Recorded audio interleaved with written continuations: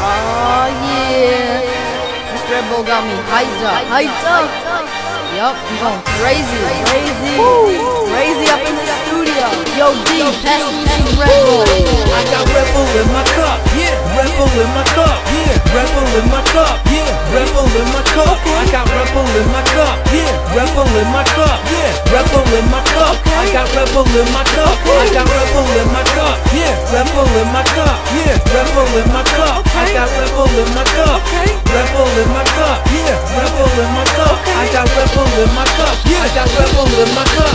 Yeah, I got my Red Bull in my cup and I'm hyped up. I don't mix the syrup in it, if I did I'd be slowed up. I don't mess with sugar free cause I like the head rush. They call me Stacks Bingo cause I'm making your girl blush. Snapbacks, all I wear is snapbacks. All I drink is Red Bull and haters can step back. Top to top, head back, let's finish the cup.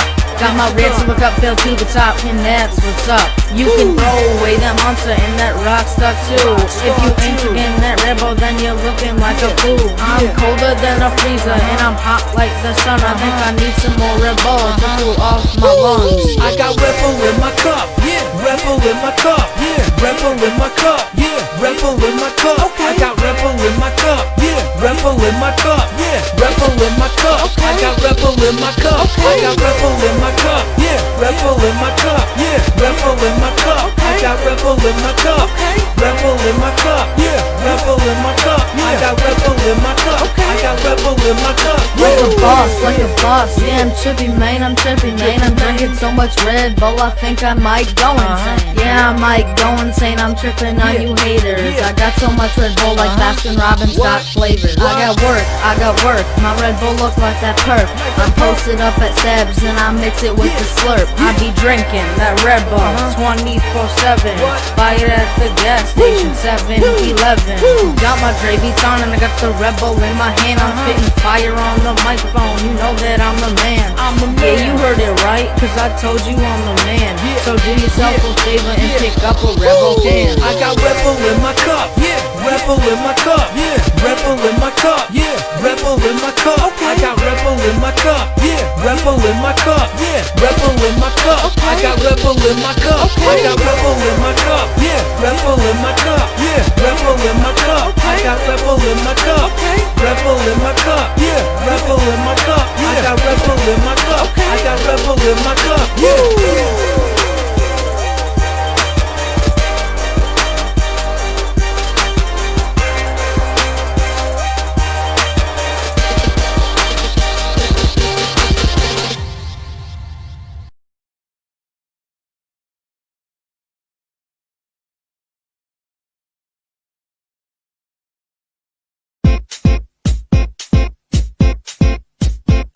It's a piece of cake to bake a pretty cake. If the way is hazy, you gotta do the cooking by the book. You know you can't be lazy. Never use a messy recipe.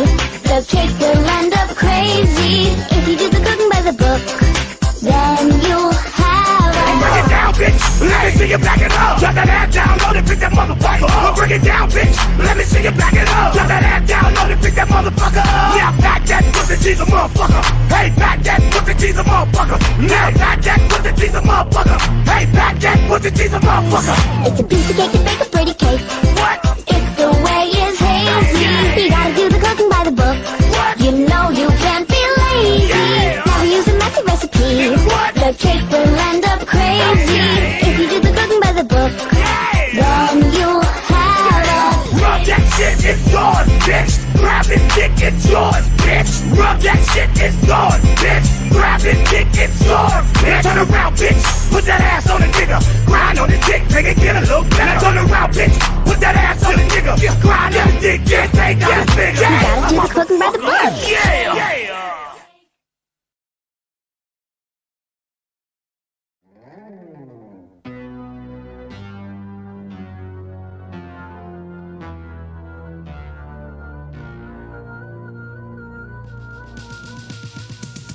Spooky, scary skeletons and shivers down your spine. Shrieking skulls will shock your soul, seal your doom tonight. Spooky, scary skeletons speak with such a screeching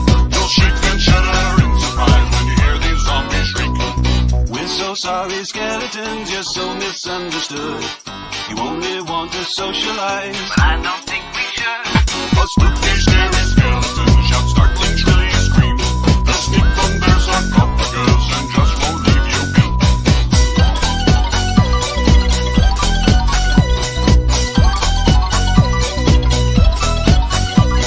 Spirit supernatural, shy what's all the fuzz.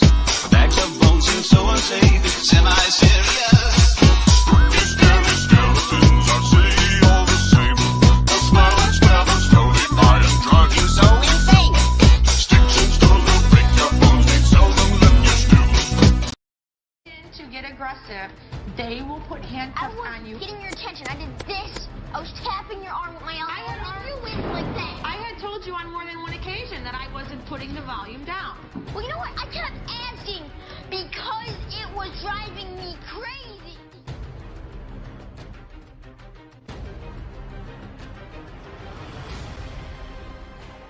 When the teacher says something, she's the boss of you and you Shut up! Give me a turn to speak! Fine, see? You do that to me! How does it feel? How does it feel to be told to shut up?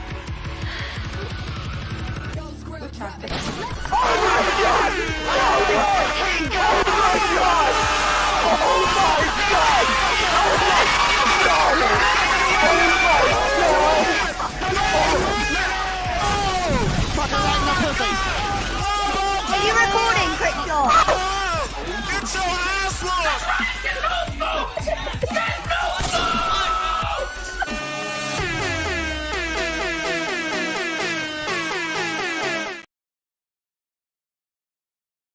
Someone says, "What's the future?"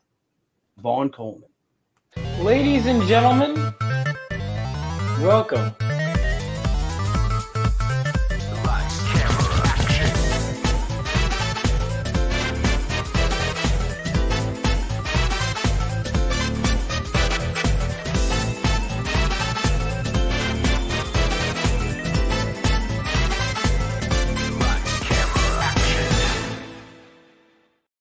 What's going on, guys? How you doing? It's been well, actually, how long has it been since I did? It hasn't been that long since I did a subscriber special. What was it, like 800? Well, obviously it was 800. By the way, I do want to say, if you unsubscribe, you do have a small penis. So, if you have a small penis, go ahead. Well, don't, but you have, don't unsubscribe, please. I need this. I mean, I don't care. Anyway, guys, we have a lot to go through. A lot of accomplishments, which meant a lot of social media posting, which sometimes it can be a pain, but it does force you to relish in your accomplishments, because it's always moving on to the next thing and the next thing. And sometimes it's good to just go, hey, I accomplished something. I finally talked to RT Bear today, which is really cool. That was one of those cases where I was like, wait a minute. I have stuff by that guy. We'll send you the link. And Jules, if you want the link too, let me know. I was like, oh, I got a bunch of people I want to send the link to. And then I kind of, I sent to like 3, and I was like, the rest, I'll just send it to like if they stop by or whatever. So, wait, how do I? All right, there we go. I don't know I sent it in Discord as well. Everyone, oh fuck, I didn't think of that. Well, according to my statistics, my audience is like, let's see what percentage female my audience is, guys. Let's let's take a gander at the analytics. By the way, I don't know how to get in touch with the fellow kids. I don't know what they like. I guess they should be playing more Fortnite and Minecraft, because you guys are old, man. Well, listen, the 18 to 24 demographic is actually decent. All right, let me show off what I got. It's got to be like one. I probably let's see, 25% female. There's no way. That's way too high. I'll take it, but I'm calling bullshit. 25%. There's no way 1 in 4 you guys are women. There's no way. All right, that's not what I meant. Like, it's not what I meant. Fortnite. Well, isn't Fortnite still hip with the kids these days? Probably, right? 36% of you are unsubscribed. That's ridiculous. That's ridiculous. Oh, I don't have. Let's see. All right, my audience is all English speaking. All right, where are the rest of you guys from? Only 66% American. Where the hell are the rest of you guys at? Canadians, Mexico, Russia, Germany, UK. Okay. What? No Indian? I'm not getting Indian people. That's a big audience. In China, I could be tapping into those markets. Who? Let's see. What do we got? 54. Ooh, it looks like after they're 54, they kind of drop out. Do I need a skateboard? I might have to. Let's bring in our first guest. I do need to get better intros, honestly. We're gonna do. What do I want to do for this one? There we go. All right, I'll do this one.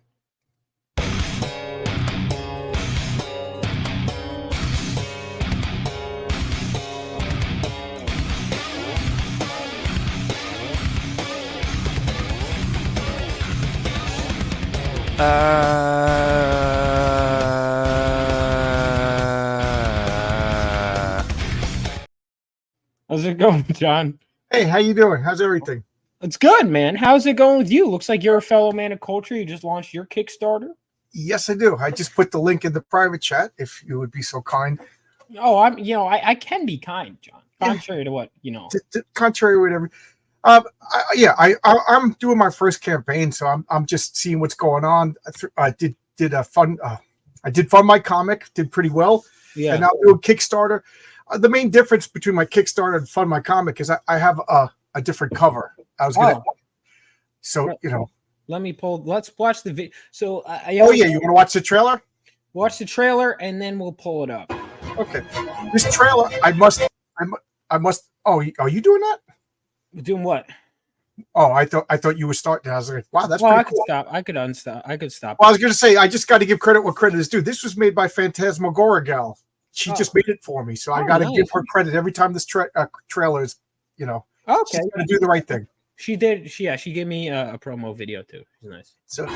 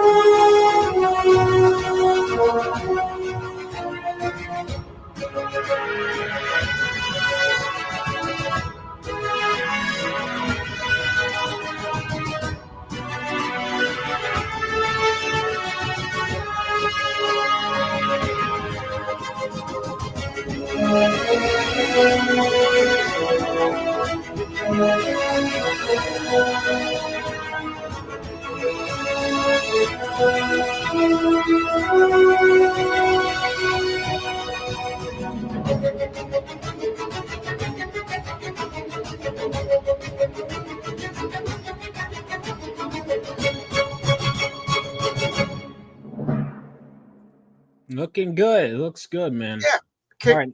33%. That's good. 33% and just over 24 hours. That's pretty cool. Oh, I was going to show you the cover. Yeah, no, I got it. I have to do. So I keep saying this, but for some reason, only on Kickstarter, it has issues. Oh, it just happened to show mine. Anyway. What are the odds? What are the odds? Well, that's cool. Hey, got to be hustling, man. You got to respect the hustle.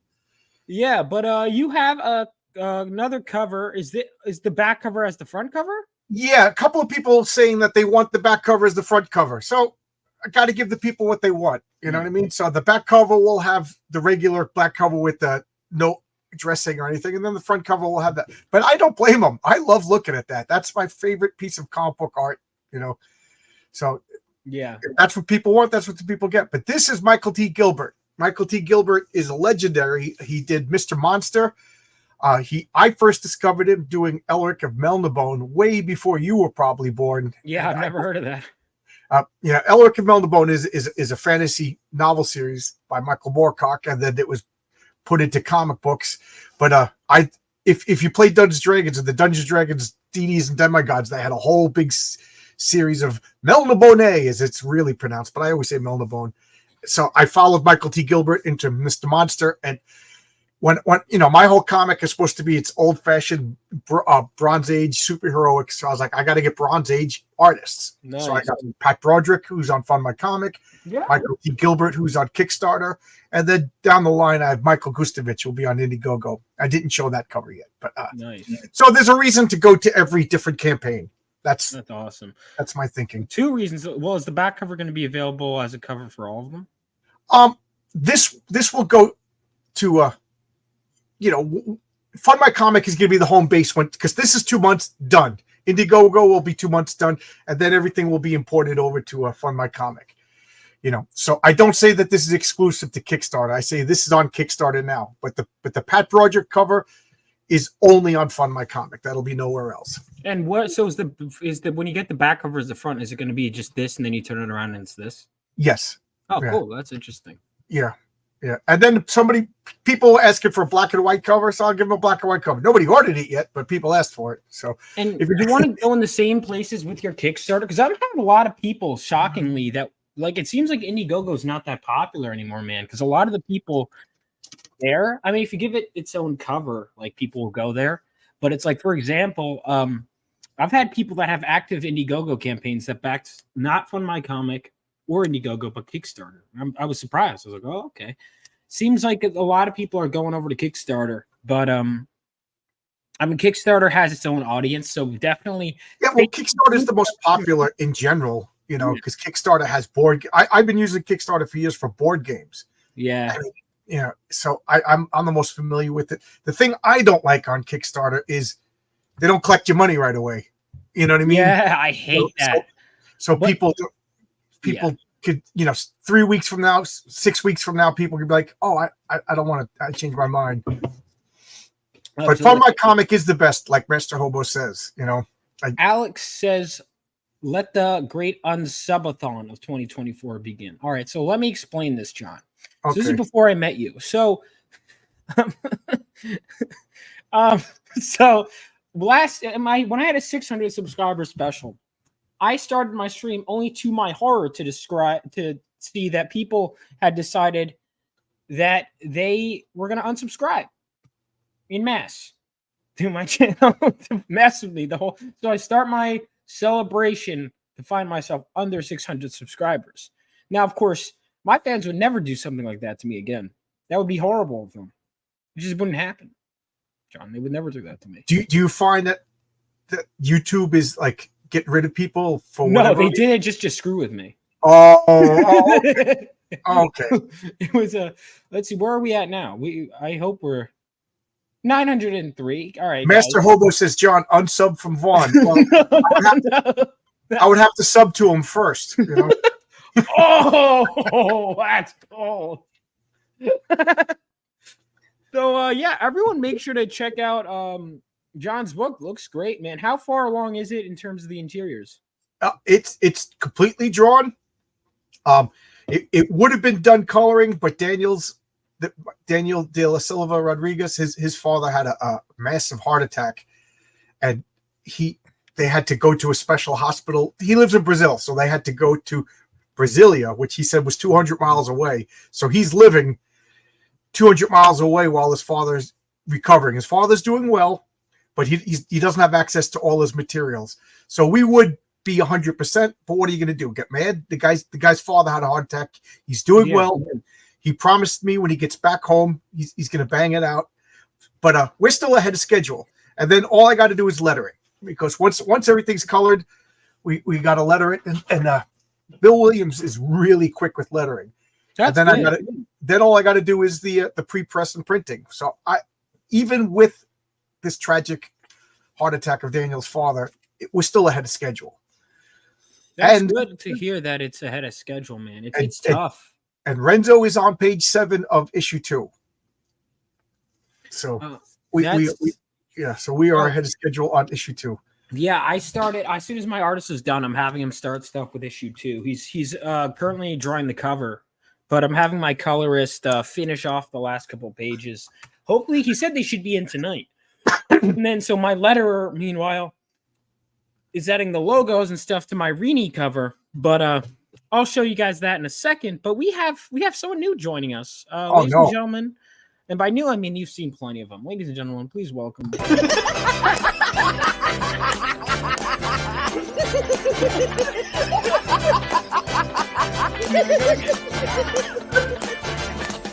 It's not unusual to be loved by anyone.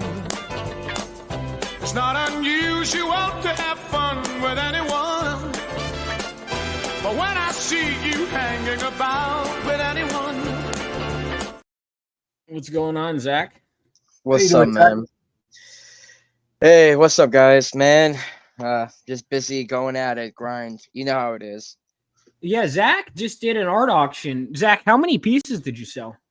I sold about 13 pieces. Nice. How do you honestly, feel about it? You know, it was definitely a surreal kind of feeling. You know, a lot of people have been watching me a lot lately on Jay's show. You know, trying to do the fulfillment Kickstarter and stuff. You know, I've been busy, dude. I haven't had time to fucking breathe for a second, and I'd rather be in that spot where I'm just trying to get a little bit of air. I don't know, man. Just I've been busy, bro. Yeah, dude. Zach, do you even remember meeting me last Saturday? Yeah, dude. Of course I know you, bro. You No, but I'm saying, do you remember that he was at the cigar party? Is what he's asking. Dude, I was so fucking high, man. I was so gone. Like, Zach, dude, did you meet Roderick? No, I wanted to, but dude, I mean, that's the problem when you're baking up, bro. Like, you have things that you want to do, but then you think that you've done them and you haven't done them. So, like, I thought I did. You were walking around with a bag of Doritos, just the happiest guy in the world. Yeah, dude. I mean, like, dude, yeah. So it's, you know, a lot of, you know, it may be an impression that people get when they see me. They're like, oh, you know, that's the kid who, you know, smokes and shit. But honestly, which like, is you know, true. Which is true. But honestly, dude, like, I've actually cut down a lot this year. I really have, and it's really just because of the fact that, you know, the shows that I'm going on now, I really want to portray myself more professionally. I want to go ahead and put on a certain point where, you know, people, you know, are guaranteed something that I promise. And everything that I've been doing with all the guests that's been coming on Jay's show, I don't want to go ahead and ruin any potential chances that I have. So I just kind of been leaning back. So if I'm going to convention, you know, of course I'm getting fucked up. Of course, that's my time too. But now, not so much. The biggest tragedy with Cecil's Twitter account getting taken down is that tweet was taken down. So, John, really, Cecil's Twitter got a year ago. So all right, for context, so Zach was you know what? It's always fun recounting this story because it's always just like with comics. It's always someone's first time hearing the story. So, who still has it on their Instagram? Jules or Bobby, I think, has it on his Instagram. So, okay. Me, Bobby, Jules, and Zach. Well, I had met Bobby and Zach. I hadn't met Jules. We met for the first time in person last year at Garden State Comic Fest. Now, Zach drank a lot of alcohol, and the results can be seen.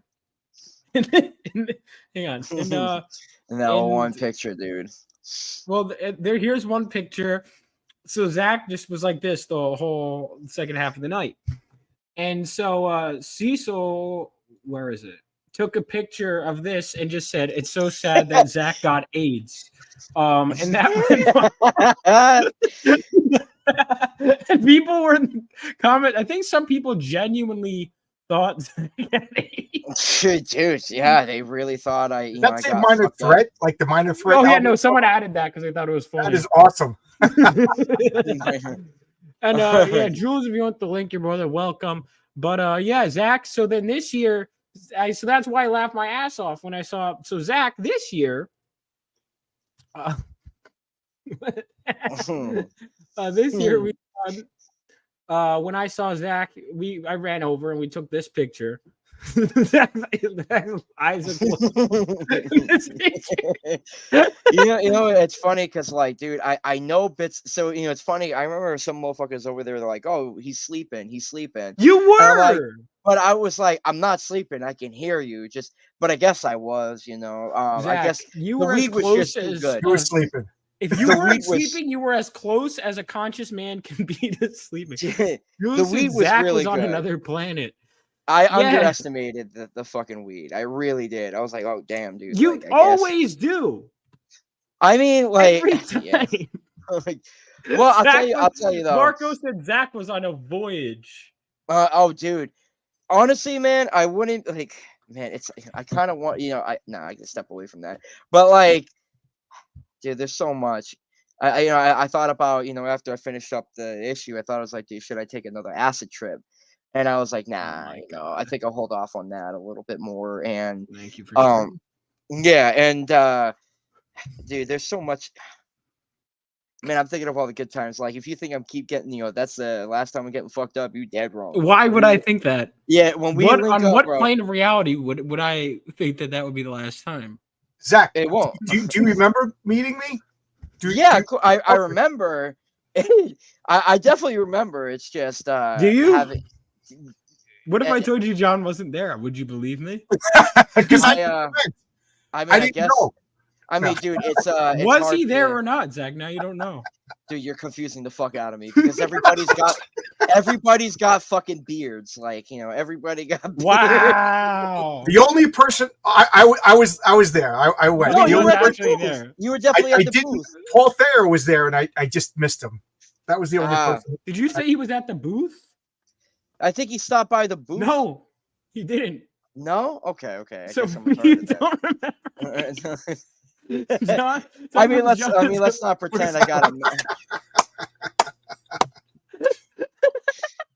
Yeah, I was a remember force ghost John, he going, stopped by the Zachary, booth. inhale, exhale, hold. Yeah. Let out Yeah, the I smoke. I know Look there how was Zach a certain- goes. Yeah, I remember him. He was by the booth. The one place John wasn't. I guess I was mistaken, but I know for a fact that like there was a certain point where I was just so gone. I think Ethan Van Sky was sitting right next to me, Yes, and he was streaming or something, but I couldn't get my eyes open for the life of me. Like, I was like, oh, and I was like, oh, what's up, bro? Like, how you doing? you were in that chair, and it was raining on you. Oh yeah. Do you remember it rained? I mean, I wasn't soaked, you know. I wasn't soaked, that's for sure. But damn it! I just remember you came walking. It was like there was a whole bunch of people. Then the people crowded. You just came stumbling out, holding a bag of Doritos, and you're like, hey, Dude, John, and you just kept on walking, sat in that chair, and then that was it. Yeah. You probably had the best night. All I got to say. Yeah. You don't Oh, even remember it. How does that work? I really had a good night. Like It was a listen, fun night. I'm glad I dude. went. I was Juan stressed the talked fuck me into out. going. Yeah. Dude, I'll tell you right now, I was stressed the fuck out, bro. Like, there's been so much I've been going through, and this year has been nothing but a fucking blessing, dude. I've really turned everything about myself around. So good the for you. fact that I was able to go back to a show like that and see everybody that I was hanging out with, I used to link up, you know, I'm streaming and everything. It was a great feeling, dude. And and I really just wanted to get fucked up and just kind of like, you know, have that happiness, like, you know, just to hold Send on it. to it, just even Send if it. it was just for a weekend. Zach was at 2 different conventions. He sent out his astral form like that was great. And so- And if you comment on this, of course. Here comes the money. Here we go. How you doing? Yes. What's up, Always bro? watching. How you What's doing? up, guys? How you So doing? yeah, would Good. you be surprised to hear any of this, Jay? That Jack fell asleep again at a convention? No. I fully expected it. What's up, Dude, John? How Zach are you, was- bud? The night I'm good. How you doing? When you gonna come on my channel? Anytime you want me to come on. just have to arrange the time. That's all. Sure. DM me. I got a lot of open slots. Sure. Dude, I'm just waiting for Joe to go ahead and just give me one of the key issues for free from Amazing Spider-Man, because like, I think he has a little bit too much of a complete collection over there. I think he's got to relinquish some of it. You have a complete collection, Jay? Dude, this motherfucker. No, John. John has a John. fucking Oh, do you? impressive collection. I was gonna say no. How many long boxes do you have, John? You don't want to know, bro. Almost 200 at this point. Holy shit. Yeah, he don't play about his shit. He don't play. Dude, how much do you, that collection's got to be worth like? No, he has a collection that that will put him into retirement. He's set. What's the oldest issue you have, John? The oldest issue I have is I think it's Millie the Model from 1940. I was gonna call out wow. 40s. Holy shit. Millie the Model. Does that, because I imagine anything from the 40s really is worth something, right? Even if it's. I had, when I showed that comic, I did a video on it. Somebody told me that that's one of the few comics that's not digitally scanned and it's not in some sort of like archive. And they asked me if I would do it. And I was like, yeah, but I don't know how to do it. So I would love to, you know what I mean? Like contribute to there's a society that digitally scans comics so that if they're always there for anybody who wants to read. So you can see the ads, the letter pages and things like that. But Millie the Model #1 is one of them that they're missing. They're like, dude, could and they will give me these directions. And I was like, I don't know what they're talking about. Like, I don't know how to do it. So I would love to do it. But this is a picture of my comic book room, Zach. I don't know if you've seen this before. Anytime anybody talks about my comic book collection, I throw this up. Yeah, I've seen it. Jeez. I fucking Yancey seen it. Yeah, Street. dude, That's awesome. That's this right. guy, That's this right guy has behind me. no joke, dude. No fucking joke. And here I thought I had a fucking good little collection. I'm just under You do. 3,000 under 3,000 comics. That's still a good collection. Just because I'm a crazy person doesn't mean you don't have a good collection. Listen, I think Mike, bro, you could live like a king among hobos. Hobos. Among hobos. Okay. Yeah, no. They got John, you know those sticks, those little crunchy sticks that you were asking about on Matt's channel. The hickory sticks. Hickory sticks. I saw them today. I thought of you too. That's funny that I bumped into you. Oh, that's right. You're in Canada.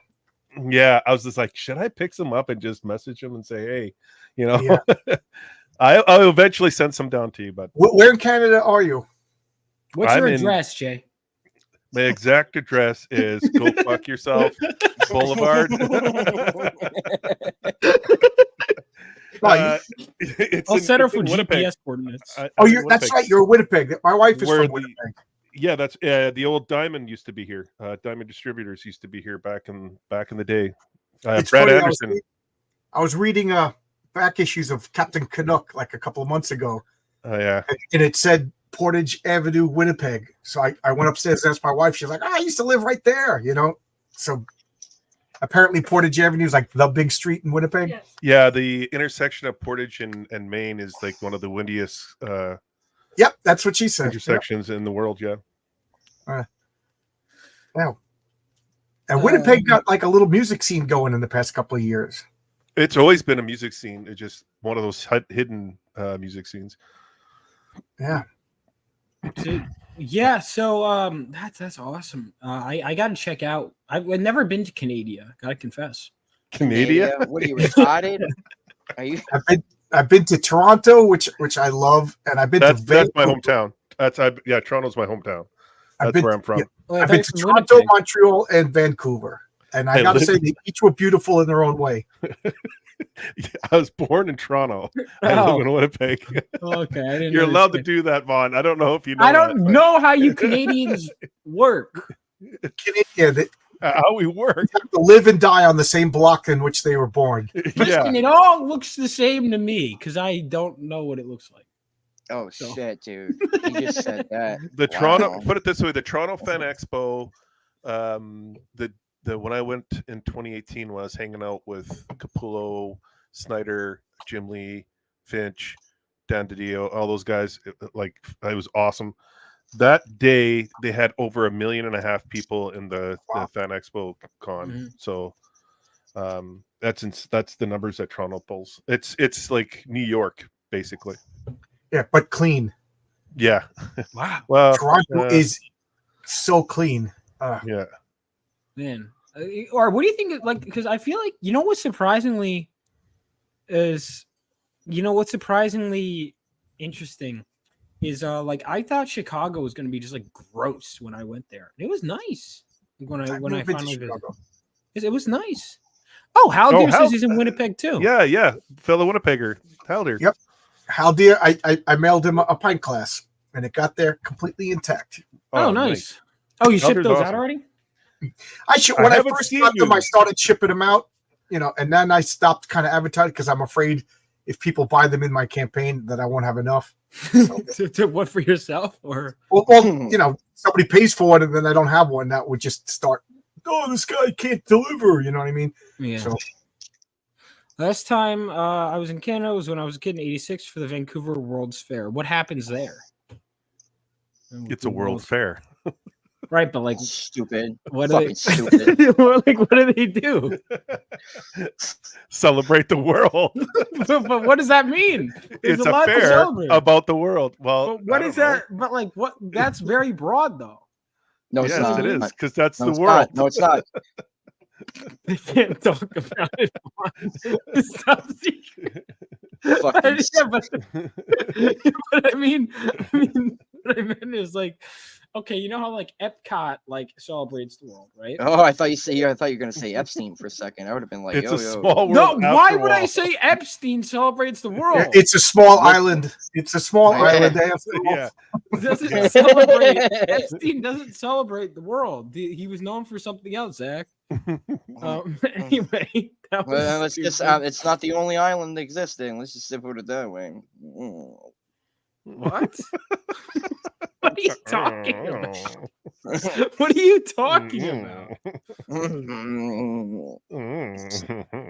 Are we supposed to pretend like he's saying things that make sense? Like, am I supposed to just go along with this? I mean, I think that does. It.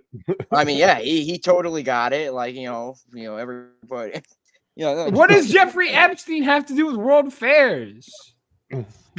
Because I thought you said island at one point, but that was just all right. me, so I Anyway, was like, Epcot is like a celebration of the world, right? And that's more like food and stuff. So I was wondering if it was like a world fair is like food. I've never been to one. Ask me again why I came on here.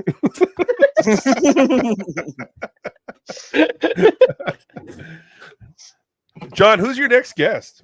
I'm curious because you got some banger of guests. You got some great guests.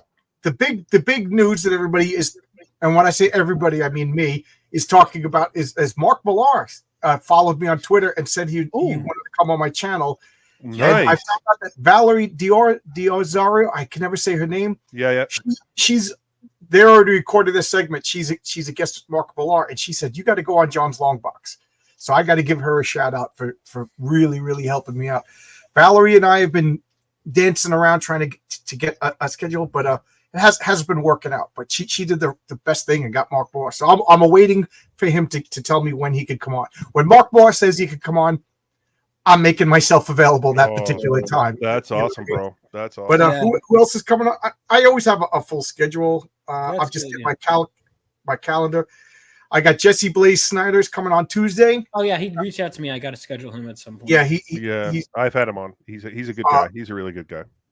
I have nobody scheduled so I have an open slot for Wednesday at 7 p.m. if anybody wants to come on. But at 8:30, Rob Geronimo, who does Blood Realm on Alternate Comics, he's going to be on with RJ and I. We do that comic book team up on Wednesdays, and then at 10 o'clock Wednesday, I'm going to be on the Incendiary Network. So Wednesday it's going to be a long day for me. You got Ron. You could agree how you got to make the rounds when you are. Yeah. That's it for this week. But I will also be doing Sunday comics at 10 a.m. every Sunday. Part 2 to one of the greatest Fantastic Four stories ever, the Sphinx vs. Galactus. It was so fun revisiting that. And is that with Kelsey still, or like that's Two Beards, One Comic? That's right. I got to put that up. That's going to be. How do you reach out to Kelsey? because he doesn't. That's Tuesday. I forgot to. So thank you for reminding me. Kelsey and I are going to do two Well, beers. that's a great show. Yeah, it's a Yeah, great that's show. that's I like it. Marvel Secret Wars issue 3 and 4. Thank you for reminding me. I got to send it. Dude, Secret Wars is the shit. Secret Wars 2, on the other hand, Is shit. It is shit. Yeah, that's the Beholder. Secret It's Wars not. 2. It's not Milgram's best work, bro. Milgram's Well, it's not best work Milgram. really It wasn't fuck- Milgram's fault. Milgram Like, how did you- some stuff, but like Milgram's best work really came forward in Spectacular Spider-Man. Some people don't like it, but dude, he really popped off on that run. Dude, Milgram is one of those is so underrated. Like, Yeah, he, I if agree. you look at like how much, like for example, whenever he's at a con, I always go through like what I could get signed, and I'm like, dude, like I feel like he's one of those guys that could do like I could get him to sign like so much stuff. Do you want to know why he got let go at Marvel? Why is that? Okay, so I was at Kubert School at one point, and for the people that are listening that don't know, and At one you know, point, because at one point, at one point represent. Yeah, he but, doesn't alright. live there. He doesn't live in the classroom yeah. anymore. So, yeah, anymore. But there was a point where one of the instructors, you know, because I mentioned Milgram, you know, as a Spidey inspiration for that that run. And you know, the instructor was like, I don't know about that. And I was like, well, what's so bad about him, man?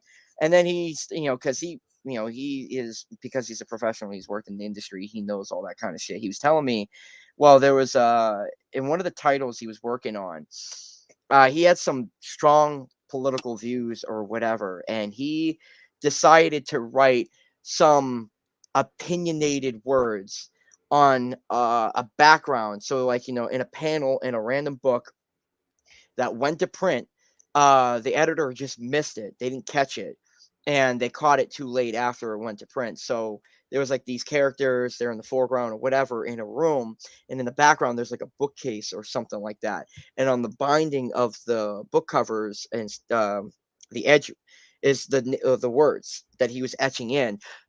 That's what it was. He was beefing with one of the editors or beefing with somebody on the team. Wait, was it politics or was it?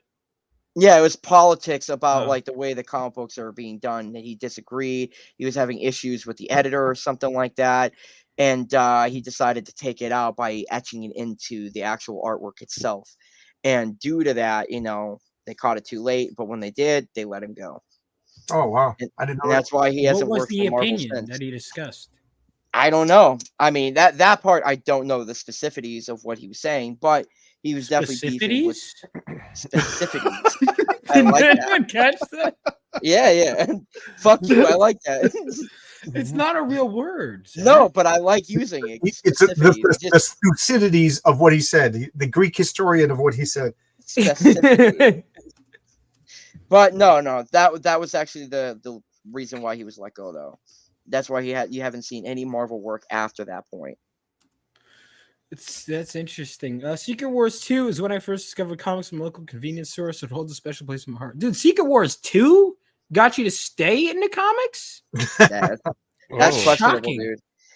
You could tell that kid didn't read a lot of comic books. Well, that's what I'm saying. Even outside of comic books, I mean, did you like the part where where he's on the date with the prostitute and he eats the glass? Like he's I like when he had the Michael Jackson haircut. Yeah, all right. So let's go through Secret Wars. It's been please, like a let's whole not. year since we went through Secret Wars. No, I don't 2. want to Now go let's- over that. Please. No. Please. Let's do it. Yeah, I'm reading his Wikipedia. So Al Milgrom was fired in 2001 when he was saying slanderous comments against Bob Harris in the background of a page in the comic book Universe X special Spidey. I got to go check that out. That's interesting. I mean, a lot the of fact people that that's listen. in full on detail, that's you could find that on Wikipedia. That's surprising to me. Listen, I I've thought never that met was like Bob a- Harris, but I do know he's the reason Claremont left X-Men. So Bob Harris? yeah. So All right. So you talk about Chris Claremont a lot, and like I totally get it. So Chris I heard from lots of people that he's kind of a difficult person, but you know, I you know how it is. Everybody hates somebody. So I Claremont? Claremont's I never make up a presumption until I meet them themselves. Like everybody was telling me Zach was a terrible person, but when I met him, he was sleeping. He looked like Yeah, everyone had horrible things to say. So I sat on his lap and I cuddled with. Do you remember that, Zach? Right? I don't know about being molested, but like The covers are good for Secret. I asked for consent and you went, and I took that as a yes. All right, Damn the it. cover for issue 3. Oh, of Secret Wars is cool. why are you showing this? dude, Oh. you're actually going Dude. through with this. Well, Fucking hold A, on. bro. Dude, the cover for issue 3 is good. It almost would make you think it's a good comic. No, it's I mean, not. like, This was the first time I ever hate bought something. yeah. You know, like I mean, this- dude, like, these guys there were was just no taking a term for it fucking at the paycheck time, at but I this was just like, point. it's so bad. But I was Remember such a the completionist, the- I had to get it. John, do you remember the figures they did with this one too? They did it with the first one, and then they did it again with the second one, and it was terrible. I think I still have my Secret Wars toys. I used to Oh, collect wow. action figures too. Matter of Bro, fact, this motherfucker's got. Oh, if my you God, if he's you rich. got those, he's rich. oh, He's- that's when they in had the that shields mitten in box, it. I opened Oh, up all my God. toys. I'm setting up my shed to be a comic book room. But when I saw this, I had to get this. This is from my favorite comic of all time, Avengers. Is that Nefaria? Graviton? Is that Count Graviton? Nefaria. No, it's That's Count yeah, Nefaria. Graviton. Okay. Graviton. Oh, it No, is. I but it was. says Count I see. Nefaria on Fuck there. you, Vaughn. I But was hang on, right. go back. It says Count Nefaria. Look. No, does it or was it Graviton? It Yeah, does. Yeah, Count- and then I yeah, crossed. Count Nefaria. I got Oh. Drax, the real Drax, and the real Where the- Moondrake. Oh Yes. wow. Oh, that's so just like- funny. We were just talking about Moondragon with RT Bear today. I never heard of that character. Oh, Really? Death- Why is she oh, going? Marco says Death in the Family got him into comics. Oh, that's a good. That was a good That's- one. okay, Definitely. okay. I always hated Death in the Family. It was just Yeah. Are you talking about Joker, Jason Todd or the new ambassador to 52? Iran. It was just so weird. Dude, Is that your that was one of the computer, first Zach? comics You I got an read echo. Hold was on. Death in the Family. And then I saw on TikTok some people were complaining about how it was problematic, and I'm like, I like this comic more. No. Everything cheesy 10 years story. older and up becomes problematic. If you, Everything is, even today's stuff. It's never That good enough. that book was all about convenience. Like it wasn't. I don't know. It was just some cash grab just to push out the toys. Yeah. That's, even they said Well, it themselves. Did you vote, John, for this? Like For Death in the Zach, Family? you're- No. Yeah, I- I voted. even back then, Did you I remember the Jason number. I Todd? thought it was in bad taste. Yeah. Yes, Yeah. I just didn't vote. I said Did you to kill vote him. to you voted to kill him, Jimmy? Yeah, I didn't care for Robin at that time. Well, Robin in general or Jason Todd? Robin in general. Oh, okay. So Jim I love Starlin Batman. and you would get along well. So Jim Starlin put in a pitch at DC Comics to get Robin to die of AIDS. I'm not even kidding. Oh wow, that's actually a good storyline. I would. He I would- really wanted Robin to die of AIDS, and when that got turned down, he found a new way to kill him. Oh, He hated wow. Robin. He told me this. Death of the Family is awesome. I love that story. I haven't read that one yet. Oh, Which one is that? The new? I remember that was 52 new when I one? was first Yeah. getting into comics. Yes, dude, that was pretty damn good. Although the ending was a little bit short-lived. I was like, that's how Snyder. you- That's Snyder though. He always falls flat on the third act. He just kind of. It's just I was like, I was really always well, fall apart at the end. the whole Yeah. table scene was fucking great and everything about it, and then here you go, and then they just didn't go forward with like the whole face cutting, being that a thing. Okay, maybe that was a little bit too extreme to actually do it, but I mean, I don't know, the way that he was like, him and Batman were fighting over the edge of a fucking water cliff. I was like, I don't know about that. Really? Like, couldn't think of Oh, anything else, Henry. guys. Henry Bemis. Yeah, John Byrne he's the GOAT. I Yeah. love John Byrne. Which issue was 260? I know 262 was the trial of Reed Richards. What one was number 260? 260. Fantastic. Let's look this up. Fantastic Four. The only one of Burns, because I haven't read much Fantastic Four. You The need only the- Burn. Henry, you need this book if you don't have it. The Ultimate Collection of the Of John Universe Byrne. by John Byrne. Yeah, Yeah. Nice. like it's like it's awesome. Oh, Terax, it's being consumed by the power cosmic. Yeah, that was a good one. Burn. Yeah, Burns. I know. Wait, so what should I? Because I've been told, because Fantastic Four I haven't gotten into, but I've been told the best Fantastic Four runs are the original, like Lee Kirby, Burns, and Hickman's. is what I've been told are the 3 best ones. Hickman is very Snyder too. Like he starts off strong and then he peters out. That Hickman is the worst as far as I'm concerned. He never finished it. I don't know if he takes so long. He meanders, and I wonder if the sales drip and they get rid of him, or does he get bored? But he has a comic called East of West. Yeah, dude, you could cut out you could reduce it by a third and concise it. It would be excellent. The rest of it is just, dude, I know you're brilliant. You know, you really got some good ideas, but come on, move it. Dude, Hickman ruined that the comic's X-Men. nuts. Well, I think what really kills these guys is the fact that these companies really force these fucking like widespread story arcs that have to span in different titles and like stretch it out. And it's like, well, you got to stretch it. And I think that's really what pushes these motherfuckers to like, do exactly what we're complaining. Because it's like, when you force them and then they have a good story and it is solid, and then it gets ruined because they have to do that. I'll tell you right now, Clone Saga is one of the biggest downfalls for Spider-Man. Just in general, it's one of the worst fucking things I've ever read. Wait, who is the Clone Saga defender I have? Is it Blevins who's the big Clone Saga defender? Clone Saga sucks dick. Completely. I know you don't like fucking awful, dude. There's someone I have on here on my channel from time to time who likes the Clone Saga. I'm trying to remember. I would fight anybody on that. I'd be like, explain to me. I'd be like, explain to me why that was even good. And don't say, oh, Ben Reilly's outfit. Ben Reilly was a good character. No, Ben Reilly fucking sucked. And the only thing that kept him relevant was the fact that he did have a cool suit. He had a cool suit. I'll give him that. But when you're coming down to evil twins or clones or copies from another universe, to me, that's the biggest indication that you're running out of ideas. You're running out of ideas. All right, so issue 2, Phenomenova, is going to be about clones, different universes, time travel. What are the other boring tropes? Massive crossovers. I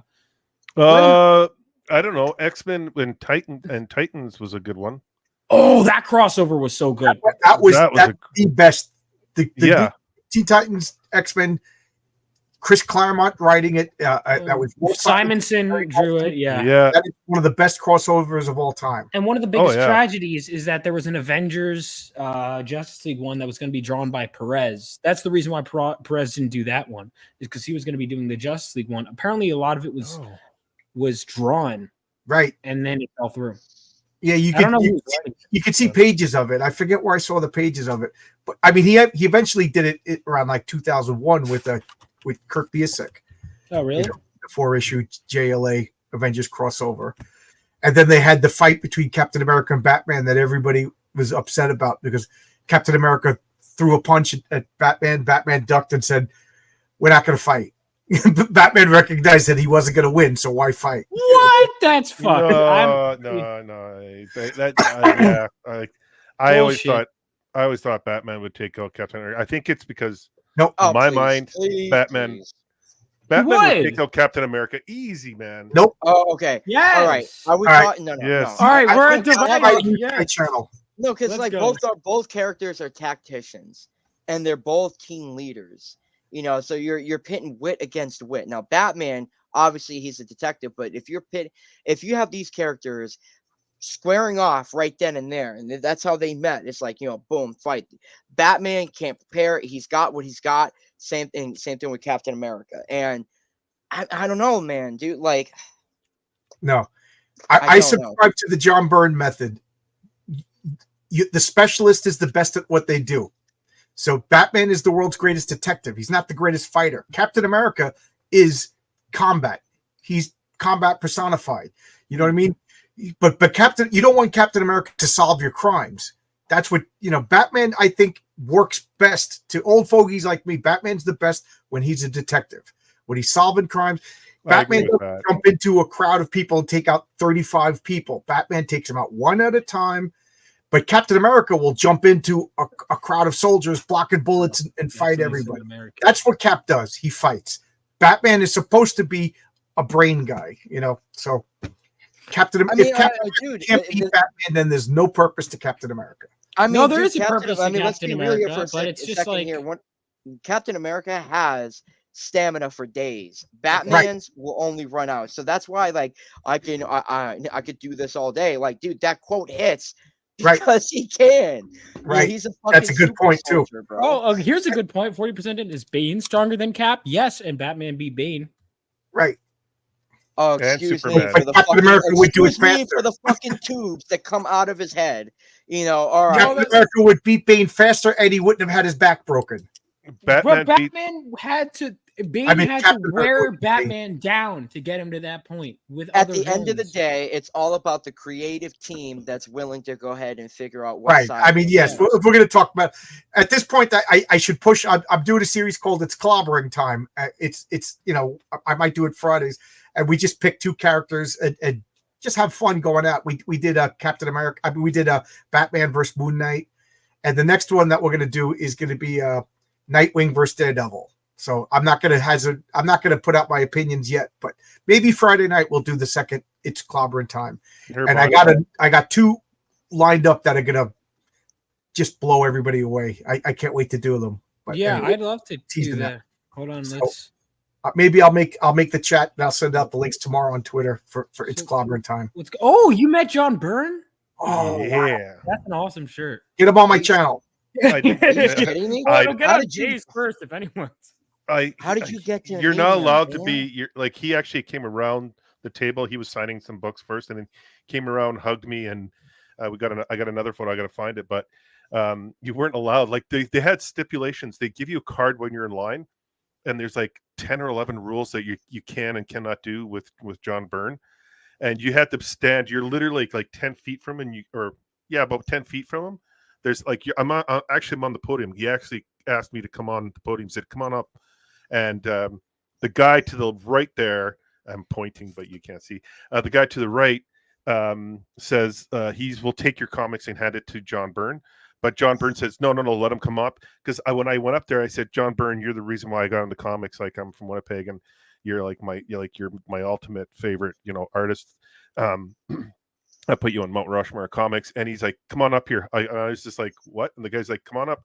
And he hugged me, and I had an incredible conversation with him for like 5-10 minutes, and the people in line were like, holy shit. And then the guy behind me, like, because we were talking, and he asked me to hold his comics when he went up because he didn't have anyone to hold his, and he thought he could do the same thing, and security grabbed him going, hey, what the fuck you doing? Like, you can't do that. And he's just like looking at me like, dude, do you realize what you just did? You got to like, and he was awesome. And John Byrne just signed his comics and off he went. He didn't say anything. Jay, really? Oh yeah, it was awesome, awesome, bro.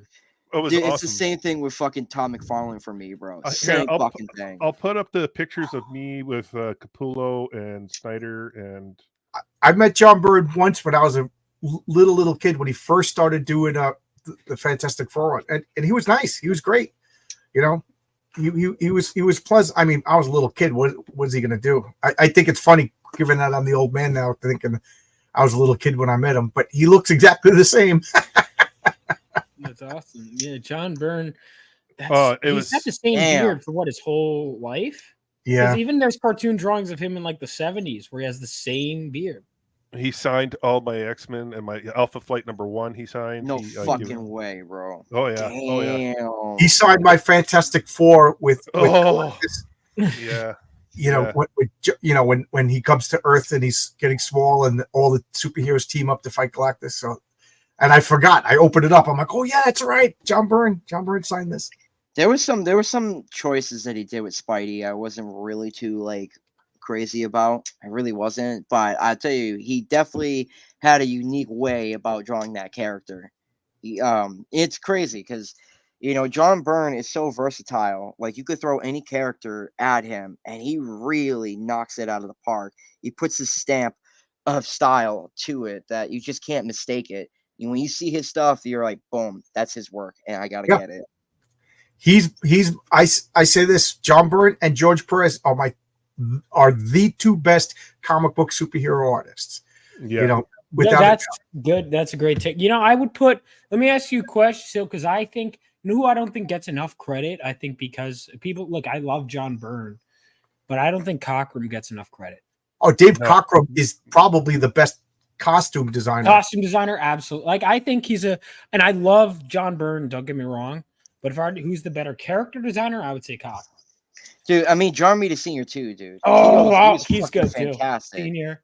staple Marvel. Yeah, I mean, Here, I'll- obviously Jack Kirby too is up there. Even though I don't like his X-Men designs originally. Here, they led to- I'll share this one. This is Oh, let's see. this one's awesome.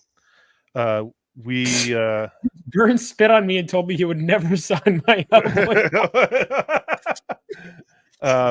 This That's was funny, literally considering John Byrne wrote Hellboy originally.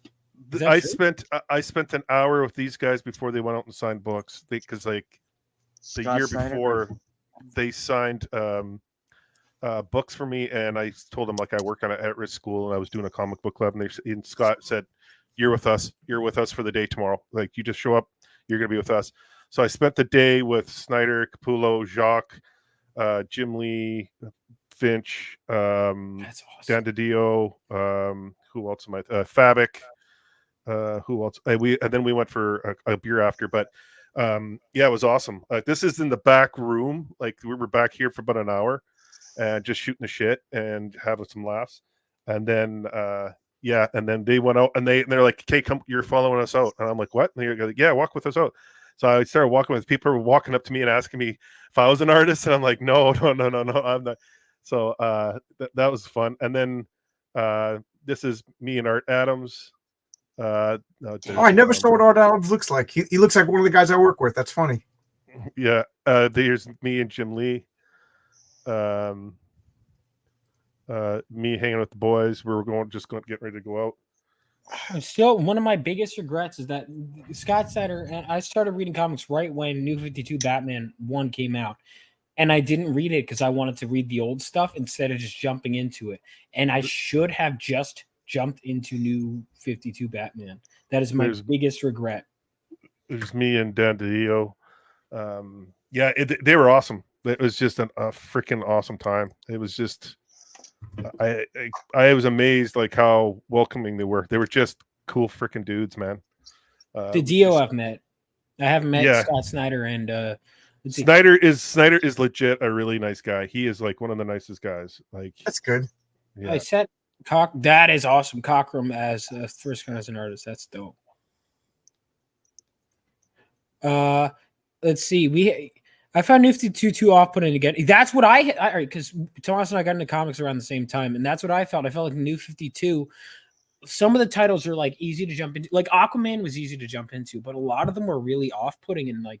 Batman was awesome. Batman was an easy one to get. It was. That's what I messed up. You know what it was? I keep saying this. It's because the first New 52 Batman issue I read was the Mr. Freeze origin, and apparently that is the one bad issue in that entire run. And it was my first one. Yeah, we don't so talk because about of that, I wrote off the entire run. And apparently, it was like I just found one fluke in an amazing run and judged the whole run unfairly. I have all the books, but This is me and John Romita Sr. Oh, nice. It turns out, John Romita Sr.'s got to live somewhere. Turns out he lives next door to one of my work partners. Holy shit! We were at work talking comic books, and he's like, "Oh, you're into comics? Do you know who John Romita's?" He didn't call him Senior. Oh, that's awesome. Do you know Johnny Romita? I go, yeah. Because is he a big deal? Because he's not into comics. I was like, is he a big deal? I was like, that's like Babe Ruth. He's like, really? Yeah. So he went home. He's not that big a deal. He should have been like, who? And then he was like, you want to meet him? I was like, yeah, I want to meet him. So we went to his house. We sat there for hours. Just, you see this room that we're in? That's the room where he drew Spider-Man. So I was in the room with John Romita, drew Spider-Man, just sitting down, hanging out. We talked for hours. Like, this stuff that he told me that like when SJWs talk about Stan Lee, I'm like, no, you don't know the thing that Stan Lee was saying, like, we can't have the gays in the comics, he was talking about Jack Kirby and just real good. But the first thing he said, he goes, I suppose you're gonna ask me about Steve Ditko. And we talked for like an hour about Steve Ditko. It was so cool. So I've met him a few times. Yo, full screen me for a second. Here you go. I was really young when I met John Romita Sr. You look like a baby there. Yeah, and then, John, you're gonna appreciate this one. May he rest in peace. If you met Ditko, I'm gonna just no, Joe Kubert. Oh yeah, cool. Yeah, damn. You guys are taking me back, bro. Joe Kubert is still to this day the best military. Like when he drew army guys. I've never read Oh, any Kubert stuff. dude, I have like to Bro, admit. you should kick Yeah, yourself in the he ass. does military stuff like you. Yeah, yeah, like he had the best like military comics. Like what is it, Sergeant Rock? No, it wasn't Sergeant Rock. It was No, you're right. Sergeant Rock, Unknown Sergeant Rock. Soldier. Yeah. I know Billy Yeah. Tucci was a big fan of Kubert's stuff because that's Oh like yeah, Joe- Sergeant here's the Rock was thing. awesome. Joe Kubert, like Kirby, definitely was like it's crazy because Kirby definitely is King of Comics. That's a fact.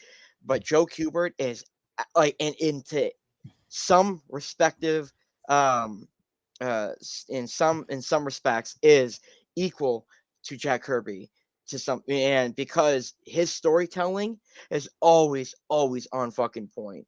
It's always on point. He may not be as dynamic as Kirby is, but his action scenes is to die for.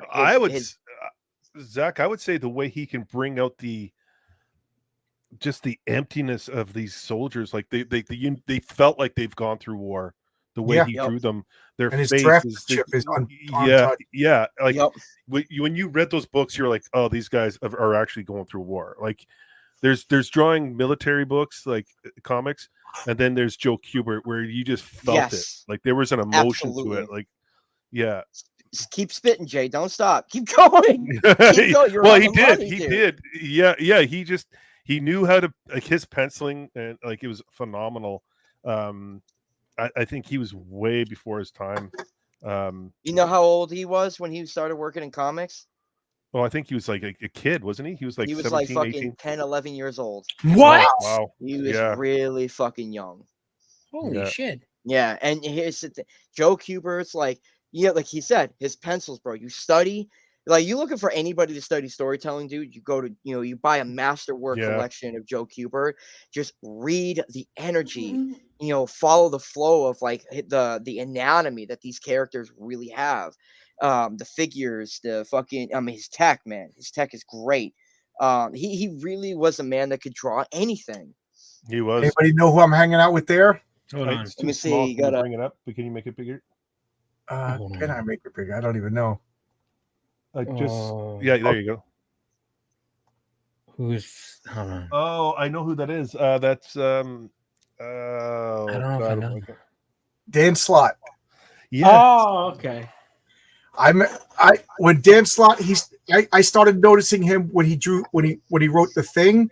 It was like it only lasted like 11 issues, and then he did She-Hulk, and I met him like 3 or 4 times over a period of like 3 years. He remembered me. He was cool. We were fun. He invited me to sit down at his table and we were talking. And then when I get Twitter, I'm blocked. And then I found out that he's Slotto Blocktavius. You know what I mean? It was like, yeah. my wife used to say that I was the only Dan Slott fanboy. Like I got all gushy and was like, when I met him. And then I reached out to invite him on my channel and I'm blocked. I never interacted with him. He's just and now I'm supposed to buy his comics. You know what I mean? Just here's I'll tell you right now. So like I'm not a lot blocked. of people, Okay, that's a good. lot of people, and if Dan Slott, if you're reading this, respect, man. I still respect the fuck out of you with the work that you've done. But when Dan Slott came in to start writing Spider-Man, I think he started in issue like 648. He really turned like Spider-Man as a title really has its ups and downs. Like it's either it's a good book or the book is fucking terrible. When Dan Slott came in, he actually implemented a lot of things for the character that actually was really enjoyable. But his best writing really comes in for Spider-Verse. I think that's his magnum opus, is that book, the War, right there. I liked him on She-Hulk. I like Superior Spider-Man. I thought I can't stand that shit. I can't fucking stand that. Retract. I liked his Silver Surfer run, as weird as it was, but Dan, fuck, man, grow up and understand that some people disagree with you. Superior Spider-Man was ass. Because here's the thing. Because a lot of people I heard like that. Superior Spider-Man was great. The only thing that the biggest thing that sucked about it that makes it trash is the fact that it's not Peter, He's this fucking astral that the piece of whole shit point? ghost that's like, you can't get rid of me because Doc Ock is in his body. It's like, dude, if you're gonna kill Peter, kill him off. Have Doc Ock be completely Spider-Man from here on out. Don't bring him back. And I mean, dude, like, I don't know. My biggest problem with Superior Spider-Man is that they had all the sorcerers come in and confirm, because it's a magic, it's a world with magic and science. So, you know, so they had all of these things, but he still comes back. It's like, why'd you even bring it up? Just ignore the magic. Just like Doctor Strange, at that point, Doctor Strange wasn't around anymore. Remember Doctor Strange? And just say Brother Voodoo was just like, I'm not talented enough to do this, you know. So, but that I thought was cheap. I haven't watched. I haven't read that one, but I remember hearing like that was a weird. It was weird. It's very divisive. Very divisive. Because as soon as it came out, I was like, this isn't gonna last. Have you? This is what comic books do. They shake things up for a couple of months and then they go back to the status quo. Mm-hmm. Like, I'm really amazed that the Krakatoa era of the X-Men lasted as long as it did. Yeah. I'll tell you right now, one of the coolest things, you know, people complain about Hickman, totally understandable. I thought, dude, and it was short-lived, the House of X, Powers of X storyline, where where they finally tie in all the X-Men bullshit that was really killing the X-Men throughout the 2000s and whatnot. He finds a way to, you know, bring it all together and say, this is what was really going on. And then right after that, you know, the books just started becoming ass very quickly. Right. Well, he left. Itself was great. Yeah, he was only on there for. I think he had a master plan, and I don't think it was going to last as long as it was supposed to. He left. Now, was he asked to leave? Did he get bored and leave? Was he fired? And then the new writers just came in because they turned it into prompt. Like when I saw, like, they kept doing Hellfire galas, I was like, these people do not understand X-Men history, because the Hellfire Club was, you know, Jason Wingard and Sebastian Shaw and Kate Frost. These were the Epsteins.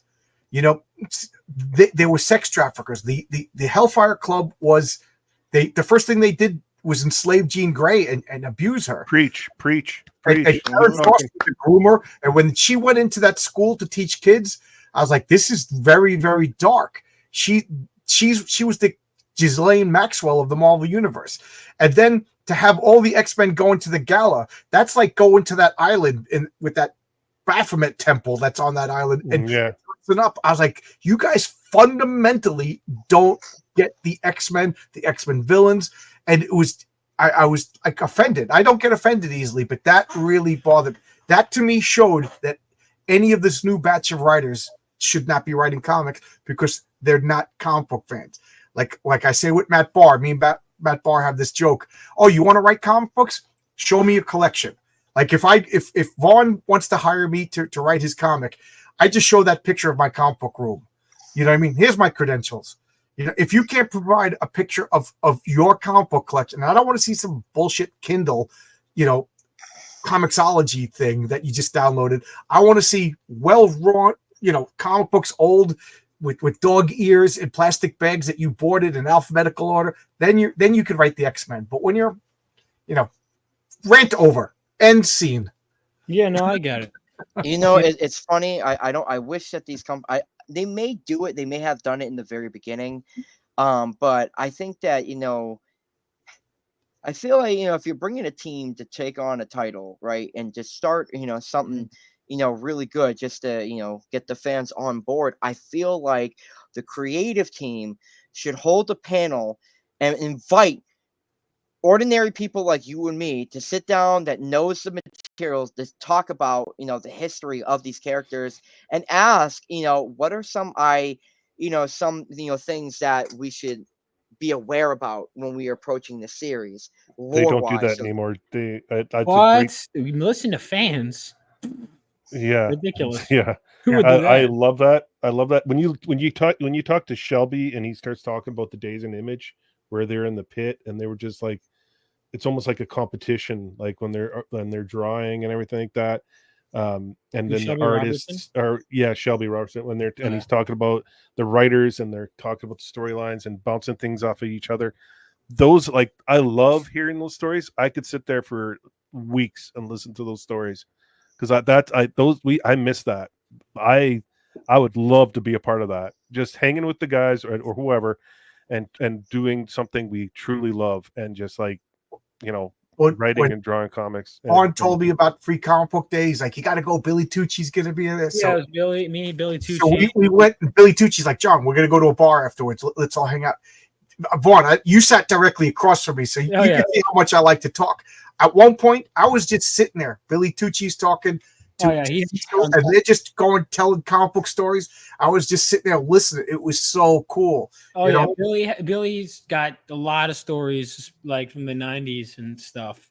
You know what Billy does? Like, yeah, the time that Mark Silvestri and I, blah, blah, blah, you know, whatever. He's always got something. You know what Billy does that I really respect? He tries to act all cool and everything, but that guy he knows the shit. He knows his comic book.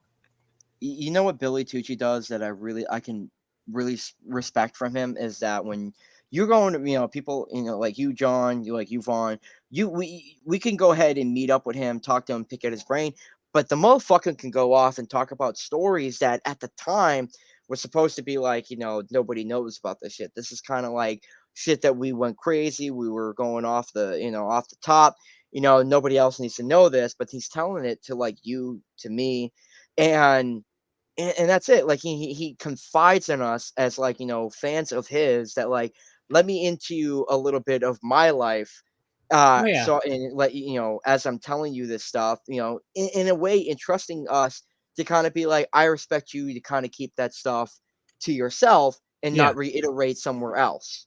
Like even on air, like I heard Billy, you know, some stories about Billy that I just won't say online. Oh yeah, he won't. There's a lot of stuff you'll hear from him that he won't. You know, he doesn't want to. Well, it was the same thing when we were at the SpawnCon, and Thomas Healy and Ben Templesmith are sitting there talking stories about, you know, all the stuff they've gone through, and like Thomas Healy's talking about working with Todd McFarlane and some of the storylines and some of the stuff that they've done, and you're sitting there just like, yep, I'm just gonna sit here, drink my drink, and just listen to this and just be a witness, because this is amazing. It's awesome. Yeah. Hold on one second. We got yeah, no, I've never been there. I'll be back. What's going on? We got someone new joining us. Who's this? What? Not this guy. Oh man. What? My car still smells. What? Jesse Blaze Snyder, how you doing? It's nice to finally meet you. What's up, Jesse? I'm doing good. How you guys doing? What's up, Gooch? What's up, John? I think this is my first time meeting you, bro. Again, brother. Yeah, good to see you. I'll put the link to your comic in the chat. By the way, I could share it. Oh yeah, let me get. Jesse and I spent like 6 hours in a car 2 weeks ago, driving up and down into New Jersey. Stopping at Wawa at 4 o'clock in the morning. It was fun. I had a good time. Yeah. Dude, right. I wish you had fucking Wawa up here. It pisses me off, man. We have fucking 7-Eleven. 7-Eleven. It does not compare to Wawa. You say everyone has 7-Eleven, Zach? Yeah, 7-Eleven's ass. I'm saying. Well, Jay, you don't have it though, right? Because what do you? What's your 7-Eleven equivalent in Canada? You know what we have on? We have this. Right there. Oh, cool. Alex got it. Oh, we have that too. We have that too. You got Tim Hortons. Tim Hortons is better than 7-Eleven. No, we have tons. We're the Slurpee capital of the world. Winnipeg. Oh, are you? Dude, Slurpees, man. I can't, you know what? I can't do the Slurpees anymore. I'm learning so hardcore that when it comes to our health, everything is about inflammation. And when I go sit in a movie, I would always go and I'd have a Slurpee, and I'd have, you know, like whatever my candy was, a little popcorn and like whatever, like sugary candy. Halfway through the movie, my veins are burning from the inflammation that the friggin' Slurpee is causing. And I can tell what's causing the fucking reaction. It's like, this drink is making me sick.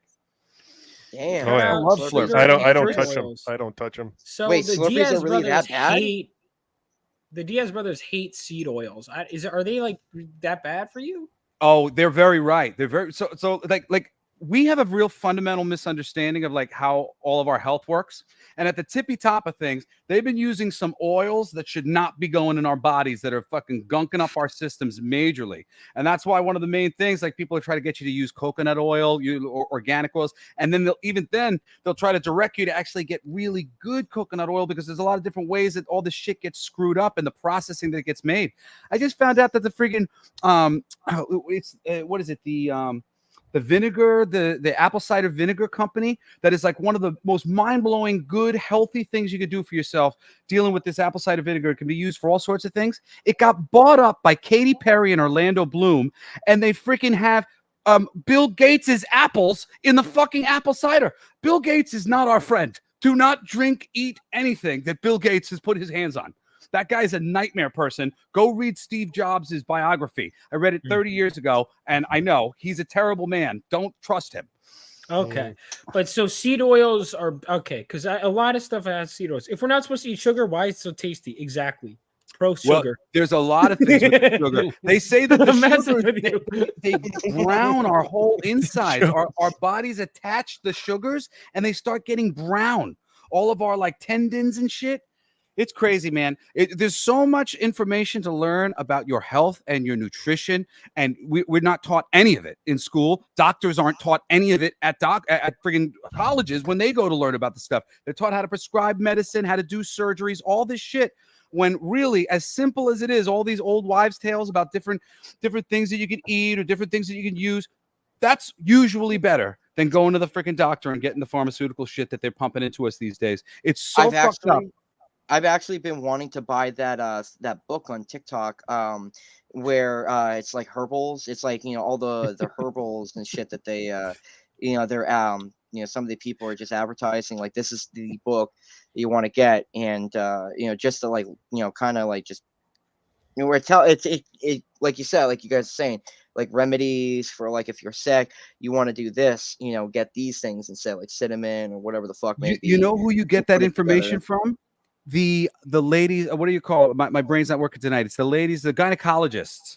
Gynecologists actually study a decent amount of nutrition because of like the connection with the baby and various things that you can eat at different times that are really good and can be very fundamental for you. I was watching a lady who was a gynecologist like break down this nutrition facts, and everything that she said made perfect sense or was in line with other things that I'd read.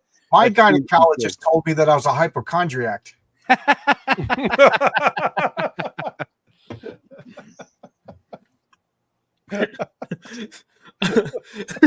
On that note, ladies and gentlemen, let's check out Jesse's book real quick. Jesse, I've got a trailer. I remember. Oh, wait, hang on. I got to pull up a different tab for that then, because my thing's weird. But so, for some reason, Kings, I got your book. I remember Jesse sent me his book, and I laughed my ass off. So fucking for our future. Tell us. Oh yeah. I remember you telling me. Well, you know what? So this came about in an interesting way because I was working for Merck Publishing, and Merck Publishing, if you read any of this shit, it's Miss Meow and like Death Rage and all this stuff. They sell all their books on sex, and my best friend, who's an editor, Aaron Sparrow, was brought in, was hired full time to take over the whole line and actually make quality comic books out of what they were doing, because they were the people that they had were new at the job and they didn't know how to make comics, so they brought in somebody who knew how to do it. And quickly Aaron brought me in to work on a project called Guns and Angels, and this company is a metaphor for every other fucking company that I've ever worked for, whether it's Marvel or DC or Boom or it doesn't matter what independent comic book company. Most of them are run by these money-minded people who don't give a shit about comic books, but they see us as manipulatable idiots that they're going to siphon money out of our fucking pockets. And these guys are doing the exact same thing. They didn't even include my name on some of the shit that I worked on for them. They didn't tell me when the projects were launched. They have no care about the creative side of things. And after they let go of Aaron, after Aaron literally quit multiple jobs that he was working so that he could work full time for them, and then they said, now we're all caught up. We don't need that anymore. And screwed my friend and disrespected so many of the artists they were working on, and then went on to make $70,000 in one day day off of their stupid book Jinkies. And Jinkies is a titty book with a Daphne and Velma like character that they're promoting using the IP of Scooby-Doo without using the IP of Scooby-Doo. So in one day, they made $70,000. As soon as I saw that happened, I called one of my best friends who is a Marvel artist, and he's undercover on the book. And I said, dude, like these fuckers just made $70,000 with a stupid rip-off titty book. It has no meaning. Nothing. Nobody's gonna fucking learn anything from this. Nothing good is happening here, and these people are laughing all the way to the bank. I need to take the industry away from people like this. What are we gonna do? We have to fight the same way they're fighting. And I said, I can only do a nude book if the story revolves around nudity, so that my covers make sense and that my covers never betray my characters or fuck up the story that I'm trying to tell. So I came up with a whole premise that was basically, you know, these women making these power armors to go and collect sperm samples in the wilderness because the men and the women separated a long time ago, and now their cloning machines aren't working, and they need to go get sperm so that they can actually practically make a new generation of children up north where all the women have been living. But the do they get male sperm or female sperm? Because, you know, you got to clarify this stuff. Well, it's the man. There's no female sperm. Oh, how dare you? Not in this How book. dare you? Dare I? No, it's funny actually. We don't have it in the first issue, but in the second issue, we show the men, they asexually reproduce. The women went to cloning and robots. The men cracked open their genetics, turned themselves into animals, and went back to living into the wilderness. So the men and they actually opened their genetics so that every generation's penis would be slightly larger than the previous generations to eliminate penis envy for all time. So now these three-legged men, some of them have penises that are so large that they've been forced to go and live in the oceans. So in the second issue of the book, this is crazier than because I remember when I've got to be honest, Jesse. By the way, you guys, I live in the ocean. Jesse messaged me, and because like it was like with around the same time, 3 different people messaged me with their book, and Jesse goes, "Yeah, I have a book." And I'm, what's the book? He sends me fucking for our future. And I was like, he goes, for some reason I'm banned on all the. I'm like, hey, that's everyone, my book too. Yeah, everyone, people, people missed out on this one, or can they still get it? Well, we do have some back issues that are available on like the little bit leftover stock from our campaign on our Shopify. If you go to what the fuck are you? Yeah, what the fuck are you? Like, what are you? This is. Bro, and by the way, I gotta ask. There's got to be a sequel. There's got to be a sequel, right? Oh yeah, absolutely. Issue 2 is going to be the next one that we're going to be working on for like the campaigns. And like honestly though, like right now, like the month, depending on how much we make here and stuff, will depend on how easy it is for me to go into King of Kings #2. Because issue 2 is drawn, it just needs to be colored. So alpha. Yeah, there's the advertisement for fucking for a future. Yeah, all right, what's your motherfucker? What's your Twitter, bro? What is your Twitter account? I'm Coolest Geek JBS. Coolest I'll Geek. put the. Thank you guys so much for laughing and you know it's been so fun actually sharing it with people. And I don't know if I've ever had such a great creative experience.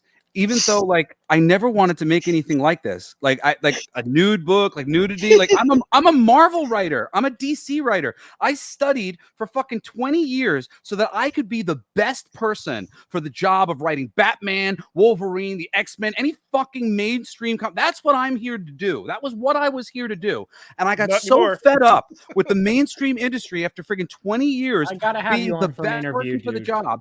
I gave up. Dude. This will be on my channel on Tuesday at 7 I'm o'clock. gonna get you on my channel. I just had to launch a book first.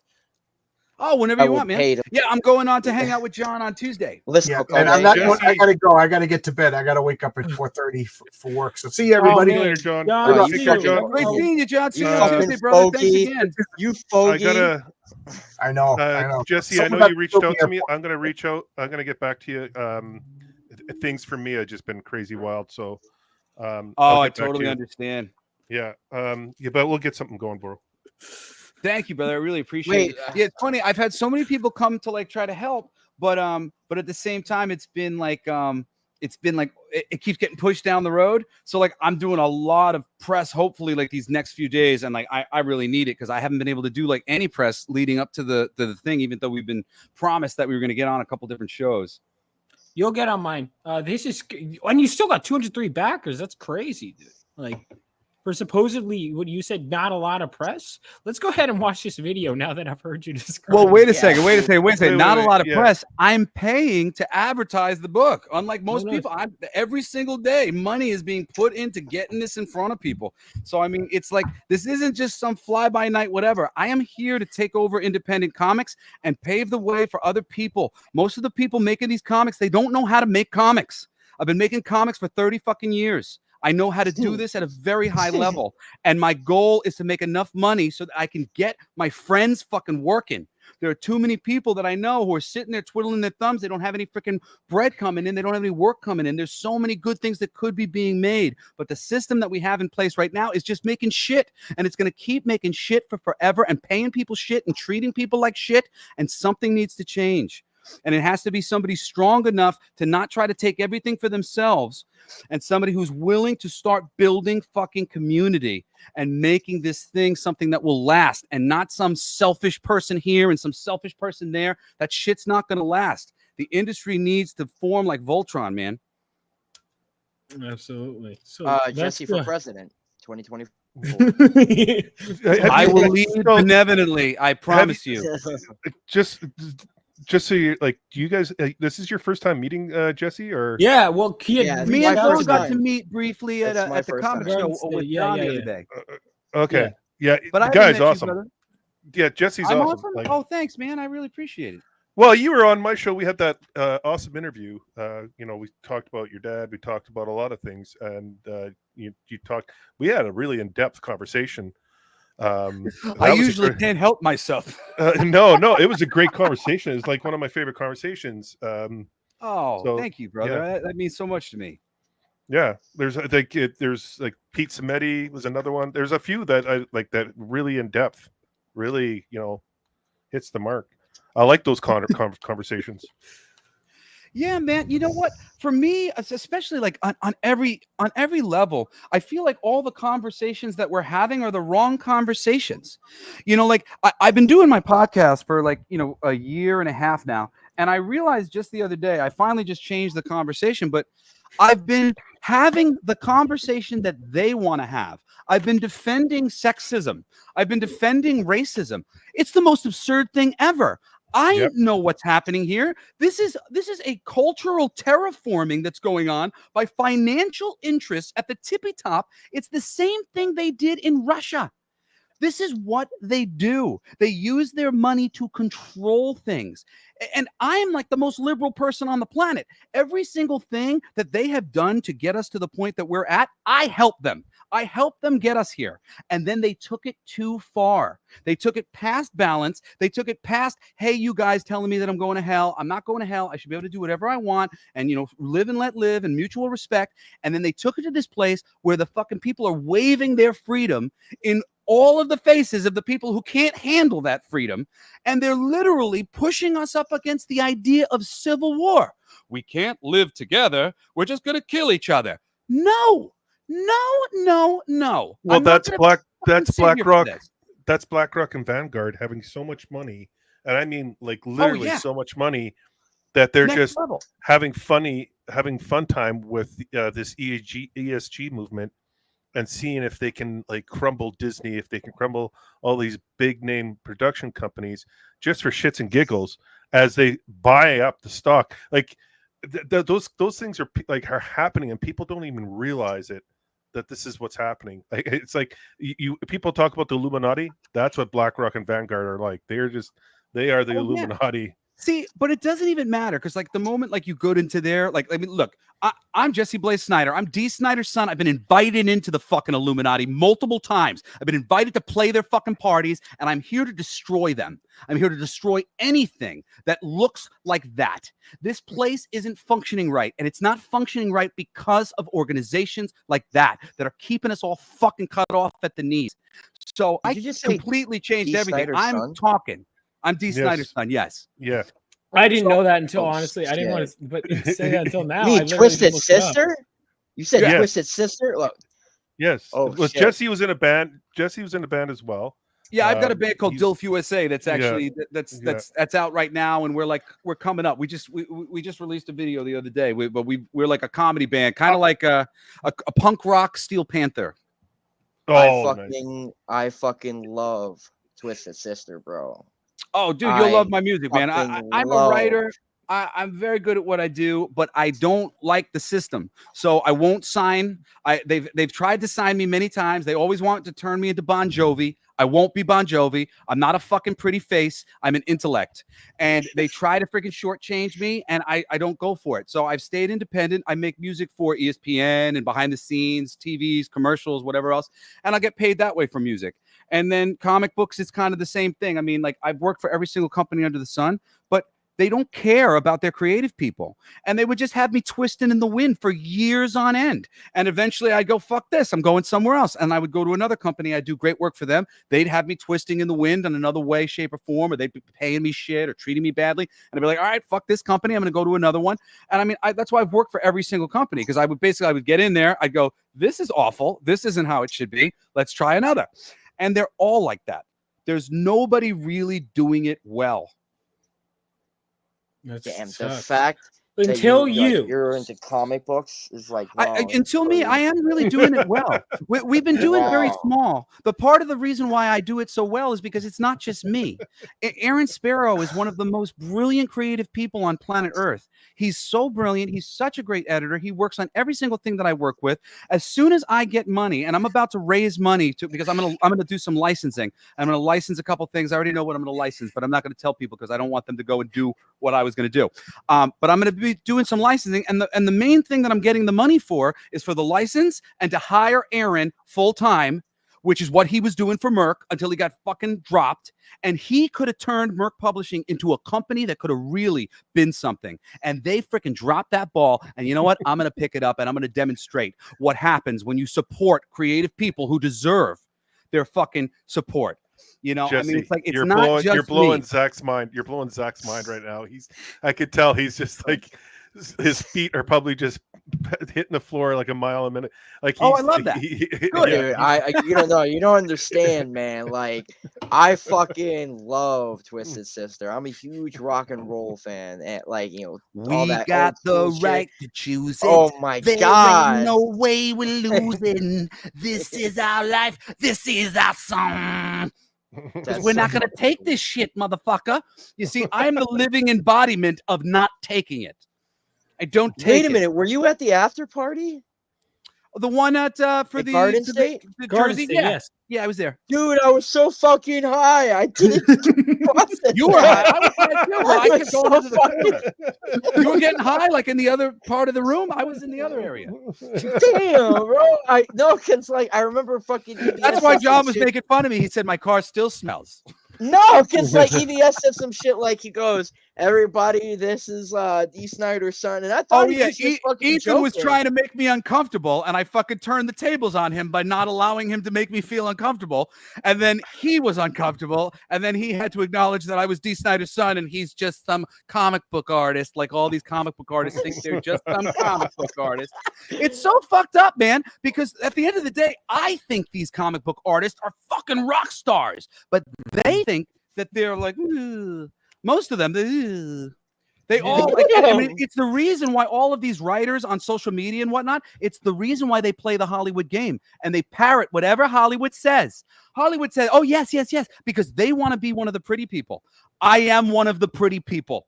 I come from the fucking Hollywood thing. I could have been a fucking movie writer. I could have been a director. I don't want to fucking do that. I don't like actors. I don't like superficial life. I like craftsmen. I like people who really give time and effort and focus into what they are doing. When you read a comic book or a great novel that some time and effort and thought has gone into it, you see so much more thought going into the structure and the making of a thing than you ever see in any TV show or film that has been made in the past 10 years. It's fucking crazy. That's nuts, man. Dude, I'll tell you right now, one of the biggest rock and roll moments, and I don't think a lot of people talk about it, is your dad going into the Congress hearing. PMRC? Fuck yeah. Yeah, and he fucking Everybody lays talks about that. into it. That's everybody knows Oh that, my man. God, bro. Like over here in New Hampshire, really, I don't I don't hear a lot of that shit. So it's just, to me, it seems Oh, I like guess it depends on you in doesn't. circles. I'm in the Yeah, music yeah, circle, like- so you know when yeah, music I'm people not- find me, yeah. they're like, "Oh my god, I gotta tell you one thing." Let me guess, my favorite thing, the PMRC. Yeah, I know, respect. All right. That's all I gotta say. It's fucking amazing. It's actually really funny. I'm excited to show you the trailer because my band Dilf USA, we did well. You know, I wrote the jingle and then they helped me record it. So we have this jingle for the commercial. I won't spoil it. Here, hit play, Vaughn. Yep. Fucking, I need to see this shit, dude. Nobody doesn't like big titties. Say it again. Men and women alike love big titties. Boys, girls, and babies love big titties. Just admit that I'm right. You love big titties. Who doesn't? You love big titties. Love big titties. I love big titties. I love big titties. I love big titties. We want you. For our future. Sign up for notifications now on Kickstarter. You love big titties. Only from This is Blacklight District insane. Studios. Holy shit. I'm You back guys in this gotta shit help right me now. fucking spread the word, man. Like this I'm is back in this designed shit to right spread now, like damn. wildfire. Yeah, no, you're gonna be on my show soon. Let's see. Marco, I'm- my chat I is want loving this. this. I Hold fucking on. want this shit, dude. Oh, hold on. Where is it? Right Oh, here? thank you guys. I so appreciate it, man. We put so much effort into it. Yeah, And I had fuck, you my artist messaged me during a busy. time where I was like getting everything ready for my campaign, but now that it's running, yeah. So, what's the message again, Jesse? Well, you know what? Honestly, it's a very simple message, which is if we don't figure out this men versus women thing now, 1,000 years from now, it might be a lot more difficult to figure it out. You know, and I mean, honestly, the book is like for your future viewing, it's a Roadrunner cartoon. The girl is Wile E. Coyote in a power armor, and she's trying to get the sperm from the Roadrunner, the man with the three-legged man. He's the Roadrunner. The Roadrunner is never going to be caught. She's never going to get the sperm. That is the joke. The joke is, man, you should have figured this out 1,000 years ago, because now the men aren't interested. And you don't even know what to do because you aren't interested and you haven't been paying attention to how to woo the men. So it's all just like fucking, if we keep this going this way, then this is our future. We'll have giant penises and be very happy living in the wilderness. And the women are going to be screwed because the cloning machines can't last for forever. Oh my god. I just backed it. This is Yeah, I gotta fucking- While we were live, fuck yes. Yeah. Yeah, Fucking looks man. like you've got some new fans in chat. I'm gonna get you in contact. God Yeah, damn, with some dude. people too. Dude, Yeah. I'm so anybody happy out I there met who's this dude. listening, if you can help me, we got 9 days left. I'll go on any show, any bit of promotion that we can have. I mean, I don't have any fucking attitude about any of that. For me, I just care about people who actually read comics. I actually read comics. The amount of people who actually read comics is probably about 20% of the print run. That's a very small group of us. Okay. We are the tastemakers. 20% of the print run. It's a very tiny group of probably 200,000 people. Those are the people I give a shit about. The 200,000 who actually read comic books. If you actually read comic books, I want to talk to you. Reach out to me. I will be your friend. I love people who are like me. I go to comic conventions. I spay the whole weekend. I have a great time because those are my people. That's what I do. That's what I like. This has been my whole life. I've been outside of the con scene for like the past 10 years because the industry got so fucking ugly and I was in the mainstream. but I had no interest in the mainstream ideology that was going on that was alienating all the fans. I'm an audience-driven person, and I'm a fan first. So the idea that they were getting rid of the fans, they were getting rid of me. They were getting rid of my desire to be a part of what they did because I'm a fan. I was working for them because I was a fan. Now I'm not a fan of theirs anymore. So I'm going to pack up my bag of tricks and I'm going to do for myself what I could have done for them. And boy, they have no fucking clue what they missed out on. And some of them do because they were trying to get me in there. But the people at the tippy top just have no care. They don't know. They don't know who's waiting in the wings. They don't know what kind of ideas are sitting there. They don't give a fuck. Mostly because they're all worried about their own jobs and they're all worried about their own upward mobility and they're worried about a bunch of superficial shit about how they're going to look tomorrow, about whether or not they could be a movie mogul or whatever the fuck it might be. Nothing is being done with the veil of superficiality ripped off. You know, the artists in comic books, what we do is a much less superficial thing when it's done right. And that's why the best stories in the world have come from novels and have come from comic books, because we're not actors and we're not directors and we're not trying to fuck each other. And we're literally just a bunch of people who enjoy something trying to come together and make some great art together. And when that clicks, dude, it's the greatest fucking art form known to man, comic books. A picture is worth 1,000 words. You know, a picture drawn by somebody who has an image in their mind that you can't see, that's worth a bazillion words as far as I'm concerned. Yeah, I mean, it's interesting too.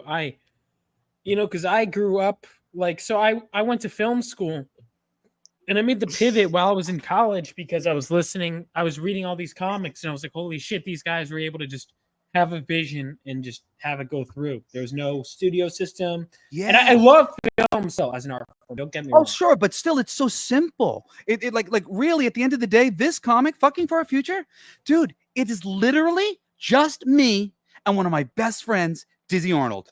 He colored it, he lettered it, we conceived the whole thing. I laid it out and freaking did all the scripts and put all the things together. I did all the Kickstarter. The only additional people is Ruvian, who did the colors for our covers, and my buddy Todd Blackwood, who came in and did a bonus cover for us. He did the We Want You Fucking for Our Future cover, and he did a couple alternative pieces. But that's it.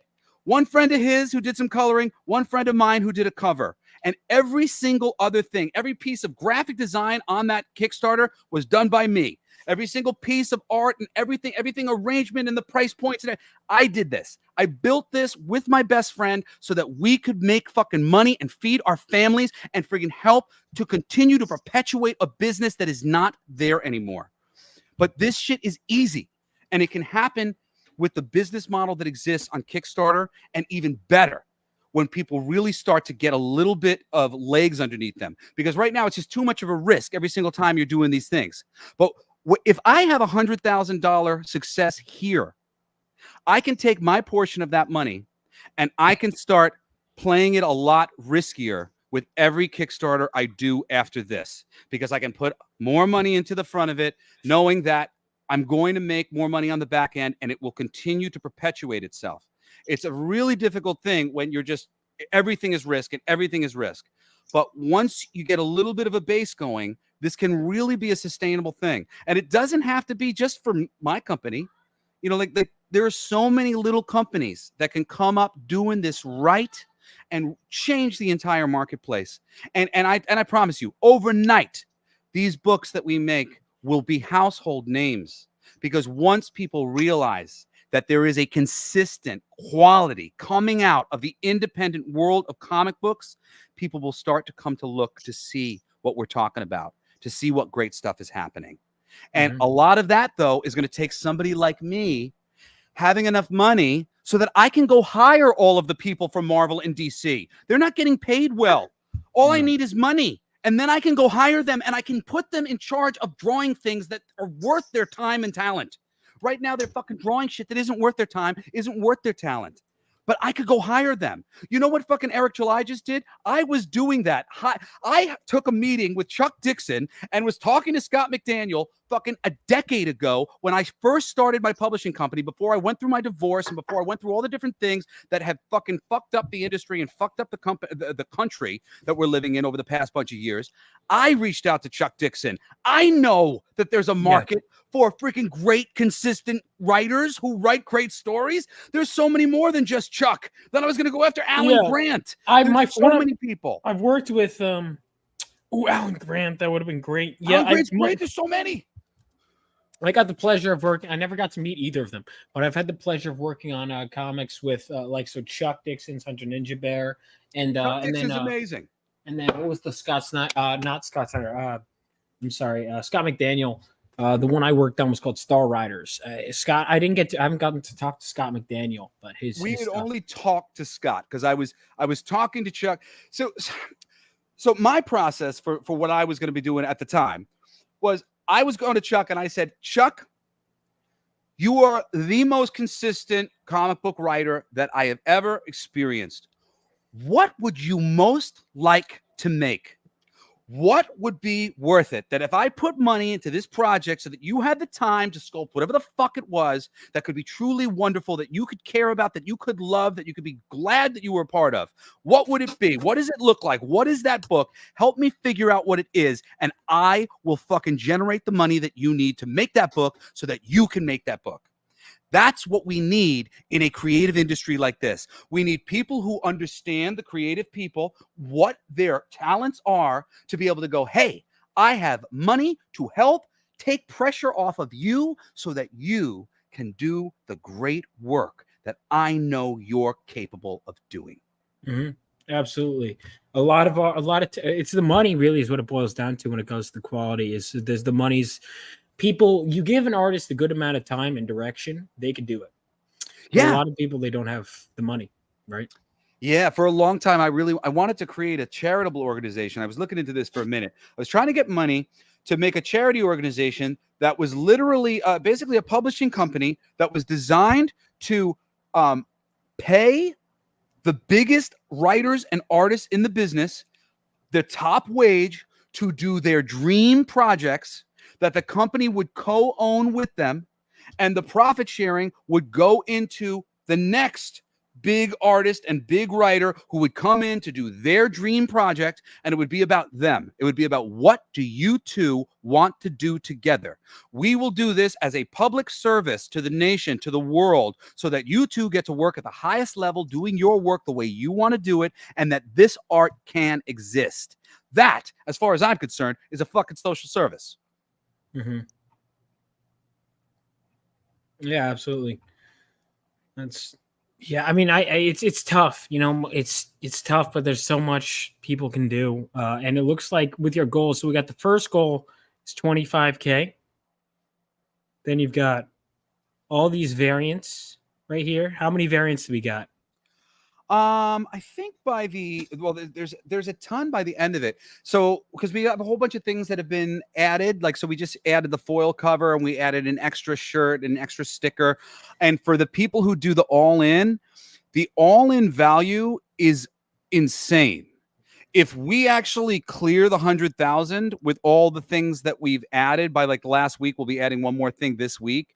I mean, it's really good value, and you get a lot of stuff. It's like $444 for the fucking everything package. For the Virgin all-in without the nude stuff, it's $111, and that one is already very economical. The 111 one, but it doesn't have the nude ones. So if you want the nude stuff, that's the 440. But seriously, as we cross all these barriers, it just keeps adding. If you go down to the thing, it shows you, it gets added to all the, if you go into the middle stage, here, the stretch goals. So this is a wraparound cover or a fold out that we've got that's at 25K. Then at 50K, there's a quadruple D cover, which is the boobs get even bigger. and it unlocks like a final growth of the boobs. And then there's this realistic blow up doll cover at $75K that's really cool. And there's a nude version and a non-nude version. And then there's our splooge celebration 100K cover, which is just covered in colorful splooges of all varieties. Alien splooge. Dude, I was stalking your Twitter for a second, and I saw aliens like on your profiles, like conspiracy shit, and oh you're like, fuck yeah, man! The I time was like, has come. dude, let's go. You an alien nerd too? Let's go. I do a podcast that just started. I'm not even sure if the first episode is up yet, but it's up on my YouTube. It's called Everything They Don't Want You to Know. Where I for the first time, I said the Illuminati have invited me to play their parties. I've been invited multiple times to join the organization. These people exist. These companies exist. These things are happening under your nose all the time. And we are allowing ourselves to be kicked around by a ruling class that is just out of fucking control. And, I mean, honestly, my future beyond the licensing of comics I'm going to do, I've got a whole bunch of conspiracy comics that I want to do. I want to do a whole line of conspiracy comics and to really open the conversation about all of these things and form a new world. That world outside your window that Marvel talks about? Mm-hmm. We need a new world outside your window, because the world outside my window isn't that bullshit. It's actually another thing. And that's the world outside the window we need to make. I think you must have loved the fucking Bob Lazar Netflix documentary when that shit came out. I don't know if I watched the Bob Lazar documentary when it came out, because I've known about Bob Lazar for ages. I think the only reason why I knew that documentary had come out was because Joe Rogan was talking about it at some point with a guest, and I think I overheard him conversate about it. I mean, you got to go back and watch Phil Schneider, who was killed shortly after he went on a fucking tour, talking about working for all these top secret programs, talking about this fucking major shit that went down at Area 51 and revealing all sorts of secrets. When you hear from Phil Schneider will tell you that the United States government has known about the existence of aliens for fucking since the Revolutionary War or some shit. It's a very, very long time ago. So, I mean, we're just the idiots who don't fucking know about anything, who have been being kept in the dark for ages and ages and ages. And I was one of them, because most of us, we learned this fucking there's no magic, there's no God, there's nothing. Everything is just 2 + 2 = 4, right? Wrong. They have been trying to obscure God. They've been trying to obscure the fact that anything else exists. And they're creating a generation of autistic agnostics. I was agnostic because I'm a fucking science-based thinker. I think 2 + 2 = 4. This doesn't make any sense. I wanted every religious person on planet Earth to just calm down and stop fucking freaking out and trying to kill everybody because of their stupid religion, so that we could come to a middle ground. But instead, what's happened is we've learned that ideology works anyway. Yeah. Dogma can be formed in any place, and all the liberal ideology has become its own religion. And at the same time, they're failing to recognize that we're all one. The friggin' liberals are ready to go to war with the Republicans because they think they're evil. It's the most crazy situation I could ever imagine. I don't understand. You must have watched Zeitgeist then, right? Oh yeah, that was a long time ago. Zeitgeist. Yeah. Was Zeitgeist the one that had all I did watch Zeitgeist, but it's been a long time since I watched it. Was that the one that happened to have? Was the original Dr. Ayamoto and the water and all the experiments on the different water and different feelings and the energy put into the water? I found some other shit today that if you actually put some water in front of images and lay it on the image for 30 seconds and then go put it in the freezer, when you freeze the water, an image will be frozen into the water of the thing that the water absorbed. Water. Yeah, that's Prism. Yeah. Well, that's that Prism. Yeah.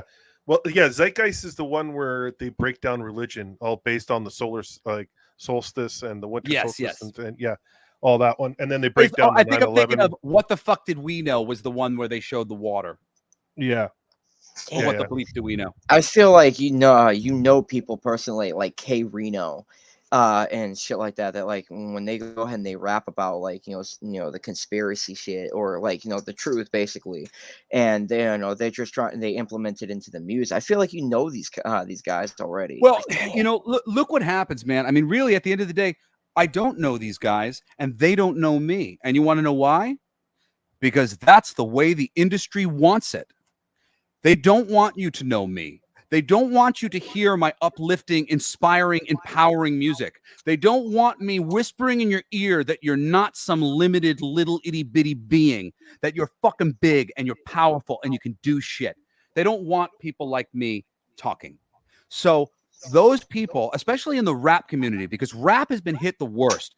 The CIA and Travis Stock Institute, like they are think tanks that have been working on how to friggin' trap us in this matrix forever. And literally, rap music, the reason why you don't see any rap music that has a positive message, an uplifting message, is because it is being curated on purpose so that you never get anything like that. But there are good-natured rappers. There are kind-hearted souls making music. I've been doing it, man. I just gave up on being one of those people that's on the Rolling Stone cover because I know what you have to do to get there.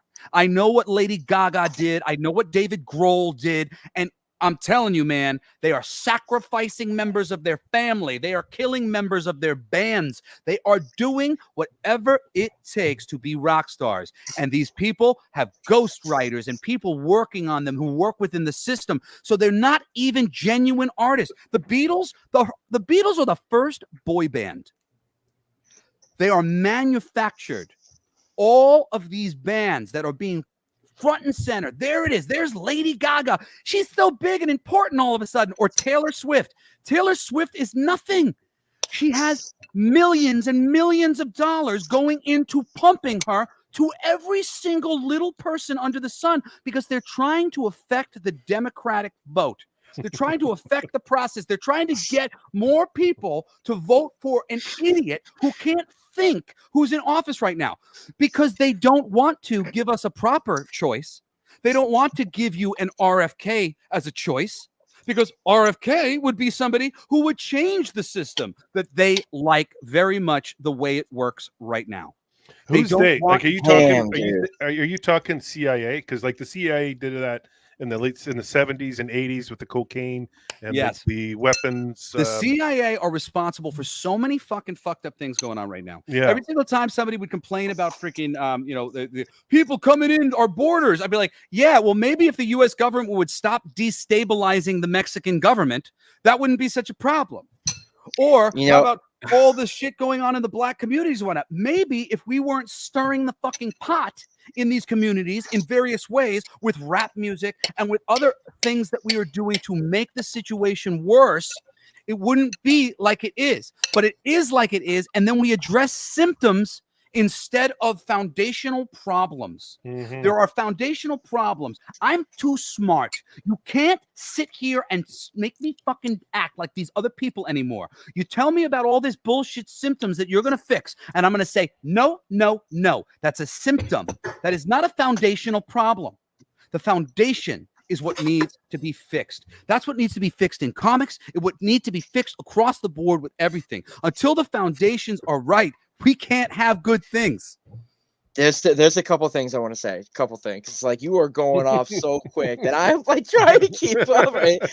So the first thing I want to say is that like you're absolutely right. Like, rappers like getting hit hard. Like, yeah, they all come out. The old timers, they come out and say like there's a few rappers on the West Coast that say that yeah, the CIA is definitely responsible. Where in their neighborhoods was completely clean, there was nothing going on. Then all of a sudden, on the railroad tracks, they would see fucking gasoline type barrels filled with like AK rifles, weapons, all that stuff, like out of nowhere. And it was just all of a sudden started getting into the hoods and whatnot, and it was just affecting it, for the worse. And a lot of rappers really do come out and speak about that because it affects the that's where factions between different rap groups and whatnot started getting really, really bad. That's all bullshit. It was all manufactured. Yeah, go talk to Ice-T. Go listen to Ice-T talk, and he will tell you Fuck the Police was written by a think tank to What? disturb the peace. It was literally Damn. written by a bunch of people sitting in a room trying to go, how do we fuck up the black community?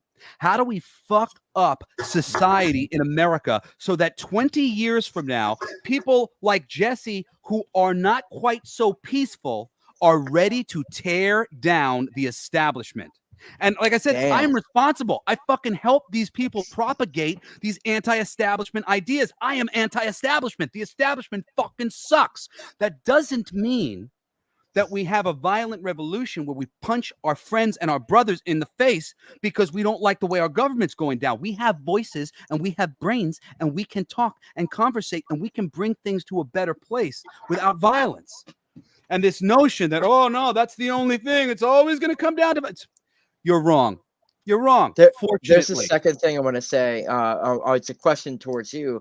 You're coming off like pretty hot on all this shit, and because like you said, you've been invited to play in these shows where the Illuminati was there and whatever and whatnot. You ever get by speaking out about all these things? Has it ever been a concern for you where you're like, oh shit, they could come for me? Like, no, they're afraid of me, and they're afraid of me. I'm in the system and I'm a pretty face and I'm very fucking smart and I know what is happening here and I'm not susceptible to trickery. I can't be bribed. I can't be honey trapped. I'm unflappable. You can't fuck with somebody like me. And I have been on this spiritual journey over the past 10 years and the journey was one message. It was that I had to be myself. I had to live authentically.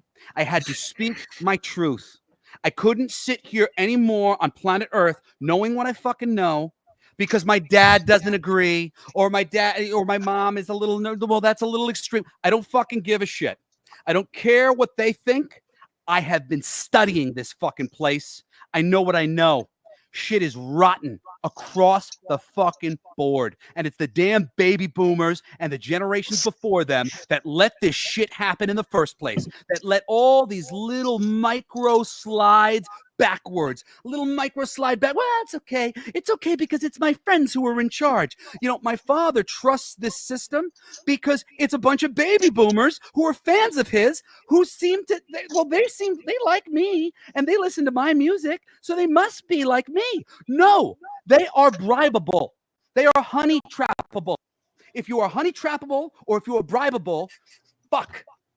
That is what we don't want in our system. We need a bunch of old guys with beards who are fucking celibate. We need a bunch of people who are not thinking with their dicks, who are thinking purely, how do we make this system work? We live in a polarized mind, and we are literally picking the furthest voice on the left and the furthest voice on the right, and then we bring them together to have a conversation. A wise group of people would choose a voice in the right towards the middle, a voice on the left towards the middle. And these two central figures could come together and bring us closer together. But does that happen? No. And I am smart enough to recognize now that it's on purpose. It's not an accident. It's a feature of this system. And I'm an English major. I've studied English my entire life. English is a trap. The language is designed to fuck us up. It's designed to keep us in the past and in the future. The whole language? The entire language is a trick. They made it up. They made up Latin. Latin is bullshit. Well, who's Latin, they, the people who have been fucking secret societies who have been running this place for so long, the fucking Rosicrucians or the people in the Vatican who have stolen all of your books. What do you mean? These groups of people are intellectually taking this place apart to keep us trapped in language, trapped in the past, trapped in the future, in degrees. Are you good? Are you great? Are you excellent? Are you godly? Are you phenomenal? Those are all degrees. If it wasn't a degree, it would just be one thing, and you would always be either up or down in the scale of the thing. What are you? You're hot, you're cold. But instead, you're a million things. You're a million things. I only know that because I've spent my entire life studying English and verbal syntax. if you really start to break down the language, and you you will fundamentally find out that ancient Gaelic is the basis of all language on planet Earth. Wait, the Not Irish? fucking Roman, Greek, any of this bullshit. Latin is bullshit. It's not a language anybody speaks. The Irish? The Irish. Gaelic. The Well, Irish. okay. You're talking about people who have melanin in their bodies. Melanin is one of the most powerful chemicals on planet Earth. That's why every Irish friend, redheaded friend, they've got all this energy, and all your friends who's Irish, he's always getting made fun of because he's a little too much, because it's all that melanin, and he's sucking in way more prana from the sun. The things going on planet Earth are so deep. There's so much that you need to fucking read into, and you need to start reading books, actual books. Don't watch documentaries. The documentaries, by the time they get to you, so much information is lost depending on what production companies are producing these things. Listen, I'm a plant medicine man. I've been working with ayahuasca, psilocybin mushrooms, and everything else. And this is not, you don't hallucinate. You recognize the layered dimensionality of the universe that you are in. We're living in a mind, and this mind has been corrupted to keep us really limited. But at the end of the day, everything is just an idea and perspective. And that was Jim perspective will Morrison. set you free. Jim Morrison was saying the same thing when he was. Jim Morrison. That's interesting. Real quick, I want to go back to because I put this poll up. But first of all, I'm very disappointed in my chat. Very disappointed in you guys. Dan Fraga would love this. Yeah, Dan Fraga. I mean, I know I should have talked to him at the con. I didn't know he loves interesting conversations. Dude, I for just like to Fraga talk will go about real off. shit. Well, Dan Fraga works in the music. He worked. What is it? He's done like everything really. But hold on. We have the poll. First of all, before I end the poll, the panel's thoughts: Batman versus Captain America. Now I'm Team Batman, but I'm also biased because Batman is my favorite character of all time. Oh, Batman! All right, please. Batman. Batman. Batman is your favorite character, Captain but not America can't beat Batman unless please. all of America is riding on it, and then I Yo, guess we'll no, give get it. the See, there you go. here. Batman. It's No, that's Batman such in a heartbeat. bullshit. That's such bullshit. Nah, Why totally is disagree it? with Batman that. can. Batman No, beat no. Darkseid. He's beaten Superman. He's The beaten Hulk. idea he's of Captain beaten- America isn't that he's perfect. The idea of Captain America is that he's a perfect representation of the American dream. Not Right. that he's a perfect representation of American possibility. I mean, of human possibility. Right. Batman is the representation of human perfection. A person capable of thinking to save himself every time, and of physically doing the peak of what he can do to save himself every time. Cass, why are you jumping into my stream to give a thumbs up? Now I gotta explain this. My son wanted to give you all a thumbs up. That's Cassidy, named after Cassidy from Preacher. I don't think I've sweet. read that. I haven't read Preacher. Oh my Preacher. God, Fawn. What the Man. fuck? What do you mean, man? There's like, do you know Man. how many comics there are to read? I haven't read Yeah. Preacher yet. You're but I young. want. All right. You So, still what have is the best time. Garth Ennis comic? Because I've been told that it's Preacher. Preacher better Well, than. 'cause I know Hitman- his Punisher Hitman, Max. Hitman is one of my Punisher- favorites. Punisher. Punisher's Max- great. It just doesn't have the it doesn't quite have the scope, because like so much True, of it's like true, done true. in one. You know what I mean? Like Yeah. I love the Punisher Max. Punisher Max is great, and Welcome Back Frank is actually, I probably like Welcome Back Frank even better than the Punisher Max, to be honest, because it was just very fun and irreverent and a little bit more like Hitman. Hitman might be your favorite for Garth if you're more of a mainstream comic book guy, where you really love, you know, things being seeded and like, you know, crossovers and things being kind of built into the, because he is a character that should not exist in the DC superhero universe, existing in the DC superhero universe, and it is brilliant when it is great. Yeah, I haven't read. Which one is this? Hitman. Hitman. I have not. I don't know if I. Hang on, Garth Ennis Hitman. I'm gonna look this up because I don't know if I even know this one. I love Garth. I've read pretty much every. I mean, well, at least I did for a very long time. I read everything he would put out, even a lot of his military stuff, which wasn't always great, but it was always good enough. Did you like The Boys? Did you like? Yeah, The I was Boys? going to ask about The because Boys was my The Boys least worth favorite reading. Garth Ennis comic I'd ever read. I actually liked the TV series much better until about last season. And Yeah. last season, this season, I'm watching because I still kind of like am kind of I'm still kind of interested in some of the characters or whatever. But this season has been disgusting. Yeah, Like I haven't- literally disgusting. Yeah, I haven't I'm not watched approved. much, but it's like I've been seeing shit where it's like what they're like sexually assaulting people in the fake Batcave, and I'm like, this is like Yes. too Yes. depraved. It's like it's really fucked up. And I can handle fucked up material. Right? Me But too. it's like Can you? It's fucked up just for the sake of being fucked up, though. It's not fucked up in a way where you're learning anything. Yeah. Like, I That's what- promise you, Fucking for Our Future, my comic, people are like, oh, this is so fucked up. This way.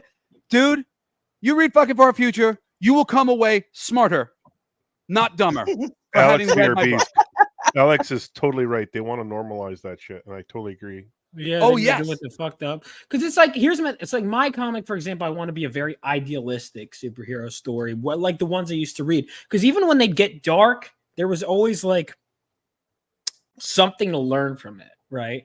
Like some of my favorite dark story. I'm trying to think of like some of my favorite dark So stories. you want to have a moral to the story, kind of. thing. Yes, and it feels like The Boys is just saying everything sucks, and it's like this is just like every character is a fucking asshole. All of them. Well, no.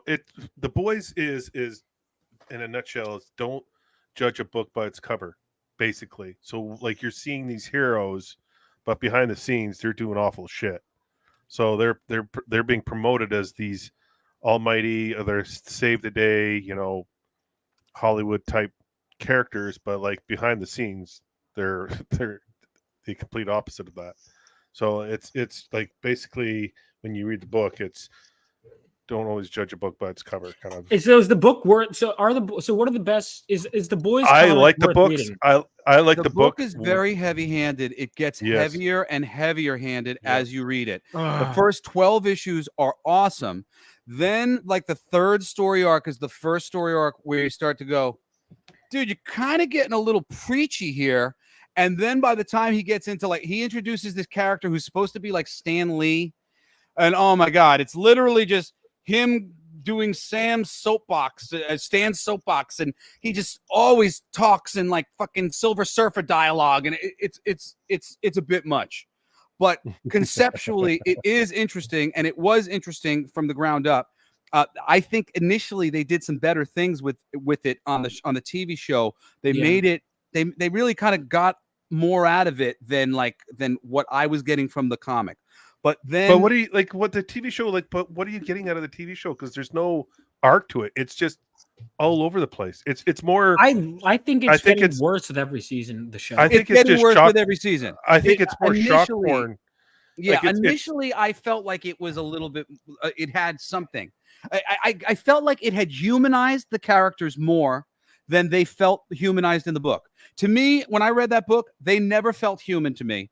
I always felt that this was like this crazy fucking caricature Really? world where I didn't feel like it was a real world at all. I felt like fucking Billy Butcher was a fucking insane person. All Well, these fucking superheroes Billy were Butcher. insane Well, people. So I Billy said, Butcher is all the insane. dialogue is like, "Hey, want to do drugs? No, thanks. I'm gonna kill some babies." Is that Yeah. what the comic is like? Yes, it is. Yeah. It is. Yeah. But the first and second season of the show kind of brought it down to earth just a little bit, that it made me be able to engage with what I thought the story was, which was good. That thing that you said you can't judge a book by its cover. That's great.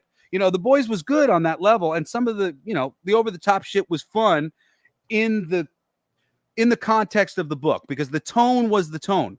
But the tone now, because they went more realistic with the tone, and it made the first and second season better, it's making the third and fourth season worse, because the tone is making it disgusting. The tone is making it like actual rape when the dude is in the Batcave getting raped by that freaking dude. It was because it was gross. cartoonish in the comic. So like Yes, it was okay. cartoonish in the comic, so it worked a little bit better. And now, as they've gotten more grotesque and more in your face with the grotesqueness, it just, I mean, really, like every time I finish that show now, I like take a shower. I'm like, ugh. Yeah, See, I thought in the book Huey was. I thought they did him great. I thought they brought out a lot of great characteristics about him.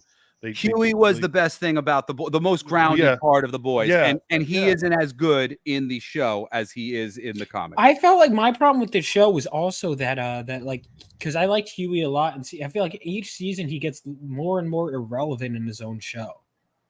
See, in the book, he's very relevant because he he's actually sent out on missions, like when he goes to the college for superheroes and all that kind of stuff. It and feels then like they go to he Russia. becomes more and more like almost like a passive character in that he's just kind of like, everyone else is crazy and look at how Huey reacts. And that's what it feels like in the Well, show. you know what?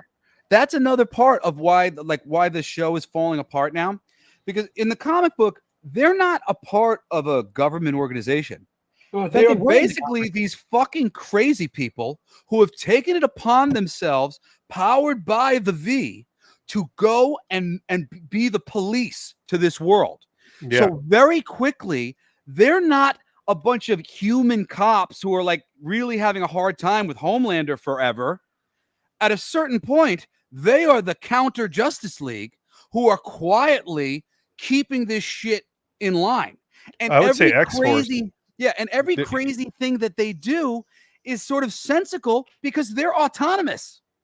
But in this world where they're all working for the government, it just makes this the most corrupt and disgusting planet Earth. I would never want to fucking live here. I don't want to imagine what this place would be like. It's just like I said, I'm an idealist. I love comic book. I love Superman and whatnot because of the ideals that they represent. And this is the antithesis of that. And the more it becomes like a real place where they're all tied into the place and they're not just crazy people executing their fucking crazy whims, and they're actually tied into the system that's crazy. That's the shit that I think maybe makes it next level and makes it too close to home with all this Trump shit and everything else that's going on. Well, Because that's why ultimately, it represents. That's why the I system. thought you would like the book more, because it's after hearing you talk about everything prior, I thought you would be like, well, yeah, this book like hits hard with. It's really relevant to what's happening today, with everyone's eyes more open and ears more open to everything that's happening. So like that's why I thought you would probably like this book. I read it so long ago. I don't think that I was as awake when I was reading. Give it when a I read reread. Preacher, I I'm didn't. curious. I was an atheist. Yeah, well, I'm an atheist, but I mean, I'm curious what you would think if you gave it a reread. Well, 'Cause I Garth think Ennis is now- an atheist. I know Yeah. he is. That when I Yeah. read like Yeah. when I read Preacher, he was preaching to the converted. I was like, "Fuck yes!" Yes. And then I did mushrooms for the first you want time the link, at 29, let me know. and That's- I realized that there was a 29? lot more Wow. going on. Change your life? Did it change your life, bro? Completely changed my life. I was a Thank straight edge. you. I was Fucking straight edge thank my you. entire life. I did a Superman dose of mushrooms at 29 because Steve Jobs said he would not have invented Apple computers if not for an LSD trip in college. And when I did, it blew my doors off. And everything that I know today, I basically learned in that moment as I opened up my mind and I realized I had been keeping my mind closed to anything that couldn't be proven to me. I wouldn't fucking take love you. people's words for it. I couldn't take somebody saying I was abducted by aliens and they looked like this. I'd be like, you're crazy. I couldn't take somebody telling me that they had a personal experience that was profound. And then I went, wait a second, I'm being an arrogant piece of shit. And I need to open my mind and I need to start listening to people, being more open-minded and reasonable about other people's experiences. And once I did that, the whole world opened up to me. And now Practice I here. basically know everything that I need to know in order to function in this place. Not I that I'll haven't- ever know everything because everything is, there's just so much to fucking know. It just goes and goes and goes and goes and goes. Dude, I fucking love you, bro. The I fact need that- to see the alien stuff. I've been saying that to like some people. I'm like, bro, like, you know, some uptight people. I'm like, listen, you just need to take a fucking acid trip. It's gonna change yeah. your life, bro. Oh, yeah. Absolutely. Dude, I made Aaron do it immediately. I did it, and I literally called. He's my best friend, and I called him up and I said, Aaron, I just had the single greatest experience of my life. I said, will you come on Friday and do it with me again the same way I just did? I want to try. I want to do it again. I'd like to do it with you. I'd like to do it with a friend. And he said, all right. So we did it on Friday, and the next day we're sitting at my dining room table because my kids and my ex-wife were out of town. That's why there was a free weekend. It was like, you know, we just as friends. And I asked him, I said, so what do you think? And he said, Jesse, I wanted to hate it. I wanted to tell you that you were wrong. I wanted to say, sorry, Jess, didn't work for me. I disagree. That was not the greatest experience of my life. I didn't really learn all that much, but you were right. It was an incredible experience, and I learned a lot, and I'm glad I did it. And Aaron, regularly to this day will occasionally partake in some mushrooms when the time is right. And it completely realigned his mind as it realigned my mind. And that's why I needed him to take it too. To be 'cause he was fair, my best Jesse, friend. I was like, you need to take this. To be fair, when you're taking shrooms, and I've done it like numerous times, when you're doing shrooms, you have to be in the right state. If you're a miserable person, you got it. Don't if you're a take the miserable, mushrooms, yeah, you people at home, read about Yeah. mushrooms. I read about Yeah. mushrooms for about fucking a month before I did them. I was reading every little piece of information I could find about LSD and mushrooms before I decided to do the mushrooms first. So I mean, educate yourself. I don't do them recreationally. I only do them meditationally. I take mushrooms and I meditate. Yes. It's good for you. I don't think I'm gonna do that, but I'm glad you guys have fun. One day you will, Vaughn, and Yeah, it you will blow will. your mind. It will Yes. take your high functioning Asperger's, ADHD, autism Wow. that you got just like me, and all of a sudden you will understand why people don't always react right to you. The pieces of the emotional Yes. equation that you're missing because you are so innocent. I'm so innocent that I couldn't understand what mistakes I was making with people. And then when I did the mushrooms, all of a sudden I understood what was happening and why people were getting me so wrong. And it's because I'm an altruist, but I'm autistic, but I'm super high functioning. So nobody views me that way. And I'm handsome rock star kid. Everybody thought I was trying to steal their girlfriends. Everybody thought I was trying to get their money or get one over on them. I'm a Care Bear. Care Bear stare, guys. Like, let's be friends. Let's make the world a better place. Like, but most people are so scarred by all the assholes on planet Earth. They don't recognize somebody like me when they show up. They think, you know what James Robinson said to me once at a fucking convention? This broke my heart. He said we're like on like a dance floor or some shit, and he turns to me and he says, "Jesse, you know what your problem is, mate? You're too sincere. People meet you and they think, no way anybody is this sincere. And then they meet you again and they go, huh, still pretending with that whole sincerity thing, eh? And then they meet you a third time and they go, hey, wait a second. I think that maybe this bloke is actually this sincere." That's Yo, what it's like listen, to be a I'm gonna tell you sincere person straight up. living in an insincere world. I'm gonna tell you straight up, motherfucker. I'm gonna tell you straight up. Next time I go down to fucking Jersey, bro, like for the convention at Garden State next year, and you're there, we are taking shrooms together. I am absolutely fuck yeah, man. Bring 100% some, so man. fucking I am down such for a that. high functioning mushroom man. I so enjoy like I am more myself on plants. Like if you put me on ayahuasca and everybody else will be shitting their brains out and throwing up, I will poop a little bit when I have ideas. Like, because pooping is part of the process. Poop because it's all about your mind. It's about changing your mind. Yes. As you change your mind, you will. If you change your mind, you will poop. If you can't change your mind, you will throw up. You will throw up the ideas that you cannot accept. So people who can't accept ideas, they vomit on ayahuasca. If you can accept ideas, you won't throw up at all. All you will do is poop. And all I do on ayahuasca is poop. And all I do on ayahuasca is think and am happy. And I usually walk around and very like empowered and feel very good and I'm very happy and very, very grateful. And it's just a completely positive experience for me because I have been working with plant medicine throughout many lifetimes. Many lifetimes, not just one lifetime. Oh, here we go.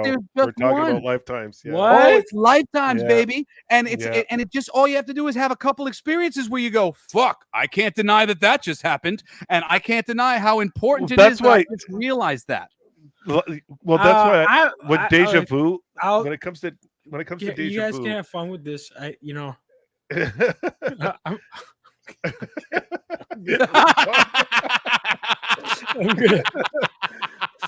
Well, can I get a meme of that? I'm just like, see you guys. Vaughn, I challenge you to read a book called Many Lives, Many Masters and come away not convinced.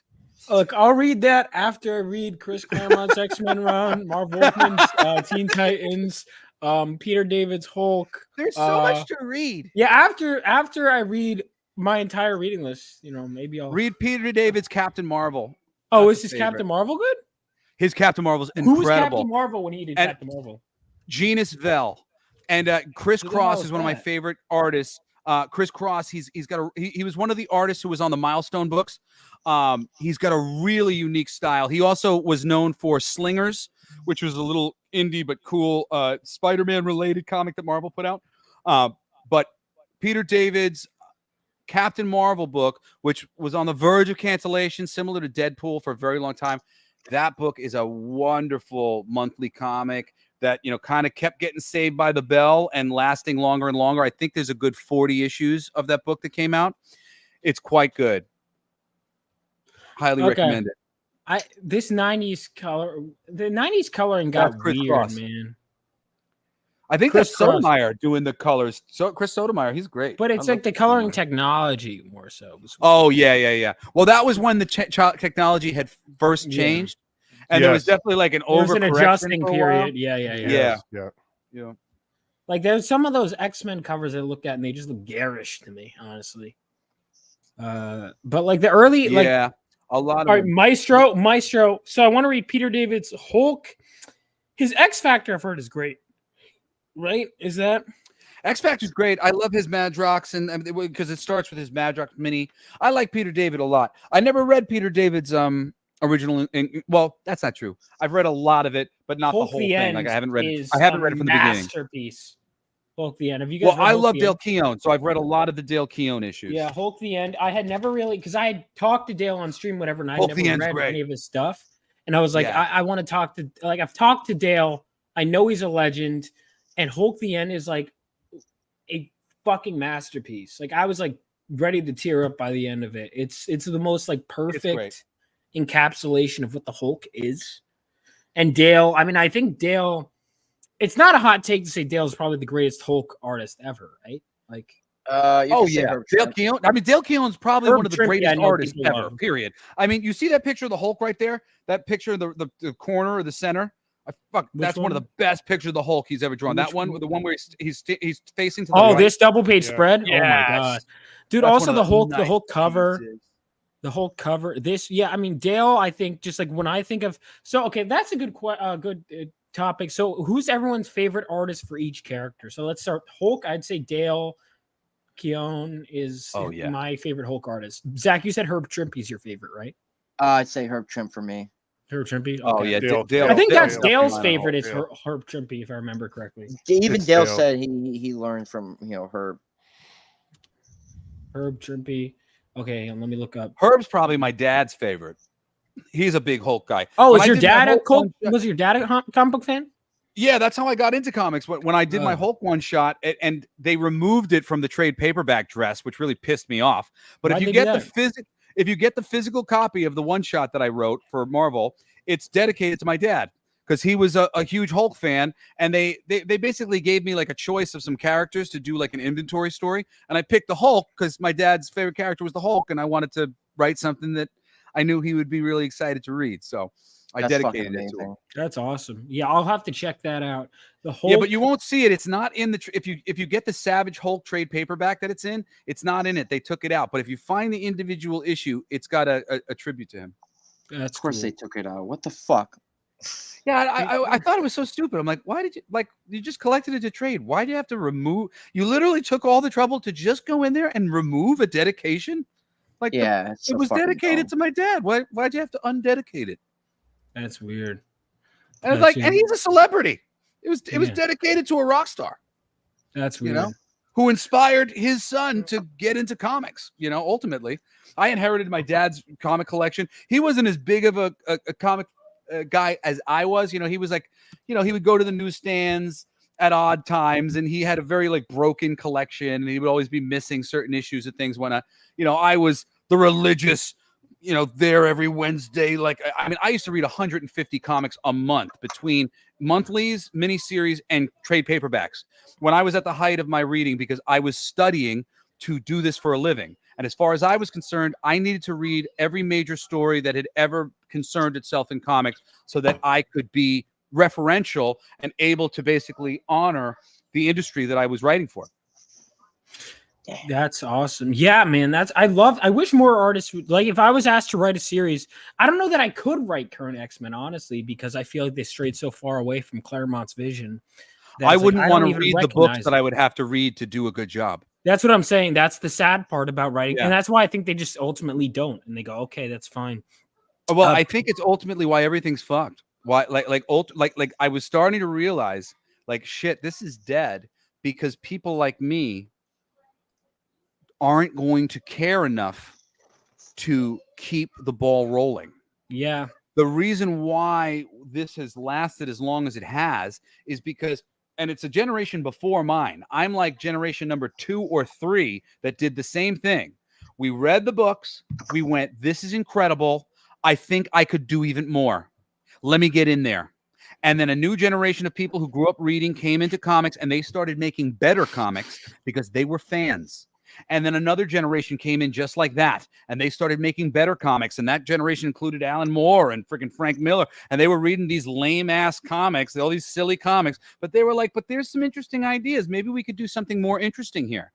And then my generation is the generation that really took that shit to heart. The generation of writers who really started to fucking shape this shit like crazy. And, you know, I came in on the back end of it and was not able to, like, you know, me and Scott Snyder are peers. Scott has been trying to get me into DC for years. And you didn't want to? Him and I, we shop at the same comic book store, and we knew about it when my Hulk comic and my Marvel Comics Present came out. His Iron Man Noir was coming out, and he and I were reading each other's comics, and we were following each other's careers. So when he blew up at DC, he was like, "Hey Jesse, fellow Long Islander, you know, let me get you in there over at DC Comics." And it's just they don't care. So, you know, it didn't matter. I hope James Timian had just gotten in with Scott. I was like, oh, cool. I'll be the next James Timian. That would be amazing. Thanks, Scott. I appreciate it. But it just never happened to happen like that. And for whatever reason, the balls with me would always get dropped. And just so many fucking amazing books that never got made because stupidity. And like, whatever. I'm like, I'm done. I don't need to I don't need to prove how fucking awesome I am by writing the definitive Batman story. That was my plan. My plan was to show you guys how fucking awesome I was by doing something amazing with something that you already loved. What would you do with Batman? Yeah. Well, with Batman, you know, I had a story. I mean, like, you know, that was just kind of an example of like, you know, but I did have a story that I really wanted to tell very much with Batman. I had basically not a year 1, but like a year 3 Batman story that was going to introduce and revolve around. Well, it's not so much a matter of year 3. It's just a matter of the time period. Time period. Okay, gotcha. Yeah. So it was a story to properly introduce Firefly, because Firefly has never really been done justice in the books. He's never been brought to the level that he could be. And largely it's because they're not really willing to be too grotesque with the fire. And well, there's been multiple versions of Firefly. Yeah, I know that because I was talking to Graham at Garden State, because Graham and Chuck basically designed the new Firefly that we know today, where he's the flamethrower. So yeah, I would love to see more. Fatal J, what's going on, man? It was great meeting you last night. If you want the link, you're more than welcome. Just DM me on Twitter. And Dr. Phosphorus, who's a character who I always was kind of into. So I basically I'd come up with this story called The Cult of Phosphorus, where Batman was going to learn the hard way how to fight fire. That this fire, like, 'cause I have friends of mine who are firefighters, and I did a lot of research into what you really need to know to fight fire in a city. And like, your average writer does not know enough to write firefighting in a city as a superhero. And Batman has never demonstrated knowledge that he should have.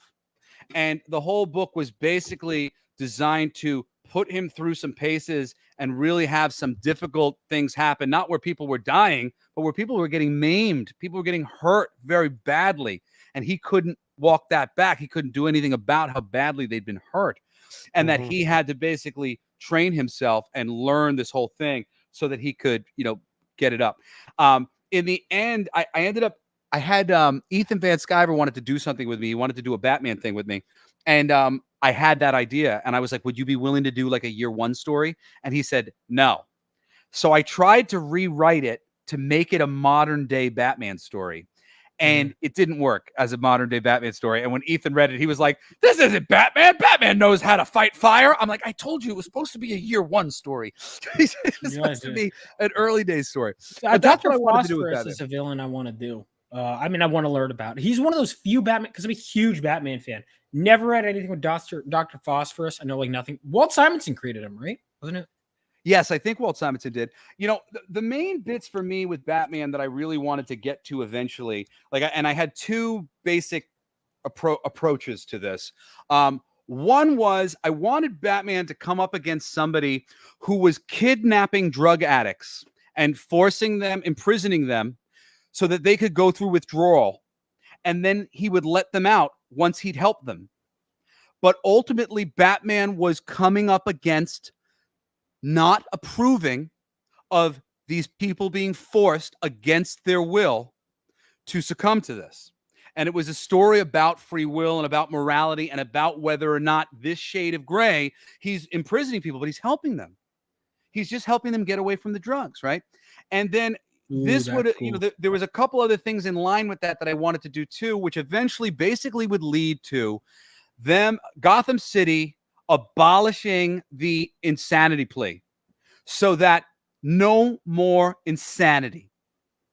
Anybody commit the crime in Gotham, death penalty. And that changing everything. And then basically the Joker being the first person to go up against this thing, and then it really becoming a moral concern and conversation about this guy doesn't know what he's doing. He's insane. Is this right? What we're doing.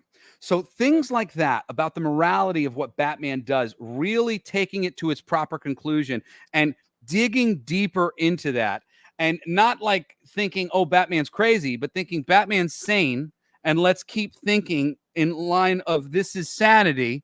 Well, what are the other flavors of sanity look like? You know? So those are some of the things that I would have really liked to have done with that character. You know, but honestly, I just wanted to let me know if you want to play. You know, I just wanted to play in the sandbox and add more. So I wanted to add to the worlds.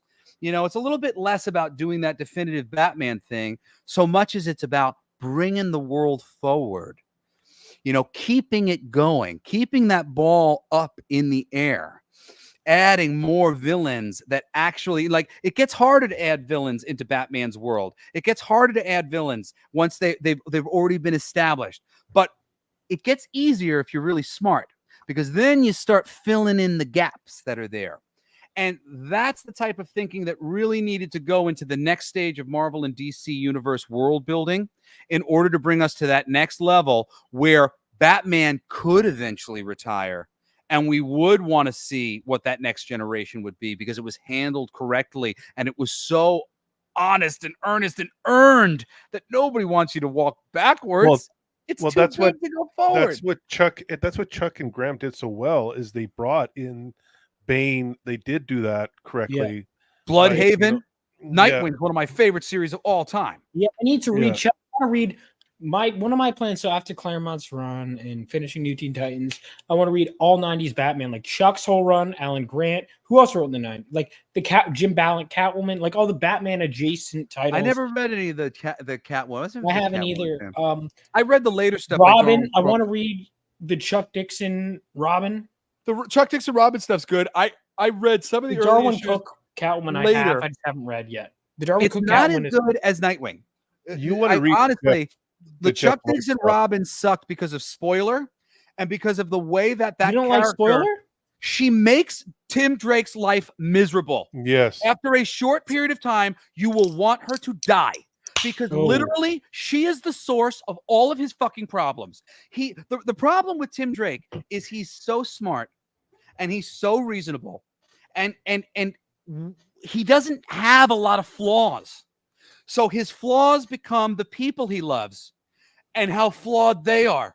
And Stephanie Brown is one of the most flawed characters in the freaking Batman mythology. I hated when they made her fucking Robin. She is like, she's an idiot.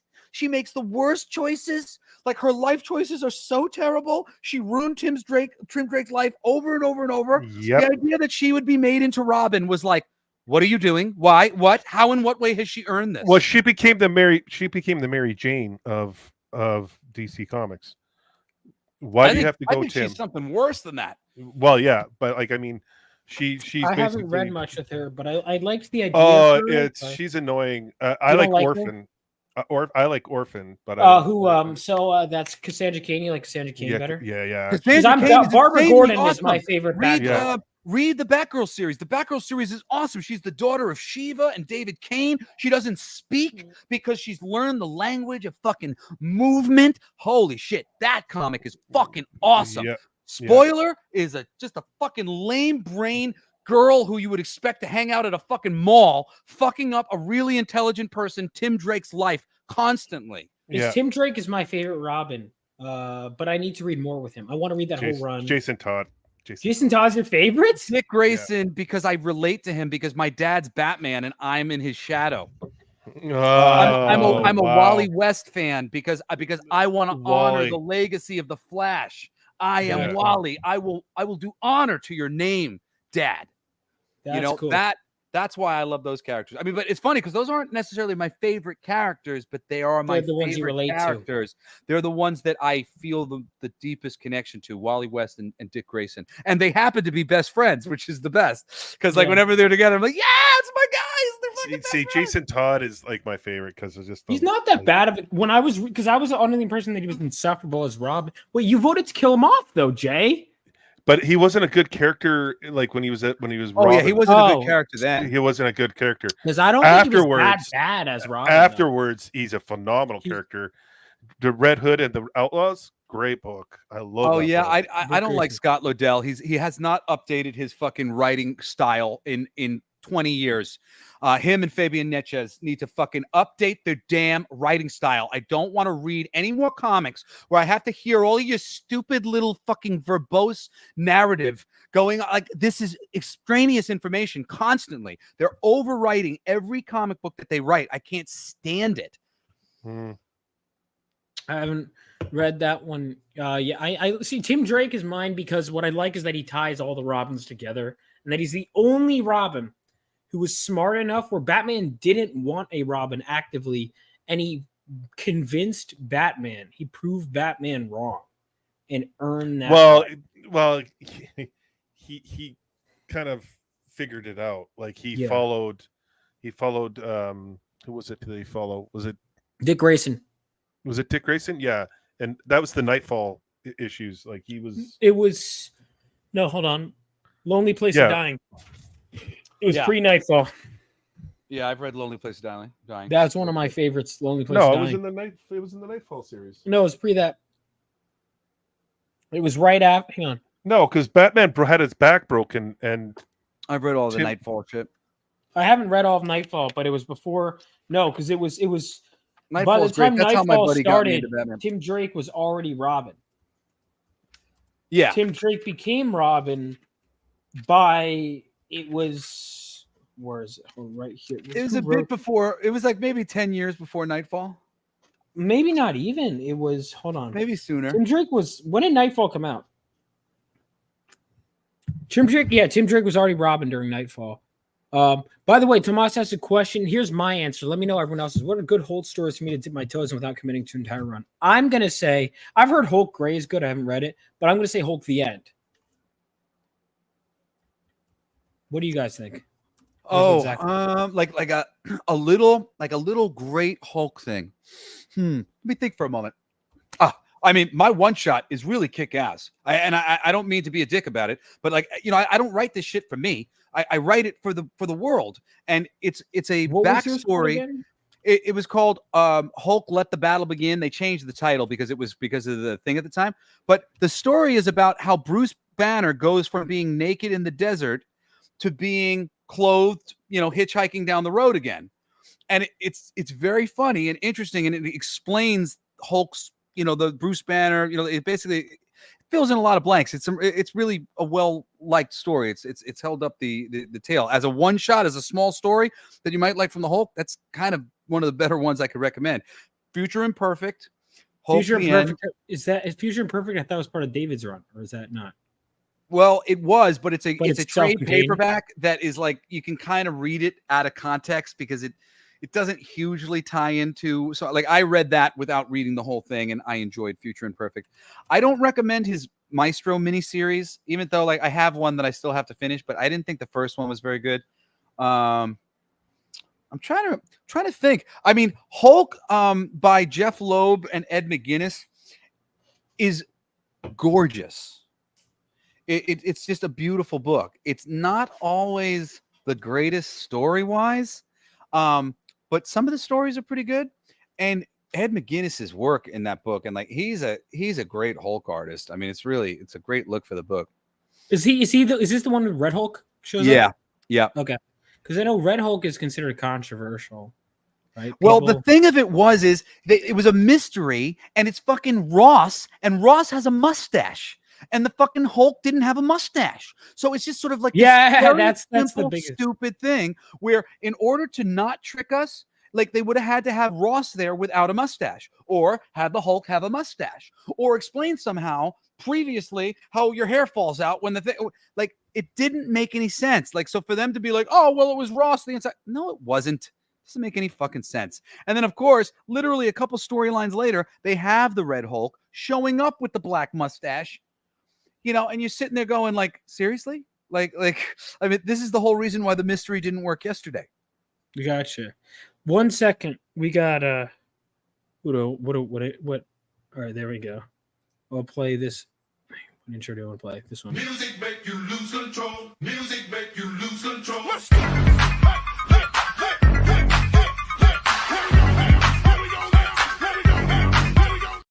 What's going on? How's it going? Hey, there's white guys here. Yeah. Where's the Oh. DEI representation? Well, it's You. here now. You're here It's now. here now. I can be out for a little bit. I got to do my own show. I will come back if you guys are still streaming because we got to review the new Transformers Robots in Disguise volume, the first one, covering issues 1 through 6. What is this? Is this IDW?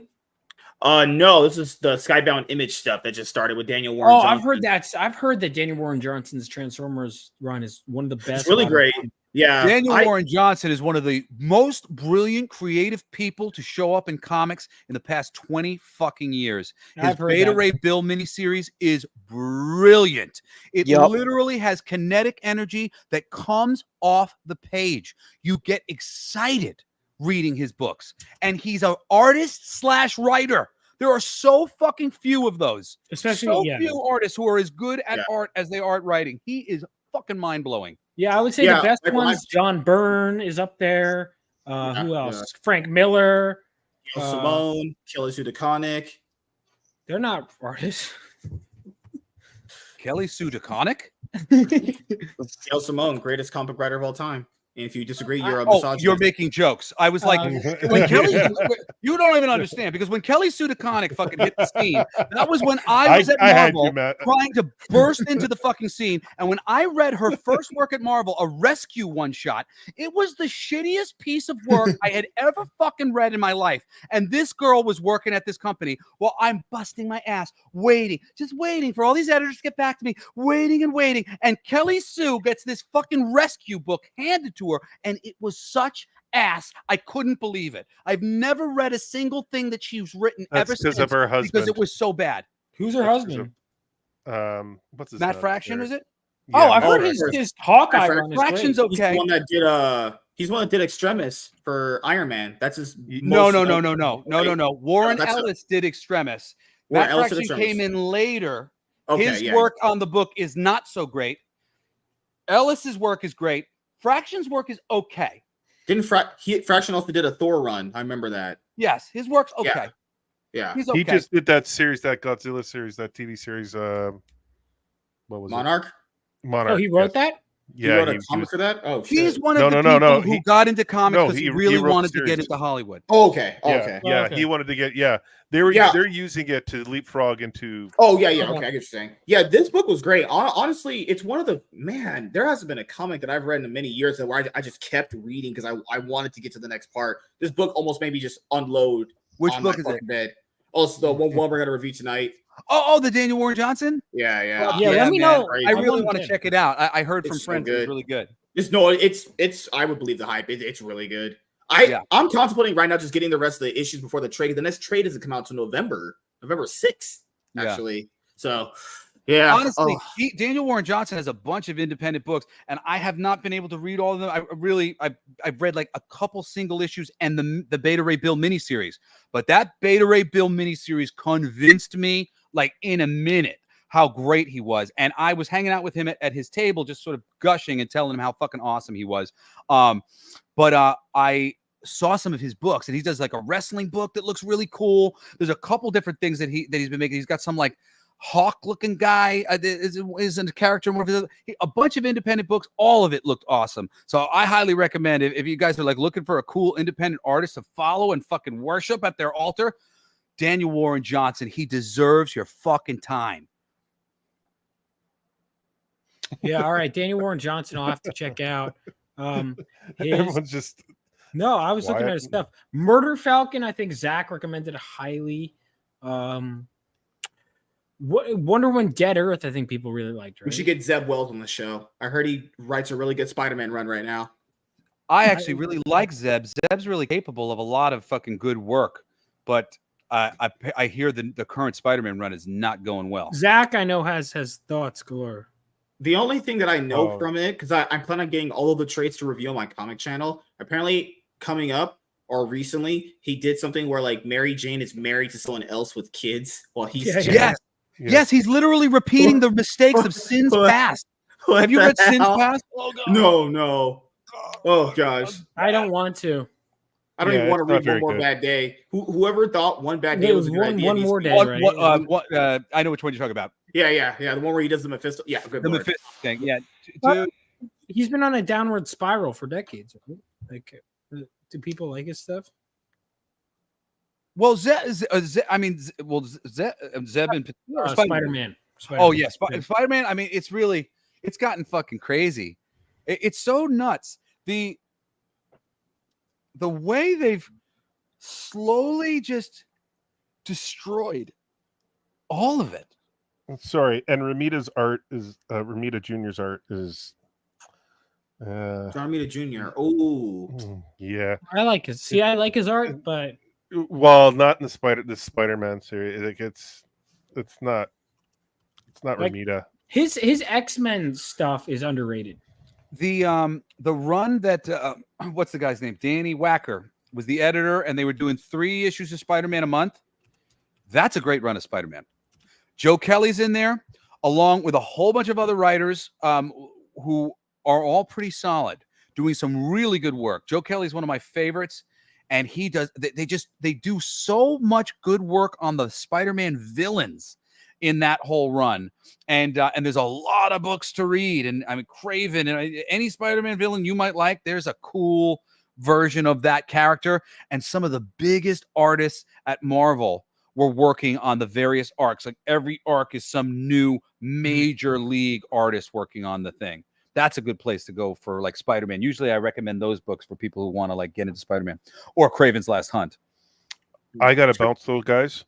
All right. Thank you so much for coming on. Nice seeing you again there, MSK. Nice seeing you. Hey, Goose, reach out to me. Let me know whatever, man. I got your back. Yeah, man. You're going to leave me just like my dad? Yep. Okay. All right. I'm going for smokes. All right. I would ask Goose before you leave. Top 2 sex positions. What? Number 1, I would say is. He left. What a bastard! He left. I thought he was leaving us. I thought this was a very clever move. I'm that much more engaged now. I'm like, he really left me. Crazy. Fantastic Four to get into. So I like I said, I can't. One really good Wade and Mark Waid and Mike Waringo. I have heard of that. Run. Yeah, that one's good too. It's crazy how Mark Waid is. He's just a fucking weirdo, but he actually writes some good stuff. I have to get to him. He actually writes some pretty good stuff. I worked for Mark when I worked at Boom Studios, and it's funny. Me and Aaron both we know Aaron Mark Sparrow? very well. Yeah, Aaron's my best friend. Really? So, Aaron who? I like Aaron. me and Aaron have been working together since Boom Studios. So I did the monthly adventures of Toy Story. I did Muppet Snow White. There's a whole bunch of other Disney books that I was supposed to work on, but basically Boom lost the license. So like, you know, I remember that. When they lost the license, I left with Aaron and I went with Aaron. Me and Aaron were working on getting the license for a while. And then our friends at Joe Books got the license, but they didn't license any of the licenses that I wanted to write. So I didn't work for Joe Books, even though we were going to, if they there was a guy that got let go. Stuff. There was a guy that got let go from Boom. It was an executive guy that Aaron mentioned in a video with Wes. Aaron said he was the guy that was kind of Chip like Mosier or so Chip the guy Mosier, who was basically a used car salesman, the marketing guy. Yeah. So Chip Mosier is a piece of shit. He very he's a complete piece of shit. He very classically will talk shit about you behind your back as soon as you leave. As soon as somebody leaves the room, he immediately starts to talk shit about them. I learned this when Mark Wade, who was such a big deal to me at the time when I was working for Boom Studios, and Mark Wade was like, you know, he was the G, man. He's the fucking gangster who's like making this fucking company anything. And I want to work for their company because of him. As soon as he leaves the table, Chip starts lambasting Mark, talking about Mark in the most unflattering ways you can't even freaking begin to imagine. And I went, holy shit, I don't want to be the first person to leave, because I know what's going to happen as soon as I go. And that is the pattern that you saw with this guy over and over and over again. As soon as somebody would walk away, he would just start talking shit about them all the time. And his marketing, I worked for that company. What marketing? What fucking marketing? He doesn't do any fucking marketing. He freaking socializes. Studios, I don't see too much marketing from Boom Studios ever. Like, Image does more marketing than they do. IDW does more marketing. That's sad, honestly. It's awful, man. He's just one of those people who likes to talk shit. He's a marketer. And then he has a lot of friends that, you know, a lot of fucking superficial fake people that he's friends with. And he's one of those guys who's just too willing to play the game. You know, the game where it's not really credible, the game where it's like, well, I made a relationship with this reviewer who I'm paying a little bit on the down low so that he reviews Boom comic books positively every time. That sort of shit. You know, and that's really the type of stuff that Boom was about. Boom was a company that wanted to make it in Hollywood. Ross Ritchie was just all about Hollywood, man. He just wanted to have good stories to tell his friends that were in the Hollywood thing, to use the comics as a bridge to get into Hollywood, into fucking movies. I don't know how we do it here. It just so many odd. It's like you just conjure up a group of socially awkward weirdos and just a bunch of drama comes through it. I swear, like, artists are weird people. Like, even most people that like this stuff are kind of weird, but it's when you start working with them, like, the whole, if any nerd is more successful than another nerd, the attitude and jealousy just seeps out of them. Yeah, it's true of people in general too. But yeah. Well, you're right. It is people in general. Well, the reason why I said nerds is because, like, we don't like nerds. This is like all they have, and guys are territorial, as we all know. Like, if any guy is doing better than the other guy, they just got it. For some reason, it's just jealousy, man. It really just hurts people. There is a certain amount of us though who don't have that.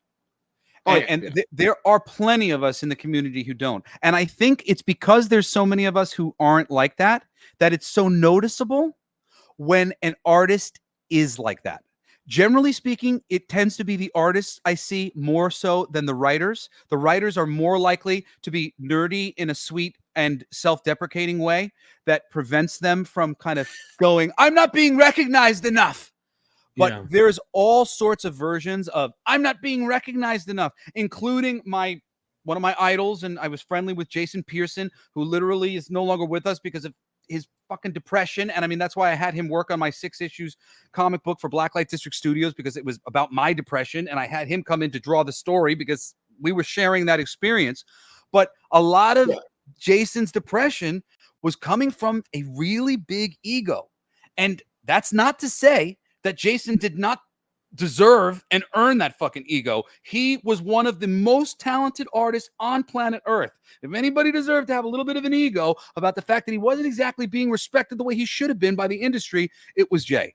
But that, you know, a better version of Jay knows who he is and knows what he's capable of. Here it is. I draw it every fucking day. I'm Jason Pearson. The proof is in the fucking pudding. I don't need to get upset and feel insecure. Yeah. And like the fact that Ethan Van Sciver at all ever is not just operating from a place of, did you see what I just drew?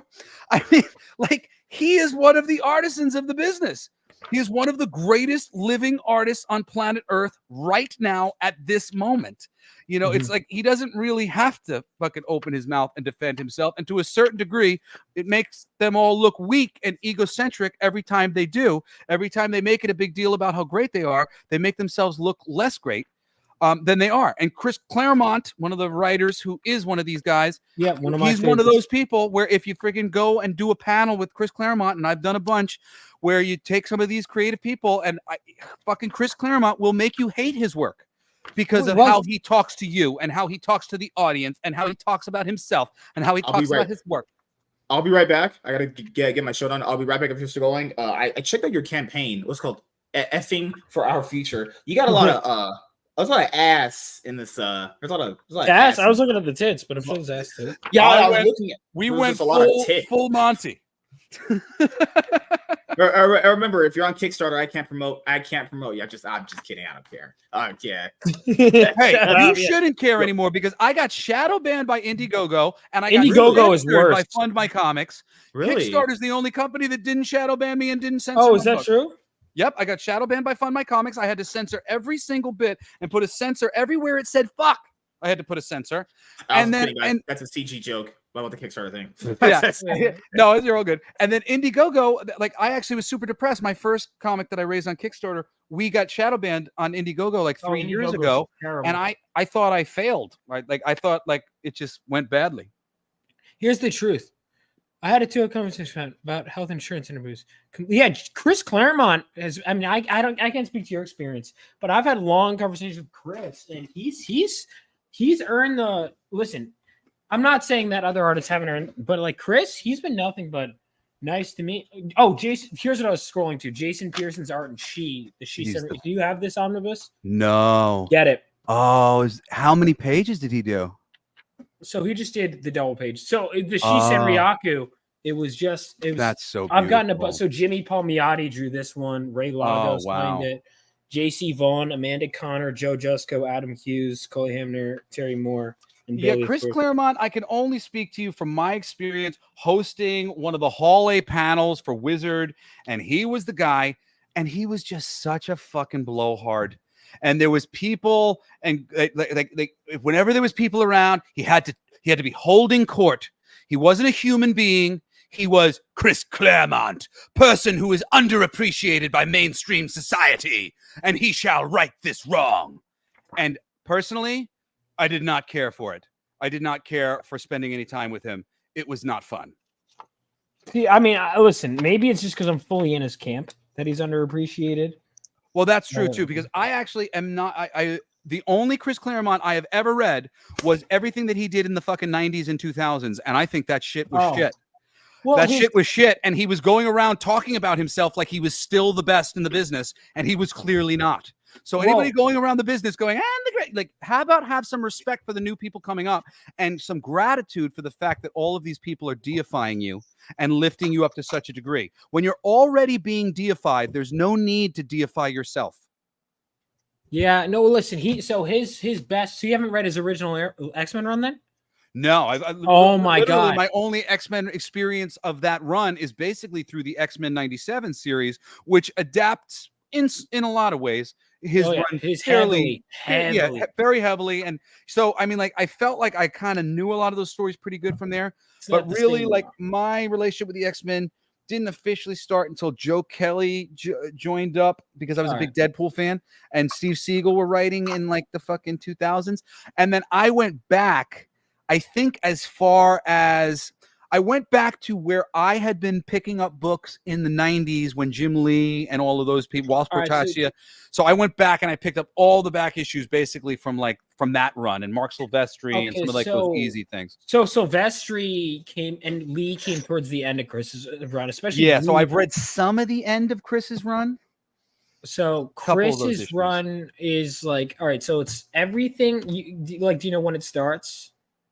So Chris's run is like from Giant Size X-Men #1. The immediate issue following Giant Size X-Men #1 is Chris Claremont, and he writes all the way through like when Jim Lee joined. So like Byrne, Cockrum, Silvestri, JR, Paul Smith, Jim Lee, who else? Barry Windsor Smith. Like he worked with like the Murderer's Row of like the most talented artists ever. Oh yeah. So like he like Dark Phoenix, Days of Future Past, Inferno, Mutant Massacre. The best era, I mean the best run, I mean debatably in comics history, certainly X-Men history. I don't know about that. What in comics well, history? No, but in X-Men history, it's up there in the funny. comics A lot of history. the best runs in comics history I've never read. Like, because a lot of people would point Same to with Jack me. Kirby and Stan Lee's Fantastic Four as one of the best runs in comics history. I would very much like to read those issues because every issue is largely done in one. They introduce so many freaking villains and characters that go on to play such a larger role in the Marvel universe during that run. Similarly, there's a lot of stuff going on in the Chris Claremont X-Men run, but Yeah. But you know, for me, I haven't read those ones, so those are like two of the classic runs that I haven't actually read myself. So starting with 94 all the way to I think 280 something, maybe. Yeah, 280 right is the one where Cyclops is in like the rubble. Is that it? Hold on, let me. I think it was his last issue. I remember reading that issue. All right, because I haven't gotten to it yet. I'm at 268 was the last one I read. 279 is his last one. Okay. I mean, do you want to talk about some these? of the I best read comic all book of history? these. That's him later on. All Yeah. this Lennial Francis Yu X-Men run. That shit sucks. Okay, I haven't read that. Oh, because this is when he came back. By the way, these 90s colors, again, you was could tell awful. they just weren't. So Claremont's, I mean, to be fair, Claremont is the kind of writer where if you give him control, you'll get, like, I feel like when you bring him back, like, if you brought Chris back to Modern X-Men, he would have to spend like 90% of his time retconning shit to get it back on track. And I'd be with them. That's why it's like, if they asked me to write X-Men today, I'd have to be like, dude, I got to throw out like a lot of stuff. If you want me to Oh get yeah, into I that. would do something to change time, to change the universe in some way so that I did not have to honor what they've been doing. Yeah, that's where It's I'm at. so convoluted. They abandoned everything that had been happening because the people who were working on the stuff were not active readers. Yeah. So okay, some of the best covers, by the way, ever. This 101, love this one. But yeah, no. Some- So okay, this Days of Future Past cover, obviously one of the greatest covers ever. So we got Dark Phoenix. That's weird. Marvel Unlimited, they're missing a huge batch of issues here. I'd say some Okay. of the best comics would have to be Heavy Metal, 2000 AD, the EC comics from the 50s, anything that had to do with fantasy, sci-fi, and horror. That was top notch. Nothing could compare. Yeah, to I that. haven't read lots of those myself. Individual things dude. here or there. Oh, bro, once you dive into it, man, it just. I just have. oh, I'm God. such a. I'm such a high level connoisseur of writing. I cannot stand reading an anthology, and I have to read a shitty story, a shitty story, a shitty story to get to an eventual good one. And with Heavy Metal, it's just very inconsistent. They had all different writers and all different people, so it's very hard to follow. Some of the artists are like part of the thing with Heavy Metal is it's usually the visuals, and you know the visuals are incredible, but so many of the stories, and just like I can't get through a graphic novel like that. The moment I read 2 short stories in a row that piss me off and like don't grow my mind, I'm done. So like for I can me, get I that. need to follow writers. Like, so if it's a Heavy Metal book and it's a collection of all the all Brian Boland's work that was ever put into fucking, Judge Dredd in one book, great. Let me go and read that. Awesome. I don't have to sit there through everybody. There's who works on the fillers. thing. Yeah. Yeah. That's the tough part with that's why I think, and I'm very much on the, and obviously, I'm biased because I'm a writer, but even as a reader, okay, there are certain series that are exceptions, but generally I'd rather have a fill-in artist than a fill-in writer because at least there's a consistent voice in the work. Oh, yeah. And I don't like getting through going through shitty ish. I can get a Sometimes good. the art can even complement a slightly different story, you know, a Yeah. character focused story or a story that takes place in a certain place. Could Yeah, be I really mean, nice. Claremont's run had that ready. You see, okay, here we go. Oh, June Brigman drew this issue. I didn't know that. Oh shit. Okay, I love this issue. I didn't know June Brigman drew it. So okay, like right here, for example, Romita's run, right? Romita. Barry Windsor Smith comes in for these life. Zach, I know you know what I'm appreciating what I have right here. Life death, Yep. right? Breaking up All the right, mold. JR stuff was always a miss for me in the X-Men. Really? Definitely wasn't. Yes, absolutely. What about all right. What about Trial of Magneto though? This, like I said, the story's good, but I mean the art. I was like, dude, He was I very mean- hit or miss with his X-Men run. No, I because you feel. go from fucking John. So John Romita Jr. His style, he's got a Came very after Paul distinctive. Smith. Well, he's got a very distinctive style that I don't think it's appropriate for the X-Men. I thought, because you go from fucking John Byrne, and then you go down to JR. I thought that was just a complete fucking, U-turn. And See, that's so funny to me because like JR was one of like my earliest introductions to X-Men. So like for me, that's like, oh yeah, old school X-Men. Yeah.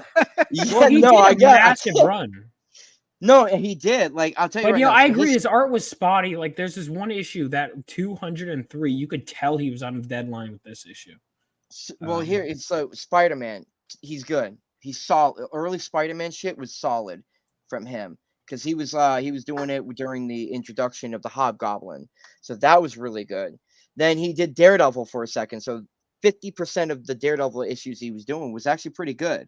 And then there was another portion that whatever, it was a fucking mess.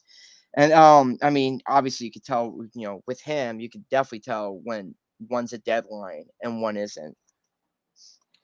My favorite runs personally are Joe Kelly's run on Deadpool, the first 32 issues, Eric Larson's initial run on Savage Dragon, the first 75 issues and the miniseries.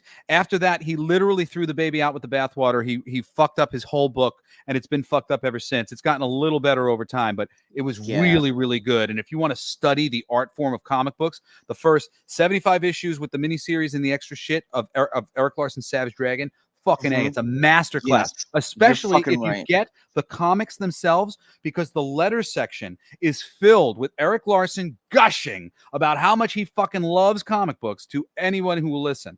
And I was one of the people who was listening, and Eric Larson literally helped me to love and appreciate comics the way that I do because of the way he talked about them and the way he appreciated them, the way he appreciated the art form. He sold me on why comics were so awesome. And the last one for me is Jeff Johns' Flash run. He was just like filling in, and then all of a sudden it became his book. During that run, there's an Iron Heights special that's drawn by Ethan Van Sciver and written by Jeff Johns. It's one of my favorite individual stories of all time. The most beautiful and well fucking fun villain fucking. It's amazing.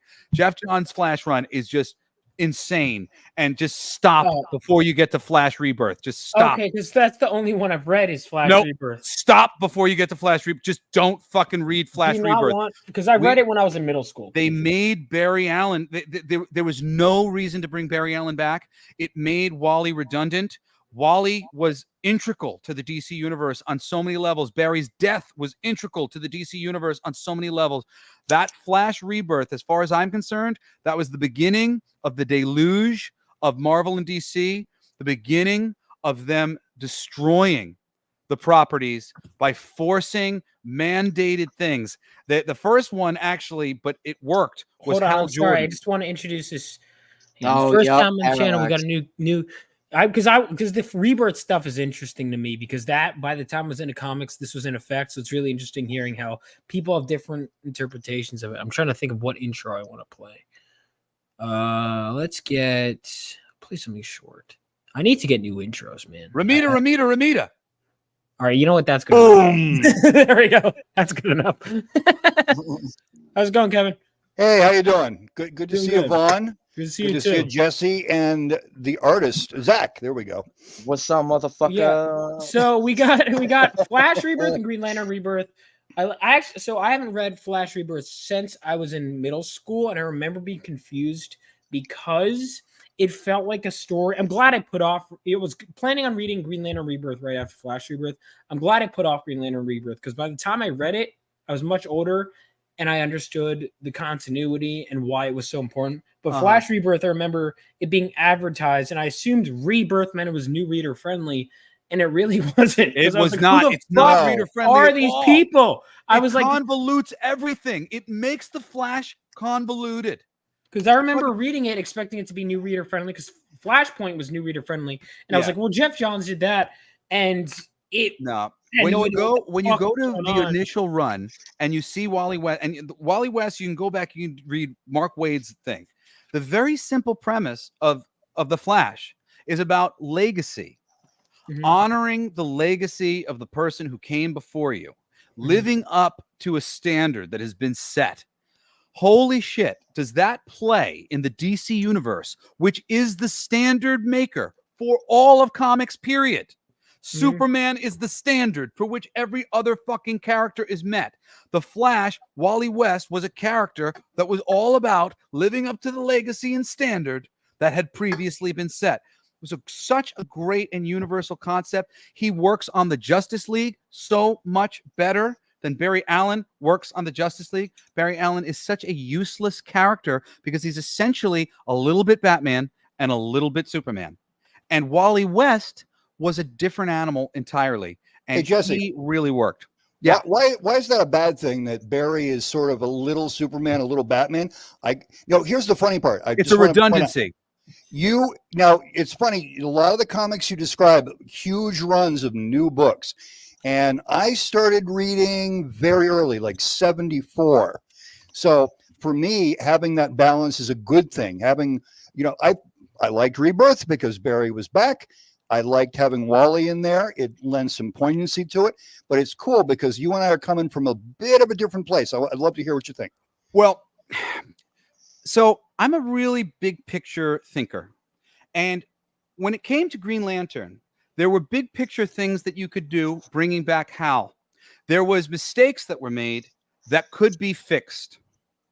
Yep. Killing Barry Allen in Crisis on Infinite Earths was not a mistake.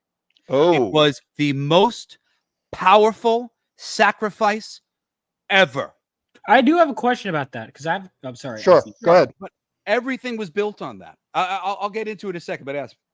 All right, so my question, two questions. So, well, first of all, you guys, one of the things is that I found interesting reading. So I didn't read Crisis. Thank God. This is another one I'm glad I Don't put read off Crisis. reading. It's so fucking No, boring. I liked it, but here's my You thing. did? I'm glad. Hold on. Let me. Here's the thing. I liked reading Crisis, but if I had read it during middle school, I probably would. The same time I read Flash Rebirth, I probably would have agreed. Because even Are we now, talking I all had those to years- force myself to get through it. Well, We're Crisis talking about on the Infinite Earth. My We're whole talking about thing the 12 is- issue Crisis, Crisis on like Infinite you know, Earth. George Perez. Yeah, Crisis on Infinite Earths, the whole thing is I had half the characters that show up. I was like, I thought I was a DC Universe fanatic, and then I was like, who the fuck are Who the half these fuck is people? this? Yeah, exactly. Without any context. But I acknowledge that it was written for people who are more well read than me. Yeah, And at the thing time, is- it would have been a big deal. and the thing is, one thing I will say is I find it interesting that Barry Allen's death was imposed by editorial. It wasn't Marvel and George Perez did not want to kill off Barry Allen. They were forced to. And another thing that I find really interesting about Crisis on Infinite Earths is that I have a question because Crisis on Infinite Earths, everyone forgets Barry's death, or everyone forgets everything that happened. So what is the canon explanation in terms of the characters' mindsets if they forgot the crisis happened? How do they think Barry died? No. The crisis. They remember. Yeah, they remember that the crisis happened. They don't remember how it happened. Yeah. They don't remember that all the dimensions got mucked up. They just remember that the skies turned red and the anti-monitor showed up, and that's the end of Barry. Yeah. So, and the reason why it was so hard to get through is because of all the continuity from all those books with all those different characters. So, like for somebody like me and you, when we went to go read it, we were like, "Who and what?" And I weren't reading any of those books. you know what, guys? I read it when it came out, when it was brand new, There you and go. we would run to the comic book store every week or month or whatever. And I bet that was cool. Oh, the new Crisis came out, and everyone's like, "Oh, they didn't. Please tell me they didn't." You know, every issue is like that, but even so, all the characters in there. You would literally spend. We used to have a crew on Wednesdays.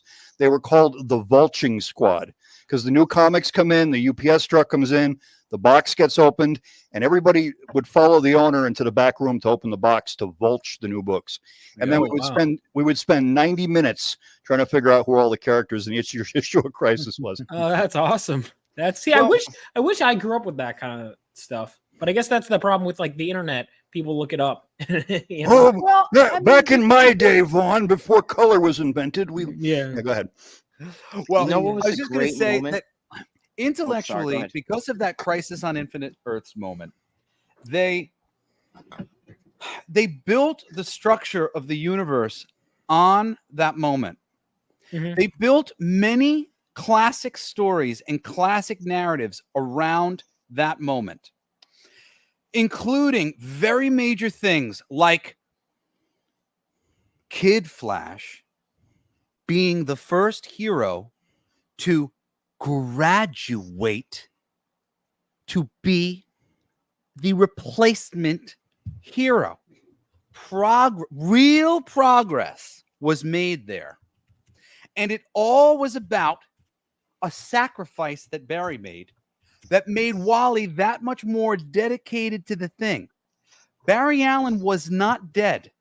Barry Allen was one of the most important characters in the DC universe and the most important character in The Flash as a dead character.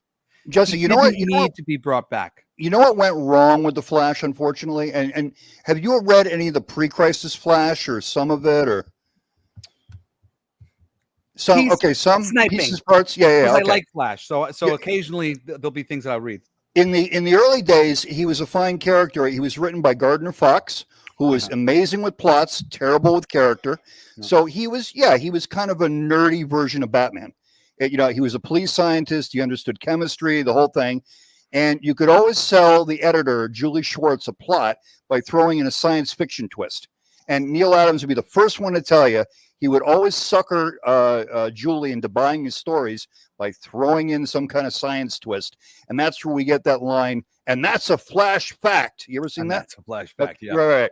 So I did a whole episode of my podcast a while back on the genesis of the multiverse as a concept, and basically it beginning in the Flash when the crisis of the two Earths as the two Flash from two worlds are racing towards that girder, and how all that stuff, because it's very interesting because there's a book at that time, the Hard Castle and the High Castle. It's about an alternate universe where World War II was won by the Nazis. Very, very interesting because all this stuff was coming out at the same time. But I wanted to give credit to comics. We ultimately invented the concept of the multiverse. But you know what happened though is that Cary Bates. Cary Bates, the actor? He's a writer. He was a writer, and he came into DC in the early 70s. He took over writing Superman and the Flash. And I hope he never hears it. Not good. Everything just kind of sank into the ground slowly. And the Flash and Elliot Maggin, they wrote some good stories, but it just kind of lamed out. And so by like 1980, they had to try and spice up the Flash by having him framed for killing his wife, and then he went into the 25th century, and just nobody knew what to do with him. And so you had to lose about him. this before, and this is really a big thing, right? And I've talked about this so many times with the fucking Hollywood assholes because they don't know what the fuck they're doing, right? The Flash, Batman, Superman is a periodical. The reason why Wally West makes sense and Barry doesn't is because Barry couldn't sell on that shelf next to Batman, the world's greatest detective. Doesn't make any sense to sell a book about a fast detective when the world's greatest detective is coming out alongside him every fucking week. He doesn't make sense as a character in the DC universe that matters, because the character that matters, who's a detective, fucking matters more than him, so much more than him. He mattered so much as a dead guy. He mattered. That and really his is a solid stories point. are redundant. But Wally West was able to make new ground that mattered because he wasn't a redundancy. He wasn't quite like Superman. He was somebody who looked up to Superman, but wasn't quite like Batman. He wasn't. He was somebody who fit in a better way, and he was somebody who was a legacy. And DC became known as the company that was about legacy, ultimately because of Wally West. Wally West represented the legacy. That's because DC has been publishing comics for like 900 years, and there's a Superboy, Supergirl, Super Monkey, Super Cat, Super Horse. So why not 3 Robins and 10 Batmans and whatever? I mean, Flash had it's one thing when you can do it like that. Superboy is different. Supergirl is different. The Flash and the Flash is the same. Yeah, if that he was Flash Man and now it's Flash Boy, that would have been fine. But as soon as you brought back Barry, you killed Wally, and Wally was worth millions. I understand both sides, because so that when I started, it was my first exposure to the Flash, the Justice League animated series, which had Wally. But the difference is that Wally was almost like might as well have not been, because they barely reference Barry. And I understand I never grew up with comics Wally much. So when I started reading comics, like I said, I started with Barry as Flash. So it was weird. It was like my first exposure in comics was Barry. But I understand. What was your first exposure to comics as Barry? Because the Barry that you read today has the personality of Wally. They stole Wally West's I've heard people personality say and that. they gave it to Barry. I've heard, I think it was this one.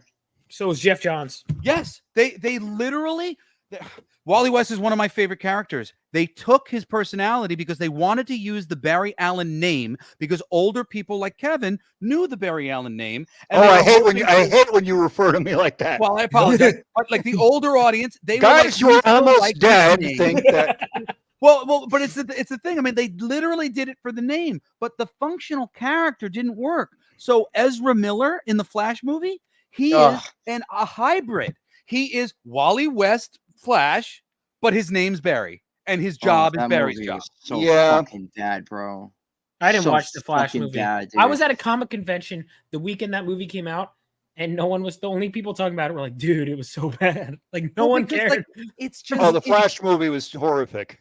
I heard it was horrendous. It's not even a Flash movie, Flash. dude. It was a fucking it was like a Batman tie-in movie. It was just like, here we fucking go. Like, and that's, it's funny, since we're on the Flash, like, dude, that man has so many great fucking villains. Oh, Flash! I love Flash's villains. You're telling me, bro, He's up that there out of with, all his fucking rogue galleries, so many great you're fucking like, villains. General Zod would be a great fucking idea. Yeah, that's what I mean. Like Reverse Flash, Captain Cold, Mirror Master. Reverse Flash is the suckiest of all of the Flash villains. What? He's the worst. No, he is. Reverse He is. Flash is literally like the bottom of the fucking list. I could name Who's your top? Who's your top? Fucking Weather Wizard, Captain Cold, fucking Trickster, the top, fucking. Oh my God, there's so many great freaking Flash villains. Wait, I before thought Reverse the top Flash. died. He's just the Flash, Didn't the but top die before Wally? Oh yeah, the top. The Yeah, I top. thought the top was like dead way before Wally. Oh yeah, the top was the first guy. He was probably the first villain in comics to die Jeff and Johns stay brought him dead. back. Oh, okay, yeah, but you remember the whole business with his sister, Golden Glider, and she's dating Glider? Captain Cold? No, but this is what happened. The top dies, I forget how, and then his sister becomes, not only is she Captain Cold's girlfriend, but she becomes a villain to avenge the death of her brother, the top. Yeah. That was the thing. Heatwave, Mirror Master, Girder. Yes. Mr. Element. I say Mirror Master is way more fucking dangerous. Mr. than Alchemy, Mirror Master is super fuck. I love Mirror Yes. Master. Yes. Mirror Master. Yes. I was introduced to Mirror Master in, I guess, maybe Animal Man first. Oh, I love Animal dude. Man. Animal Man is one of my favorite series of all time. Grant Morrison's Animal Man. I've heard is that's fucking amazing. mind-blowing. I've heard that's amazing. Mind-blowing. Oh, As yeah. a writer, you must read that. By the Oh, way, you yeah. know what job you do not want is bank manager in Central City. Because every week you're gonna get ganked. Somebody's walking in the door with a gun or some weird crap, and yeah. But, you know, Captain Boomerang I like too. Captain Boomerang is fucking great. I mean, So and Captain he's like a Boomerang boring already one got compared his to the other fucking- ones. So Captain Boomerang's already got his flowers. You can see how good that character is now. How did But we they're not mention? Oh, sorry. Who did we not but mention? like, I feel like we missed Abracadabra. Abracadabra. Yes. Abracadabra. You know, and the closest you got to seeing how cool Mirror Master was in this animated Justice League movie called Justice League Doom. That was Yeah. my first introduction The to the character. Thinker, Was the Gorilla first Grodd. introduction to Justice League Yes. to the Mirror Master was Justice League Doom, because I knew a bunch of Flash villains. I was like, who's Mirror Master? And by the end of the movie, I'm like, holy shit, Mirror Master is fucking awesome. Mirror Master yeah. is such a I cool like it because he's a character. super powered villain, but he has like the intellect of the Riddler. I love it. But it's funny you should compare him to that, because I was just going to say, if you're a writer writing a villain, there's two villains you really got to rack your brain. Like, he doesn't shoot rays or anything. Everything is some kind of weird angle. So you got to figure out exactly what he's going to do. It like the Riddler, you got to come up with the riddles and the puzzles. And with Mirror Master, it's always some weird, bizarre gimmick. It's upside down or backwards or inside out. And how do we do this? How the fuck did none of us say Gorilla Grodd? I said Gorilla Grodd. Oh, you did say No, Gorilla it's Grodd? already, Okay. I mean, either way, I'm like, it's still Pied mentioned, Piper. but, like, Well, Pied Piper Oh, technically becomes a good guy, is an ally type character for him. And Pied Piper's not like one of the best ones, honestly. He becomes better when he becomes a friend. Ooh. Because he's kind of lame a little. The original Mist. Oh yeah, the original. yes. Mist. Yep. Dude, here's the thing, and this is like one of the coolest stories that really defines how Flash is as an individual. It was a really well written comic where all the villains, they're sitting in a bar, they're talking to each other, and here you go with this fucking new schmuck, and he's talking about how he just robbed the bank or whatever, and all the villains are like, dude, what the fuck are you doing here? Like, Flash is gonna catch you, right? Why are you here? You're gonna screw us over. And then Flash catches everybody, and they're all telling this guy, like, yeah, you gotta leave. And then next thing you know, there's a knock at the end of the fucking issue, and there's a splash page of Flash at the at the bar, and he's like, yo, what's up? So he got his comeuppance, but they're telling him how, like, the stories of how he caught them. And he's like, dude, you're not gonna get away with this. Like, Flash is too fast. This is his city, and you just robbed the bank. Like, you're screwed. It's so Hey, good. Vaughn, I'm curious. Do you know how the Flash's wife died? Correct me if I'm wrong, because I was one of those guys that would look up stuff on Wikipedia, but I need to read it. But my understanding is that she was dressed as Batgirl and Reverse Flash killed her. Correct? He came in. They were at a costume party. She was dressed as Batgirl, and the Reverse Flash came up and vibrated his hand through her brain. Yes. What? Which is fucked up. No kidding. When did that come out, by the way? 1979. That was it was that early? Oh yeah, it was I way thought it was early. right before Crisis. Holy shit. No, that's the whole thing. You see, Iris doesn't die. She's from the 25th century, so her parents come and take her. Yeah, she's from the 25th century. That's why Impulse lives in the 25th century and he comes back. Oh yeah, that's right. Yep. So Iris is from the 25th century. So when Flash kills her body, or Zoom kills her body, she goes to the 25th century, and then eventually Barry gets accused of killing her, and he actually goes on trial. And when he's found guilty, they wind up taking him into the 25th century and putting him in another body. So then he gets taken from the 25th century and kidnapped by the Anti-Monitor. Yeah, and that's how he gets into Crisis. Kevin, I think you could probably admit the Barry Allen shit was getting pretty unwieldy by the end of it. And again, I wanted to finish like this idea. Sorry. Oh yeah, finish it. Because I talk to the Hollywood people all the time. You can't have multiple Batmans on the stand. Mm-hmm. No. Superman and Batman can't be the same. Warner Brothers keeps trying to make everybody into Batman, and that's how they. That's still so stupid. It's how they ruin everything. Big mistake. Okay, so there was a moment where Dan DiDio was running things, and it was the best moment that the comics were for the most part. Okay, and there was a moment where everybody was occupying space that was their own. Superman's the fundamental good guy. Batman's the guy who takes it a little bit further. But he doesn't kill. Flash- That's important Yeah, distinction. but he doesn't kill. Batman That's doesn't what- kill. Unlike Hollywood. You've got the Brian. legacy. That JLA thing. When you had the JLA and the Outsiders led by Nightwing, where you had the college teen, the college team, the Teen Titans team, the Justice League, and then the Senior Citizens. when there was layers of legacy that mattered. That stuff really did something important, and it kept the Justice League differentiating between each other, where their personalities, there was no overlap. Every person was a unique character. The Trinity were unique to each other. And granted, Wonder Woman was forced into this middle ground between Batman and Superman because she's that third one or whatever. But everybody, Aquaman's a king. Nobody else is a king over here. That's a very different personality type. Wally West is a legacy, looking up to these people. He wants to be like these people. Kyle Rayner, he's new to this superhero thing. Hal Jordan was okay when they brought him back, and John Stewart, because both of them have their own unique thing. John Stewart has a military background. That is unique. Hal Jordan is a little bit more of, again, military background from the airplane, and has been played a little bit more of a Republican-esque, kind of conservative, traditional sort of military guy, which, again, wasn't is Born Barry and contrary. Wally also conservatives? Barry and Well, Wally? in back in the day he was, but the new Barry, where they brought him in, like I said, they just cannibalized Wally's personality. But But wasn't Wally Barry's I've read job New is the Teen problem. Titans issues where Wally openly says he's a Republican? Yeah, no, Wally was a Republican, as was Barry. Yeah. Yeah. But they both used to fight with Oliver Queen constantly. Yeah. That was the whole. I mean, that was the whole thing they was doing. And I mean, that's what you got to do to some degree, so that there's a differential between all of these characters. Yeah. But That's why I like you know that what? they would have That opposing views and thing- still be friends at the end of the day. I really like that. Exactly. Well, I say this all the time. Ethan Van Sciver and Mark Waid are the equivalent of fucking Batman and Superman, and the fact that they can't get along pisses me off, because you guys draw and write the fucking Justice League. So why can't you figure out how to get along that same way? You don't have to agree on everything. We just have to agree that the world could be a better place, and maybe it would be if we were nicer to one another. Jesse, That's do you like Mark Waid's writing? I love Mark Waid's writing. I did for a very, very long time. I haven't read Okay. anything by him in a while.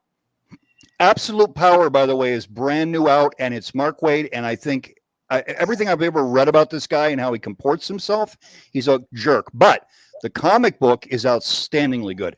He's written some of my favorite comics ever. Yep. Kingdom Come Kingdom Come is brilliant. Yeah, You know, I gotta tell Fantastic you. Four run is wonderful.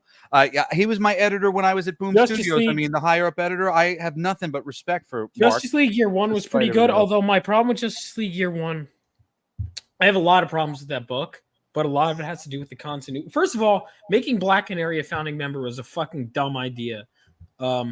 I love Black Canary in that book, though. I think Mark Same Waid thing wrote with her very well. Cyborg. Mark, she was also That's the Hey, worst that was idea. dumb, too. Black But- Canary was a better idea than Cyborg. Cyborg Cyborg. was a seriously bad idea. How do Yep. you sell an entire generation on Teen Titans and then go, Remove forget all Cyborg. about that. Cyborg. You, Yeah, you know Cyborg- what? You know what Cyborg was doing there? They looked at Scott Snyder looked at Martian Manhunter and said, "You know what? I'm not making a $300 million movie with a Martian in it. Get Yeah. rid of him." Bro, all right. I got to cook here I'm for a agreeing second. with you. Let me- I don't Martian know about Manhunter that has been because they getting did in the screwed New over 52 for first, so it long. seems premeditated. No. Let me cook here for a Martian second. Manhunter Right? is one of the most under fucking rated characters. Yes, They have been dude. fucking that character for like Yes. so long. Best New run. 52. Best Tom run Mandrake's I've heard, is right? Tom Mandrake, John Ostrander's run of Martian I've Manhunter. only read a few No, issues, but it was very dude, good. They like Tom Mandrake, like the Martian Manhunter you know today that everybody knows is because of Tom Mandrake and John Ostrander. Those guys have, because before that he was just like this old ass bald looking dude that was green. But then then he had like a mini series, but then those two came around and they really fleshed this fucking character out. And Yeah. Martian Manhunter, dude, he's a core member of the Justice League, and they keep shafting this motherfucker, dude. They're like, you know, and because he's you're still talking great. about He like works. you're Like, he talking works as about a like core member. yeah, Well, yeah, I mean, he's the core. If you read the Yeah. Steve Englehart run, which Yes. I guess is a little retroactive, the Martians come to invade the Earth, and he's the guy that pulls everybody together to form the League. Well, this is what I'm saying. Oh, I didn't know that. That's Because he's cool. so functional. Oh, is that what they linchpin pulled and- from for the Justice League show? Because the show, it's the White Martians invade. Yeah. The original 2 episodes of Justice League, the cartoon, are Justice League 144, which is a Steve Englehart book. Yeah. I didn't know that. That's Yes. awesome. Because I always thought that was a DV. Because I And the always, thing- to be honest, I love the Justice League, arguably the greatest superhero team ever. But I always thought their origin was rather lackluster. To be honest, it was like, oh, they're just different colored aliens. They come to Earth, and then I'm like, Dude, oh, I that's would the I would best. fucking kill. I would love. Hey to guys, do that book. I'm so sorry. I have to go. I'm You have to keeping go? my daughter up in the other room. She just said, "Are you almost done?" Okay, And I looked all at what right. time it is, and I'm in New York, and it's 1:15 here. So, Hey, Oh, Jesse, I'm good, Jersey. let me Jesse, go. good to finally meet you. Hey, great to meet you, Kevin. I saw You know, hit me on Twitter and all that other bullshit. Or I whatever. saw your Oh, I'm dad gonna hit play. you. I saw your dad play live about 37 years ago. Oh, fuck yeah! Yep, on the last major tour. I think I can't remember. And come out and play. You saw the Come Out and Play tour? I saw the come out and play. Dude, before I go, Come Out and Play tour, real quick. That freaking tour. And what a shambles that tour was. They spent all this money. They had all these vans. It was the most expensive tour they've ever done, and it got canceled early. But they had this massive stage set that they built for this tour. I And remember. it looked Yeah. like a New York City alleyway. This motherfucker got to see it. I was a little kid. I can remember being on my dad, one of my dad's bodyguard's shoulder in the crowd, going through the crowd, and like it was really cool. So each member of the band would come out of a different area. The bass player came out of the junkyard. The guitar player came out of a candy shop. The first person who shows up is the other guitar player who pulls up in a car, which they had hollowed out this car. So it was just a shell of a car. And he drives onto the stage in this car and gets out, pulls his guitar out of the trunk. And then these double doors open to the hotel and the drum set comes out. And then the manhole cover opens up with a TS logo on it. And D comes rising up out of the center for Come Out and Play to open the set. Hey, Vaughn, is this stuff this? I was about a block away buying records at a shop called Pure Pop Records in Vermont. And my buddy from first grade, Mike, shows up and he says, "What are you doing?" I said, "I'm picking up a couple albums." He goes, "What are you doing?" He goes, "Oh, I'm going to go see Twisted Sister up the block." I said, "What do you mean Twisted Sister's up the block?" I said, so I ran up there with him and we went and saw the show. I remember all this stuff with the big alleyway and the garbage cans. Sure. Hell Absolutely. yeah. 2,000 people. Damn. It was a little tiny room. Yep. And Zach, I promise I will follow you back, my friend. No problem. Oh, dude, I'm telling you right my now. pleasure. Bro. Thank you. Thanks for having me on. I really appreciate. Of course. I don't know, Yeah, I'll have I you don't on know again. who invited me. Was it you, Zach? Me. You No, invited me me. last night, or Vaughn? You invited me. No, Thank it's you my so much stream, for yeah. inviting me. I really appreciate it. No, thank you for coming on. We actually sold a bunch of books too while we were on. Like we had. Oh, that's good. Zach, Cool. thank you so much for backing us on stream and Yo, shit. you're welcome, You know, bro. There's a lot more work that I'm going to be doing all this fucking week as we get into this last 9 days because there's no fucking reason why this book should not make 100K. So that's my goal, and we'll see if I arrive where I want to arrive. But I love you guys. Thank you so much Yeah, for of having me on, course. and I appreciate you putting up with my passionate over talking people because I can't help myself sometimes. Forgive No, me. it's okay. I love comics, and when I like people and I get engaged in conversation. No, it's I good, post man. them. It's great. It's better than it's been fun talking to you because I had never talked to you before. I appreciate it because I really appreciate you not minding my I don't mind. enthusiasm and not like because sometimes people will go like, "This guy Jesse wants to talk," and I'm like, "No, I swear, I just want to play." No, it's good. It's been good. It's great talking, man. Well, it was great talking to you guys. Have a great night, Zach. You'll be followed. You I'll too, see you man. guys God soon. bless Great you, meeting you, bro. Kevin. Be good, guys. Love you. Peace. See you. Bye. And by the way, Vaughn, thanks for having me on. I love chit chatting with you. You know what it is? I like the fact that you're 24. You're just getting into comic books, or maybe the last 3-4 years, and you're looking at the whole. You're looking at this through brand new eyes. I've been doing this for decades. Yeah. And he's You know- kind of gay. Let's not forget that. No, come on, man. No, I'm not giving him a hard time. No, Well, I it's don't just, care. Dude. Listen, this is the first time I went on the internet. I'd be like, "Hey guys, check out my video." And they'd be like, "This is gay," so I'm used to it.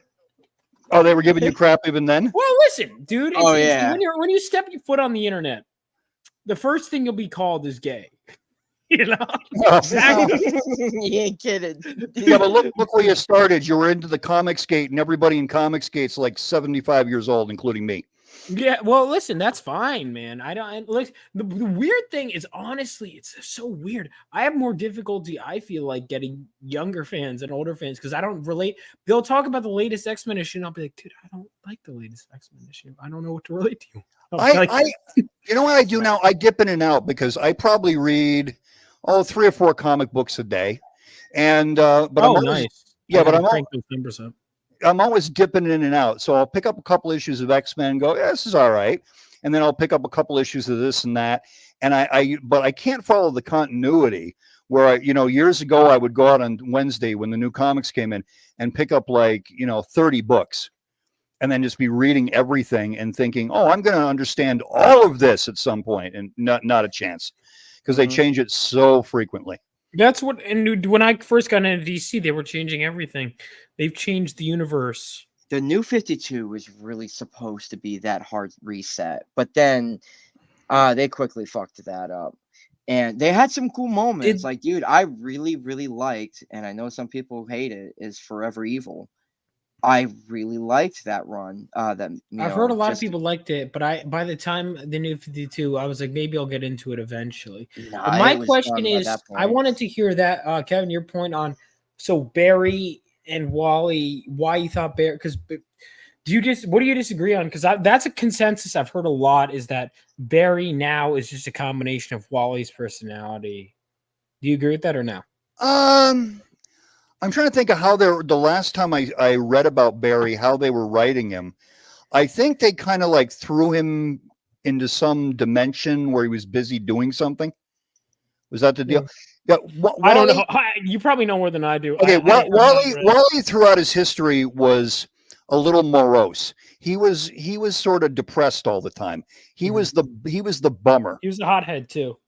Yeah, he was always angry and kind of sad.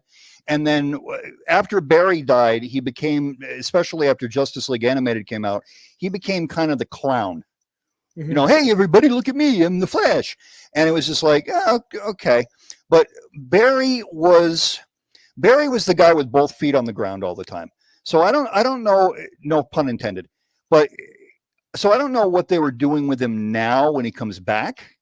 But Barry was always the Rock, I guess. Bruce was a little too dark. Superman was a little bit too noble. Green Lantern was a little bit too bold, a little too willful, if you will. Barry was the solid guy. He was the science. He wasn't quite as much of an egghead as, say, Ray Palmer, who they never really, if you know who that is, the Atom. The Atom. There you go. But so Barry was definitely, he was the center of the compass.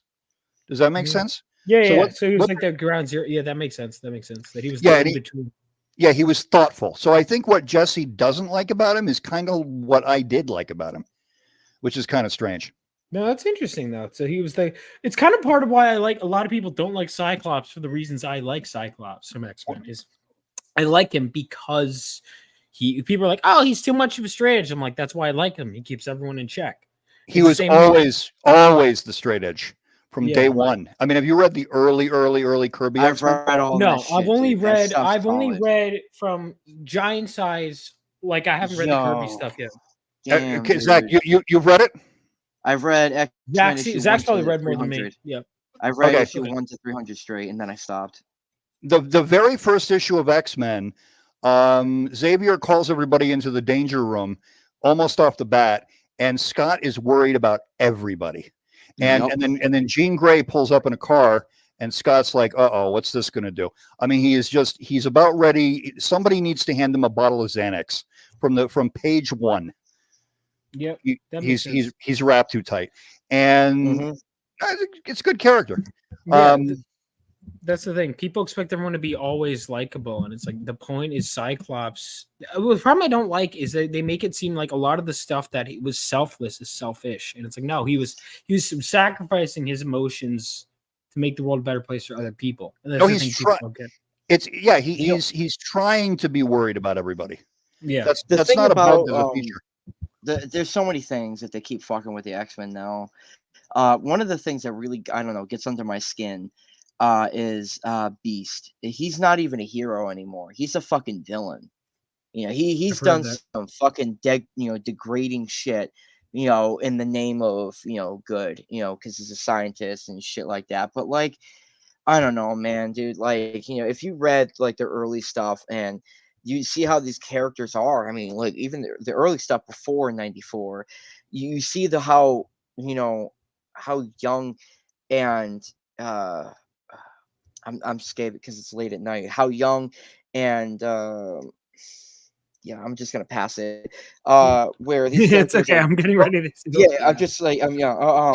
But Zach, these characters they don't know much, and then they build through like their characters. And Beast was one of those. He would. There's no way he would have been a villain. How He was- much can there's no you? way. Yeah, but how much of this stuff can you take before you snap? And this is kind of like when I snapped. Cyclops. Yeah, I know. When Cyclops went bad, but I mean, can you imagine you're there when the universe is destroyed and then recreated? You're there when your best friends die. You're there when you know everybody gets maimed and thrown across the room 500 times. The government comes after you. Eventually, you're going to be like, you know what? No. We can't get along with these humans. Let's kill them. Magneto was right the whole time. So after a while, this is going to get to you. No, and I get it, but there's some of those characters that just The problem I have with Modern X, yeah, that's built problem in them. You the have problem I have with Modern Xavier, X-Men, like- yeah, is they've gone into cynicism and like that whole postmodern cynicism thing, and that's my problem with X-Men is that like these characters aren't meant to be hit to that break. I think once they do, it's the same reason why I think Superman should ever be hit to that breaking point. Could you give me a reality where he could? Sure, I don't want it though. Like I'm sorry. No. Especially in 616 continuity. I don't want Cyclops to ever be a villain to me in 616. You know what the original X-Men was, that run that you're reading from 94, the Chris Claremont run? Yeah. It's basically Scooby-Doo. If you read those stories one by one, you're like, wait a minute. The X-Men are not going after anybody. They're accidentally finding problems. Mhm. They escape with the skin of their teeth, and then they fall into another problem. It's Scooby-Doo. And then I read Krakoa, and if you have that much chaos in your life, you know what's eventually going to happen to you? You're going to form a monarchy with kings and queens and dukes and princes. You're essentially going to become the Hellfire Club, and that's what happens. Do I want to read it? No, but that's what would happen. Is that Conan you got, Zach? Oh, Yeah, what are you drawing? Conan? It's secret camera. piece I'm doing for Jay's show. Secret? You're drawing it on nice. Oh, cool. Well, no. Well, I'm working on it so I can get Oh, it done, nice. but Confession, I've never read any Conan stuff. I know Conan's I pretty, should. no, you got it. You got to. I know the Conan movie I've been recommended very highly too. And Zach, are you one of those people that hates to be compared to other artists or likes it? I'm sure Zach. He's not. I He's don't not know, sure. man.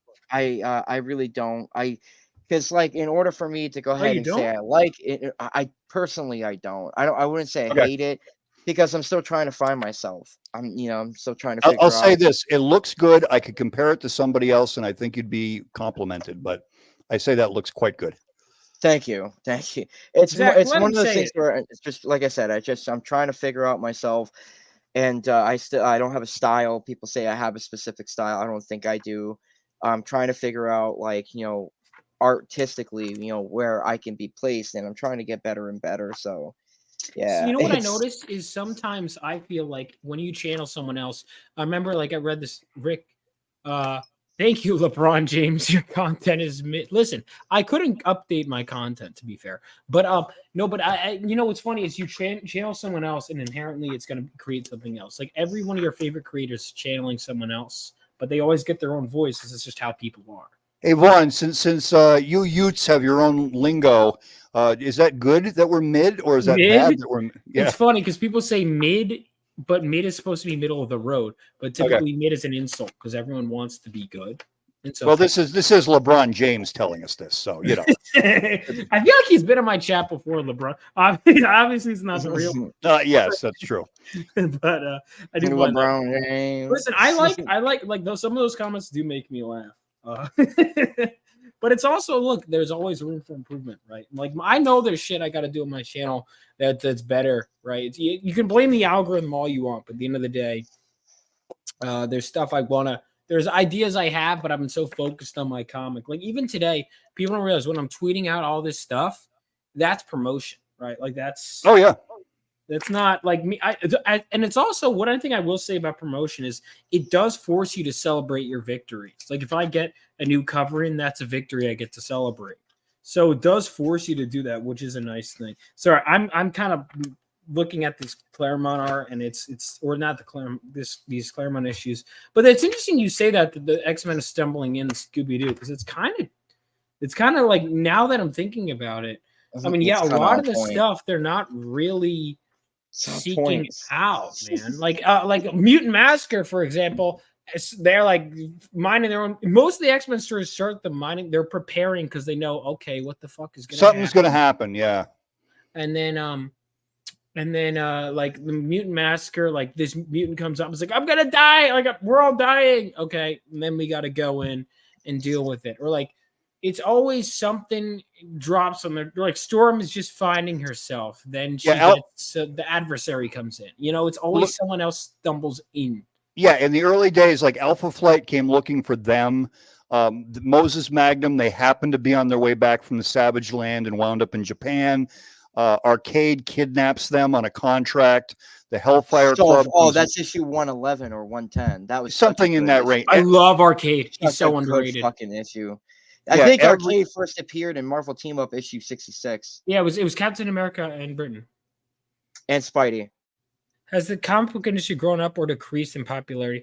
Well, it's decreased objectively, right? I mean, look, here's the thing. I can like comics in terms of being in movies and TV and stuff, that's increased, but that doesn't usually, I'm an exception to the rule, right? Like I got into comics through the movies and stuff, but I know for a fucking fact that that is an exception to the rule. You know what, though? It's changed, and you're kind of getting into my bailiwick.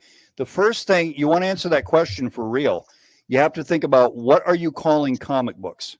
Because are you talking about 30-page pamphlets, or are you talking about collections of illustrated stories? Are you including manga in that? What counts as a comic? That's a good point. Wouldn't it be like American? Just be like American comics? That would be American comics. All right, well, think about this. Back in the day, if you wanted to buy Batman, you bought Batman, or you bought Detective Comics, or you bought both. And now I can go to a comic book store and there's 30 Batman books. That's true. When I got into comics, the way I got into it is I literally Googled best Batman stories, and then that was how I found it. But back in the day, it was, so that's why I would barely ever get single issues for my first, maybe even decade of reading comics. And then I started getting in single issues, and by the time I did, I wasn't that interested. But it's true when you say comics. Yeah, when did you start reading comics? Christmas 2011. I remember because on Christmas Day, I had asked for Batman Hush, and that was the first comic I read, which is a trade. So to your point, that was what it was. And then I wouldn't read single issues for a long time, and didn't start reading single issues for a long. Well, I've read a few of them, but not a ton. I would recommend dipping in and out of a lot of stuff. I mean, that's I hate to say, but that's how I got started. But if you find individual good stories that will just consistently blow your mind, you don't need to read 30 or 40 or slog through this or slog through that. I mean, there was a guy in the chat, Thomas, I think, and he said, Tomas, what would be the best Hulk story to read? And I said, FF 25 and 26. Yes. Why? You know what I'm talking about, Zach? Dude, don't even get me started. Oh, Zach knows those. Zach knows. Okay. Zach knows Just more than I fucking do. tell him, bro. It's fucking amazing. Get this. Here's the setup. The setup is that Bucky has, or Rick Jones has just run off with Captain America. The Hulk is in the desert somewhere, and he goes, "Where's Rick?" Oh my God. He sees a paper, and he sees he's in New York. So the Hulk begins bounding across the country to New York City to find Rick Jones. At the same time as the FF is completely discombobulated, and Reed gets sick from working with chemicals. And so eventually the Thing has to battle the Hulk.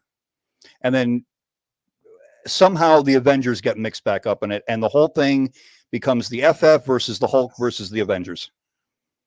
What a wild story that is. And you know what? I'll tell you, there is some powerful, powerful moments with Spider-Man and his run where you just you couldn't fucking believe, like you couldn't put it down. And when the book was done, you got pissed. You're like, dude, I need the next one.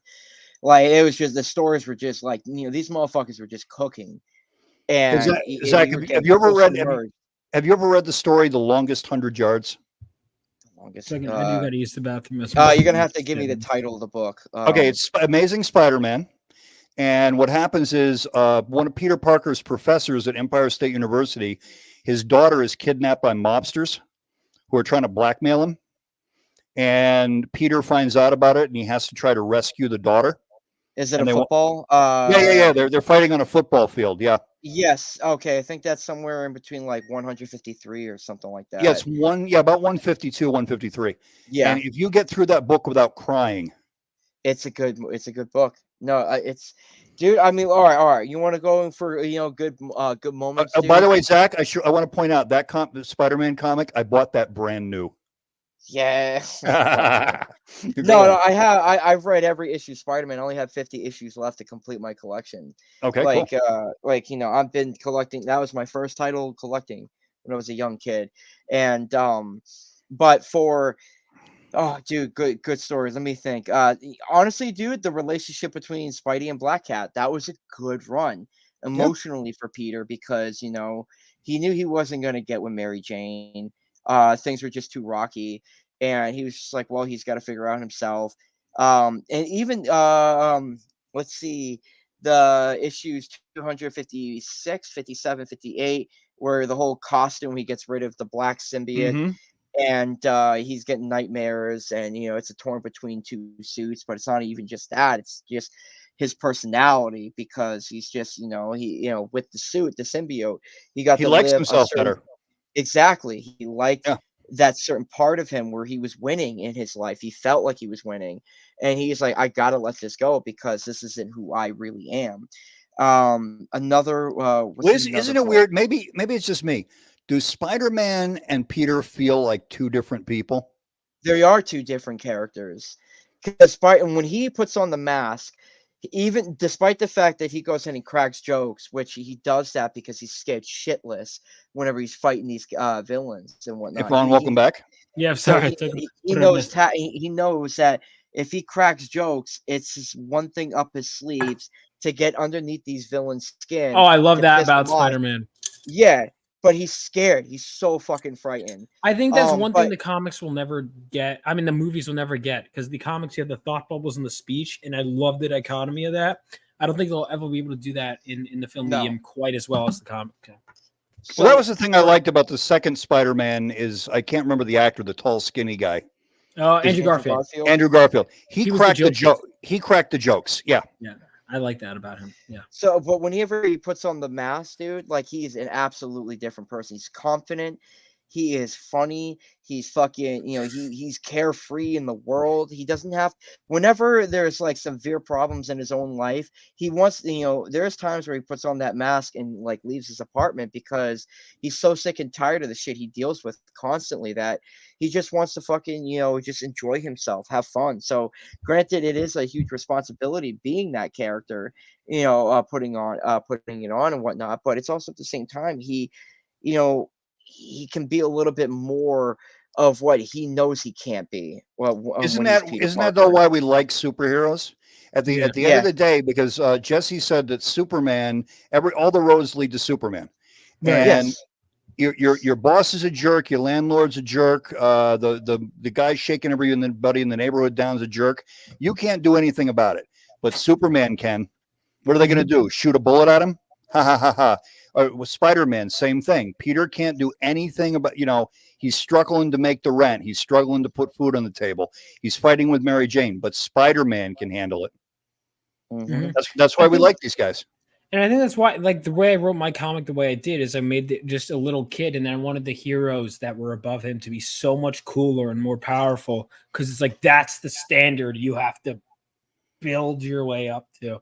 And I think that's why, because I wanted to encompass why I love superheroes. Basically, I was like, to do one thing and that's it. And that's kind of why I love it, is I think that the ideal to live, and I think that's why I get frustrated with a lot of current stuff, is I get dragging characters down, but you have to do it in a way where it builds up to an ideal. Like Daredevil Born Again is a perfect example. They drag that character through hell, but the point is he's supposed to eventually go.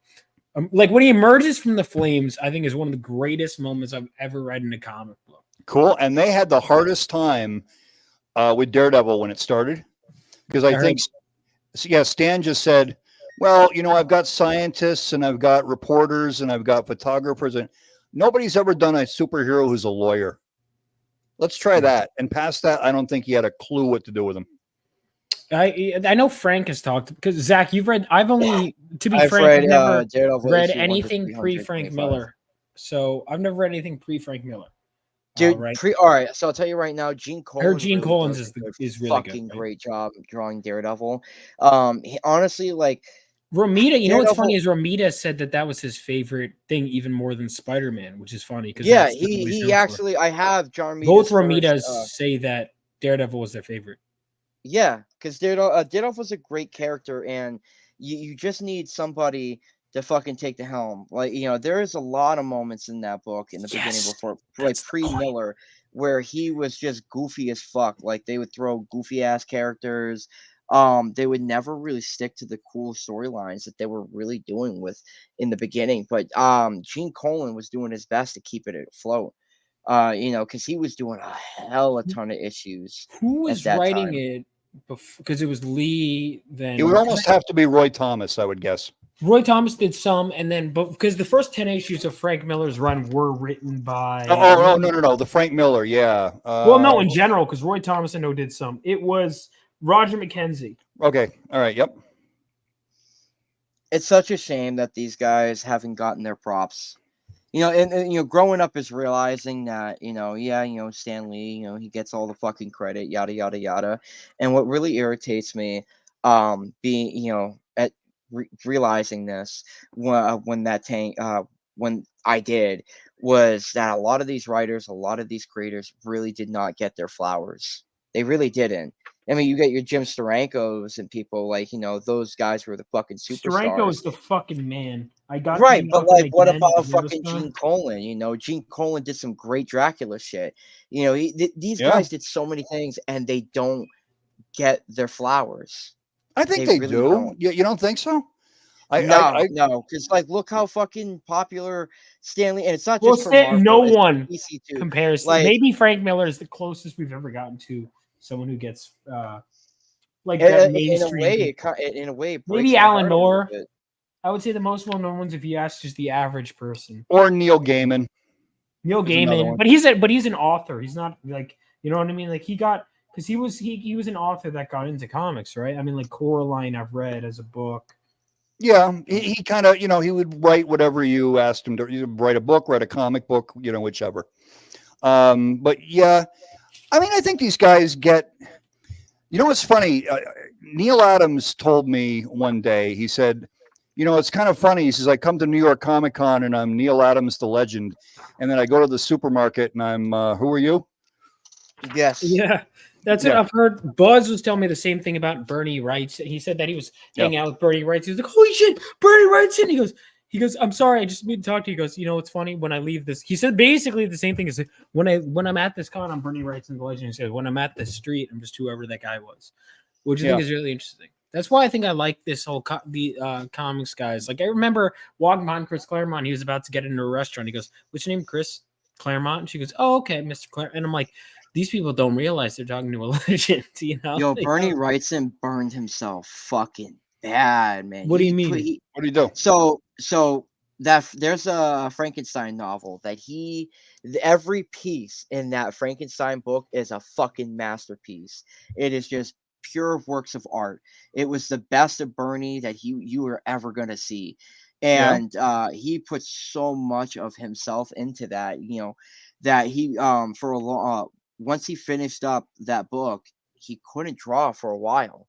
He burned a lot of that out of him because I don't know what it was. It was kind of like he gave it everything he got when he was doing it. That when the time came where it was done, it's just I don't know. It was it was kind of like it was hard for him to kind of pick up a pencil again to give that same quality.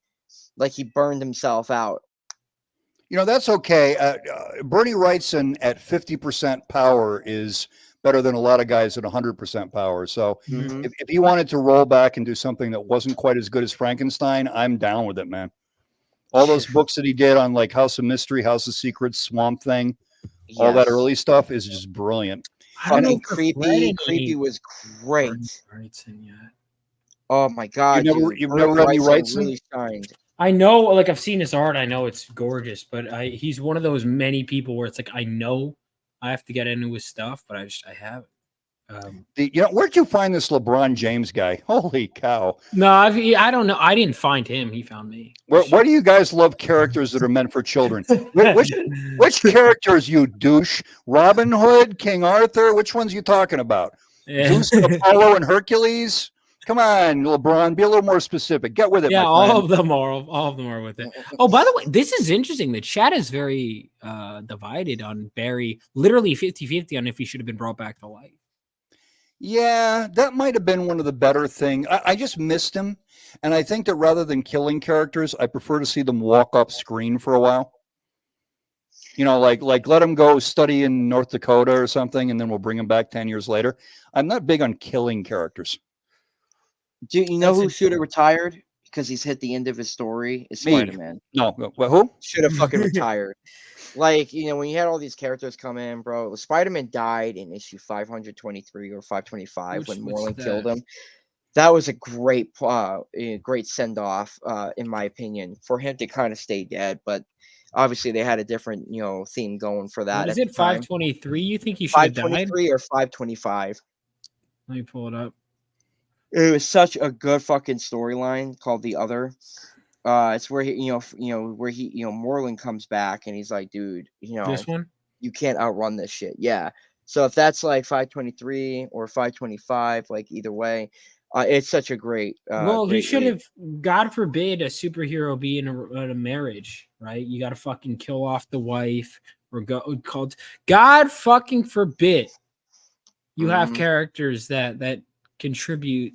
It's annoying. It's like Mary Jane and Peter couldn't be. Well, I think we have Sue Storm and Mr. Fantastic. Are married, and that's about it. Like Jean Grey and Cyclops, they got broken up. I think there was a perception that kids aren't going to go for characters who are married. Which I don't think kids care about that, to be honest. Dude, Batman in the I think Batman in the comics just died out completely for me when fucking Tom King decided to cuck me for the the wedding of Catwoman. I was like, that's it, I'm done. Yeah, I'm breaking off of this right now. You mean the fact that he didn't let them move through with the marriage? Yeah, because the whole and they did Batman what 50 variant covers too. Yeah, it's like, dude, is it possible for Batman to be Batman while being married? It's like, come on, are you guys fucking serious? You know who I thought was one of the coolest characters when I spotted it on the newsstand? She said the Huntress, because I got into that and I said, wait a minute, who's the Huntress? Oh, she's Batman and Catwoman's daughter. Mm-hmm. Yes, let's do this. I like that Earth 2 story where they end up together. That was a great issue. Now, Vaughn, you probably never read Generations, John Byrne's Generations. No. John Byrne goes back to 1919, and he starts out with the birth of Superman and Batman. Ooh. And then he goes to 1939, and they're just starting out their careers.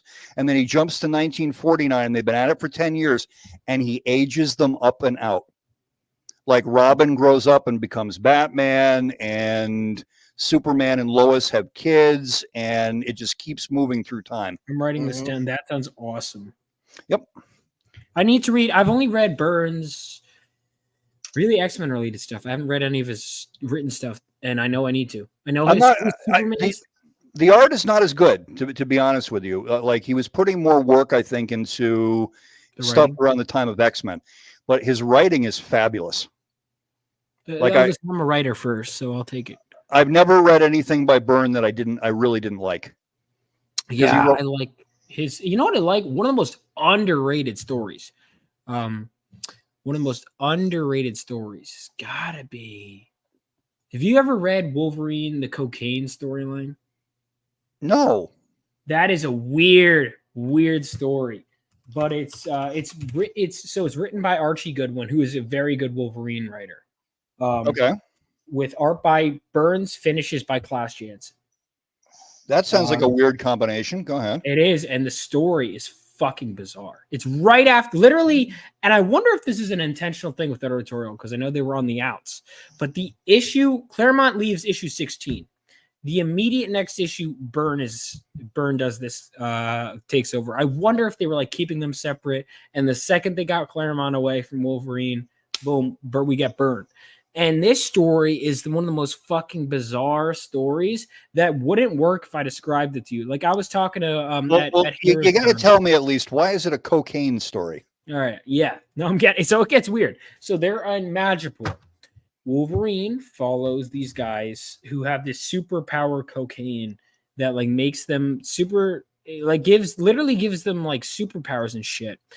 So Rough House, who had all this hair, gets cocaine, and then somehow he fucking loses the hair because of the cocaine, and he gets these like growths. I don't know what this has to do with cocaine, but I was like reading and I was like, okay, it's comic book logic, and it turns out like so Wolverine gets injected with the cocaine and has a trip. I'm not even kidding, and by the end of this storyline, he like this issue, right? He's literally fighting sentient cocaine. That's it. Turns out the cocaine. And who wrote Archie Goodwin wrote this? Yes. So by the end of the storyline, he uncovers this whole thing about these because he's investigating the crime. He learns that the cocaine, it was a celestial or something like that died on Earth and got absorbed into the soil and then birthed like alien power cocaine. I don't know. And it reforms into a monster that will. That sounds weird, like whacked. It's a weird storyline that if I described wouldn't work, but I'm telling you, it's a good fucking storyline. Cool. Hey, you know Jesse was kind of slamming Claremont a little bit. Yeah. You want to know how I met him? How'd you meet him? No, not Jesse, but Claremont. Yeah. I went to New York Comic Con and I've been reading some old Bronze Age Marvel. And I think it was like an issue of either Vampire Tales or Tales of the Zombie or something.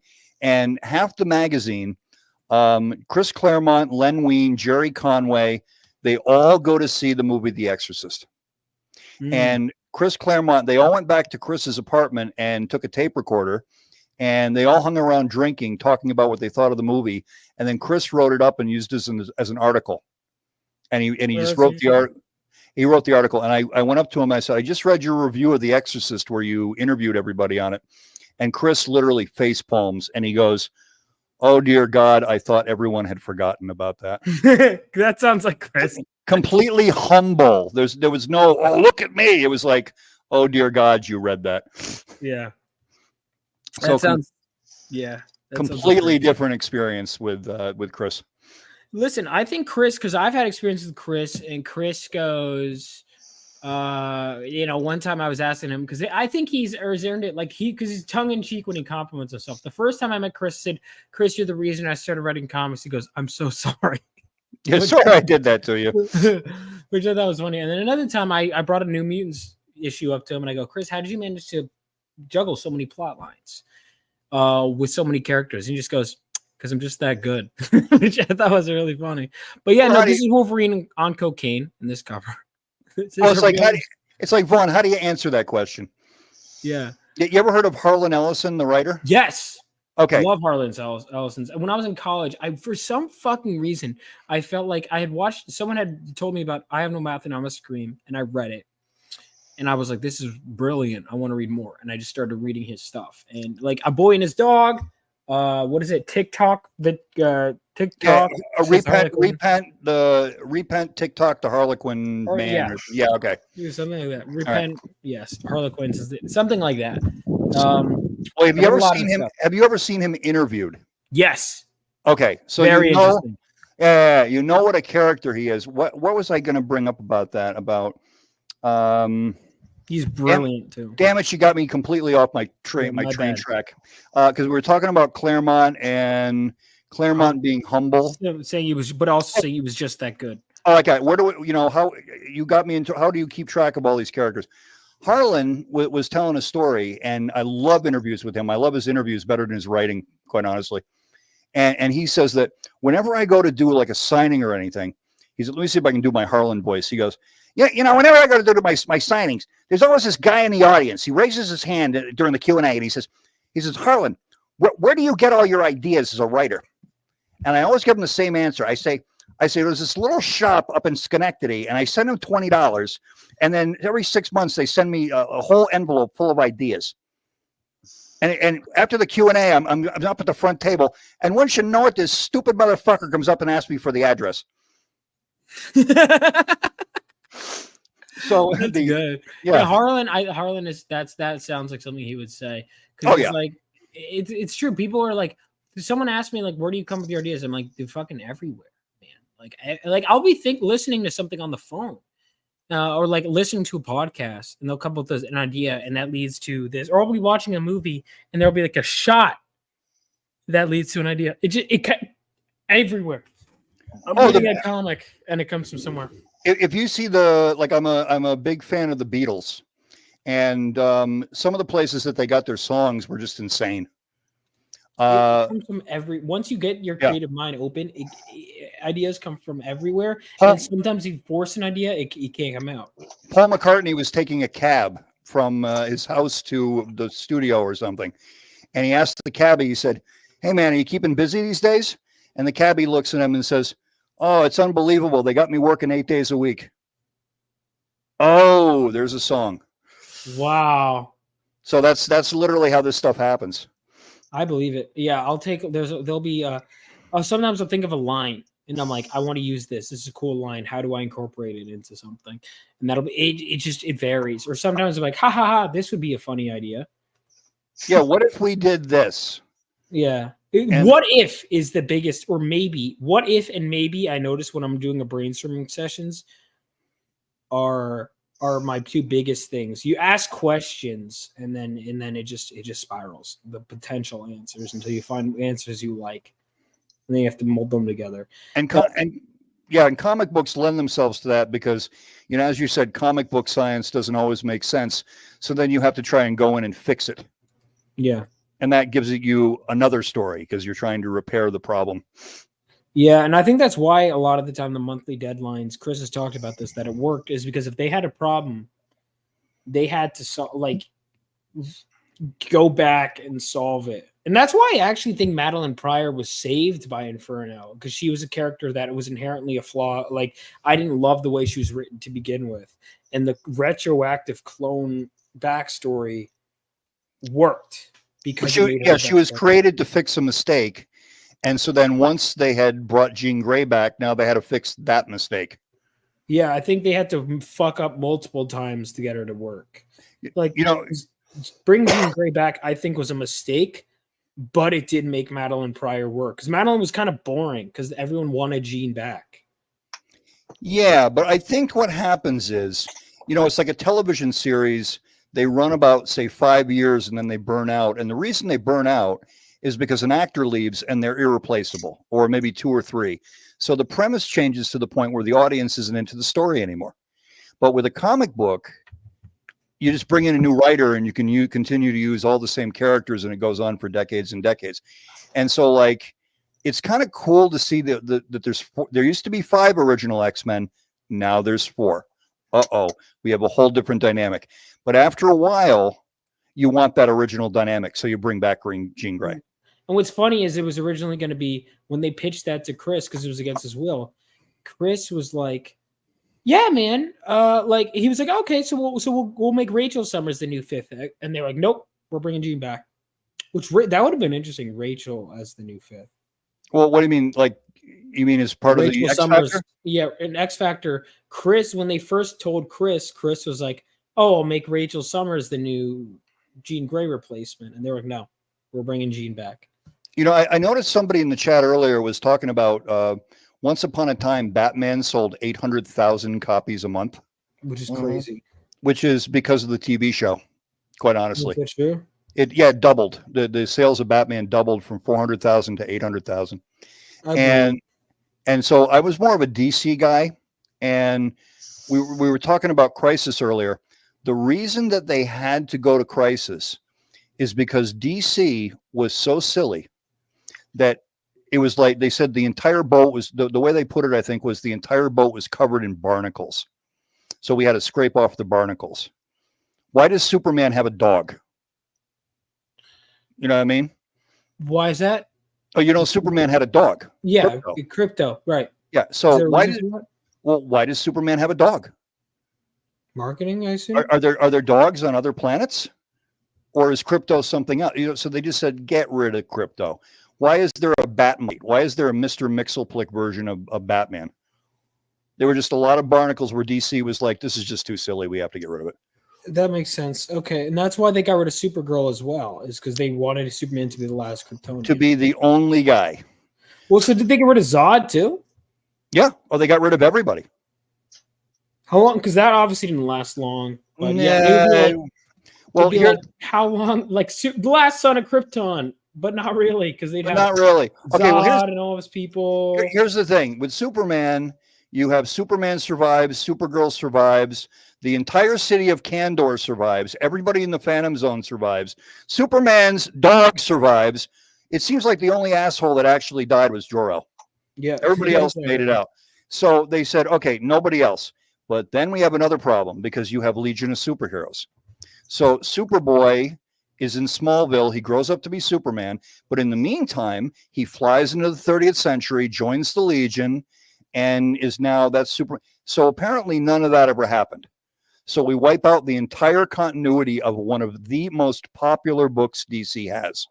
Yeah, that's weird because I know Legion was considered one of the most popular, but by the time I started reading comics, they were nothing. That's in the 80s, because they were huge, right?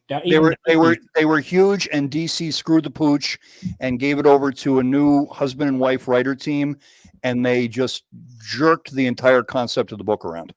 The future was supposed to be a utopia. These guys were on Earth saving the day constantly, and what happened is aliens invaded and destroyed the entire planet, and everybody in the Legion was killed or maimed. And people were like, no, absolutely not. You don't do that. So it's kind of like, you know, with X-Men. The X-Men went from being thing A to thing B. Mm-hmm. And so, but when they did the Crisis, you also didn't have the Phantom Zone villain. So John Byrne, you know what John Byrne does really, really well? He solves problems. So he comes in and says, okay, so what happens is there's a split second of time that gets turned into its own universe. And that's where Superboy comes from to join the Legion, is that split second of the universe. And the only two populated planets are Earth and Krypton. So Superboy flies into our future. That's where and so it was those Phantom Zone villains that survived from the split second pocket universe of Superboy. Yeah, it makes the whole thing much more complicated. Well, they had to do that. It's same thing. Power Girl was fucked up, right? Because Power Girl. Oh God, yeah, because Power Girl is Earth 2. And that's why, like, because I love this Power Girl. Like Jimmy, I had Jimmy and Justin Gray on the show. That's great. Yeah, I love this run. But I remember, like, I was like, what the fuck? They made her from like Atlantis.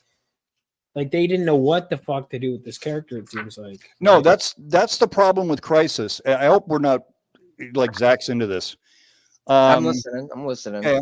But yeah, when they ended Crisis, I think Marv Wolfman wanted them to like shut down the entire line and restart everything with brand new #1 issues.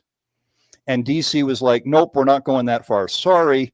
So all of a sudden, everything rebooted, but it didn't. Mm-hmm. So now we had multiple iterations of Hawkman. Power Girl doesn't fit anywhere. Batman and Green Lantern kind of chuggled along. Flash was already canceled at that point. There was no monthly Flash book. That's interesting. It was already canceled before Crisis? Yeah. I didn't know that. That's crazy. That's hard to even imagine. Yeah, because Flash just wasn't selling. Well, Aquaman had his own book for 10 years and it got canceled because it just wasn't selling. So did the Atom. Yeah, so when they did Crisis, they just had to scramble everything, and it literally took them like 10 or 15 years to unscramble it. So you want to talk about the what ifs and the maybes that start out brand new stories? Look at DC's history. Oh, dear God almighty. Yeah, I believe that. That's crazy. So, and if you think they can't keep continuity straight now, you should have seen it then.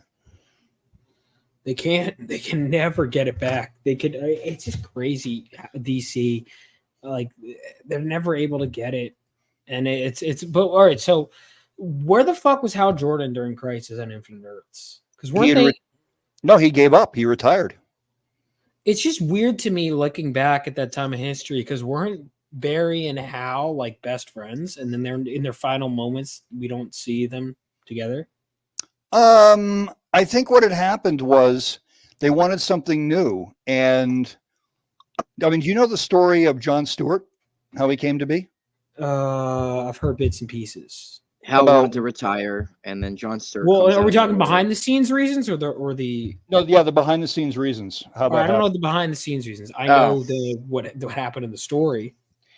Well, no, I mean when they first got Jon Stewart in there, that's kind of a cool story about how they wanted to replace Hal Jordan with a black Green Lantern. They wanted a black character for diversity reasons, and this is like back in 1970. And originally, the short version of it is Julie Schwartz wanted to call him Lincoln Washington. Yeah, I heard that. I remember who told me that. It was actually the voice actor for the character, with Phil Lamar, who's a big comic book fan. Yeah. So, but he was only used for 1 or 2 issues, and then they brought Hal back in. So, a couple of years before Crisis, Hal decides that he wants to quit the Corps so that he can marry Carol Ferris. And then, of course, that gets botched. So, but Hal goes back to the Corps and says, well, I want to rejoin. And they're like, no, we've replaced you, dummy. And so when Crisis hit, John was the guy. That makes sense because I remember Jon Stewart was the main guy, and even Guy Gardner, he gets his new costume then, right? Guy, that's another thing because the guy who was instrumental in establishing Jon Stewart was Neil Adams. Right. And Guy Gardner had been the replacement Green Lantern, and they were discussing how they were going to replace him again. And Neil says he's got to be black, Julie. And Julie Schwartz said, why? He says, because you've already got 2 white guys. You think the Ring goes and tries to find the most powerful, willful, fearless man on the planet, and he picks a white guy 3 times? Not a chance. You need a black guy. And so Julie says, so what do we do with Guy Gardner? He says, we hit him with a bus. And I swear to God. And so then what do they do in the story? Guy Gardner gets hit by a bus. And so the Ring has to go find a substitute, and he finds Jon Stewart. So it wasn't for years. They did nothing with Jon Stewart. He appeared like twice. That makes sense. And then just before Crisis, they bring in Guy Gardner and Jon Stewart. But you know who's missing from Crisis? Almost. You notice that Hal Jordan's not in it? Yeah, that's what I'm saying. That's what it was so weird to me that does he not appear in Crisis at all? He's got to, because everybody appeared in Crisis. But Bruce Wayne. What do you mean? Batman's in that book very briefly. Yeah, I noticed that. They were just like, nope, this doesn't have anything to do with you. What's crazy to me is that Flash dies technically in issue 1. Because you see him. Oh, because he's going back through time. But what's interesting to me, is Batman of all people is the one that sees Hal go. That sees Hal go or sees Barry go? Sees Barry go, I meant to say. Yeah. Well, I mean, who's the most capable guy of the Justice League where you're in a really tight pinch? Who's going to get you out of trouble? Yep. Bruce. And then he's not able to get him in there. But I'm looking at this. I love. So I'm looking up Hal Jordan in Crisis on Infinite Earths, and it's just weird to see that he was barely there. But there were so many characters. Did Toma Ray die in Crisis on Infinite Earths? He died at some point. It might have been Crisis.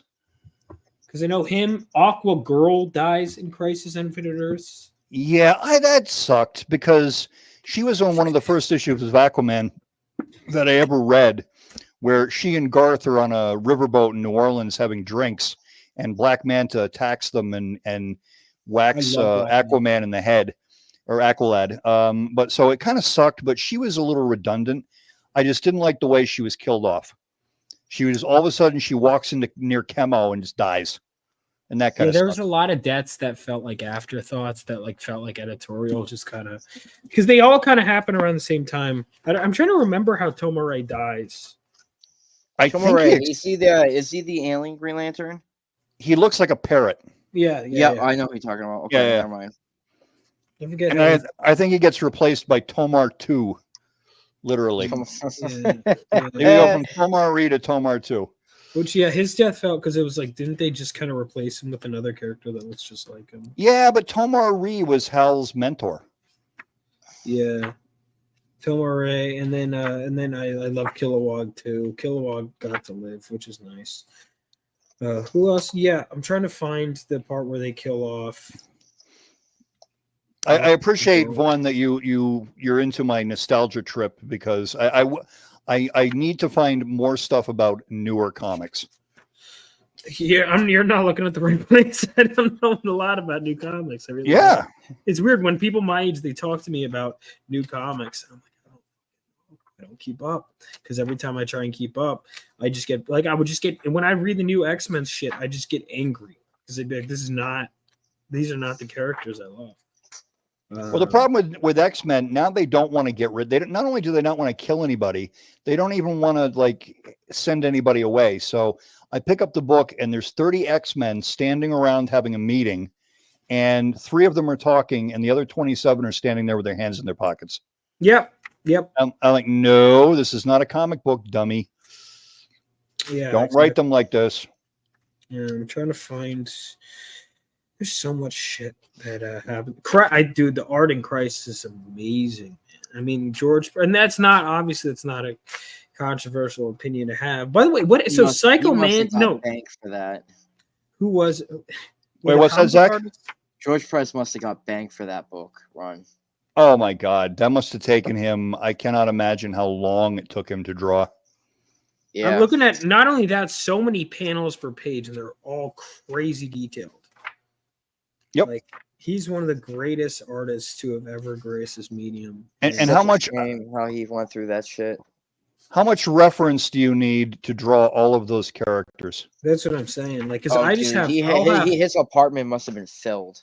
Because I'm thinking about it, and I'm like, my artists, like, just to design a few characters, just to design a cover, I'll be like, here's the character design you need. You need this specific costume for this scene.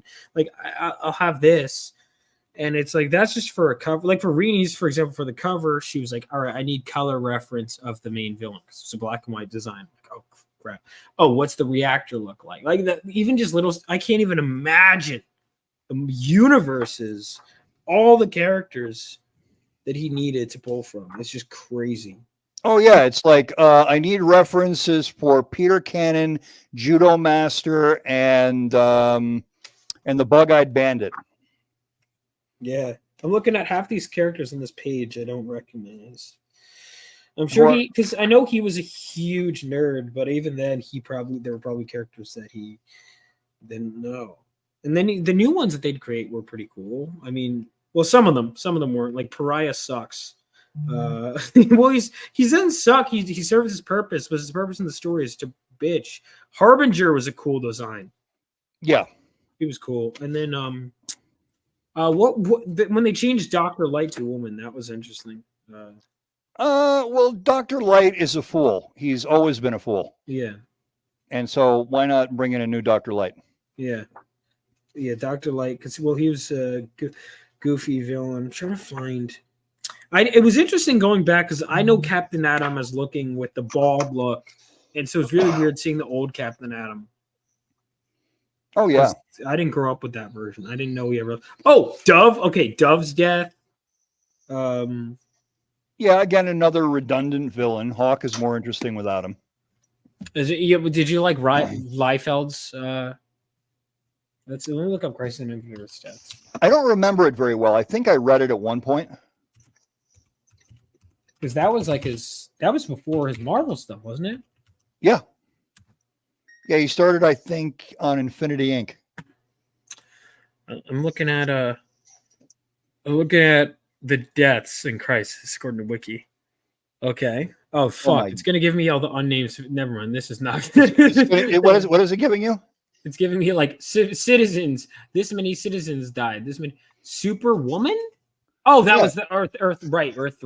That's the Earth 3 Wonder Woman. Right, Earth 3 Superwoman, Johnny Quick, Owlman, and all the people who will ever watch this are going, who are these people? I know, because there was a movie called Crisis on Two Earths that had Earth 3. So that I remember because they did Crime Syndicate.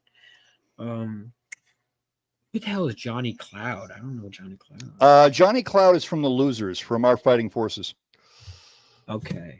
I don't know him. All right. Because I'm looking at these characters and seeing because there were a lot of these deaths that I'm sure meant something to other people. Okay, you remember the very first issue of Crisis? They were talking about I think it was like the first part of the book. There's a team of like World War II fighters, and one of them has a peg leg. Captain Storm and Johnny Cloud. They are known as the Losers, and they all die at the same time.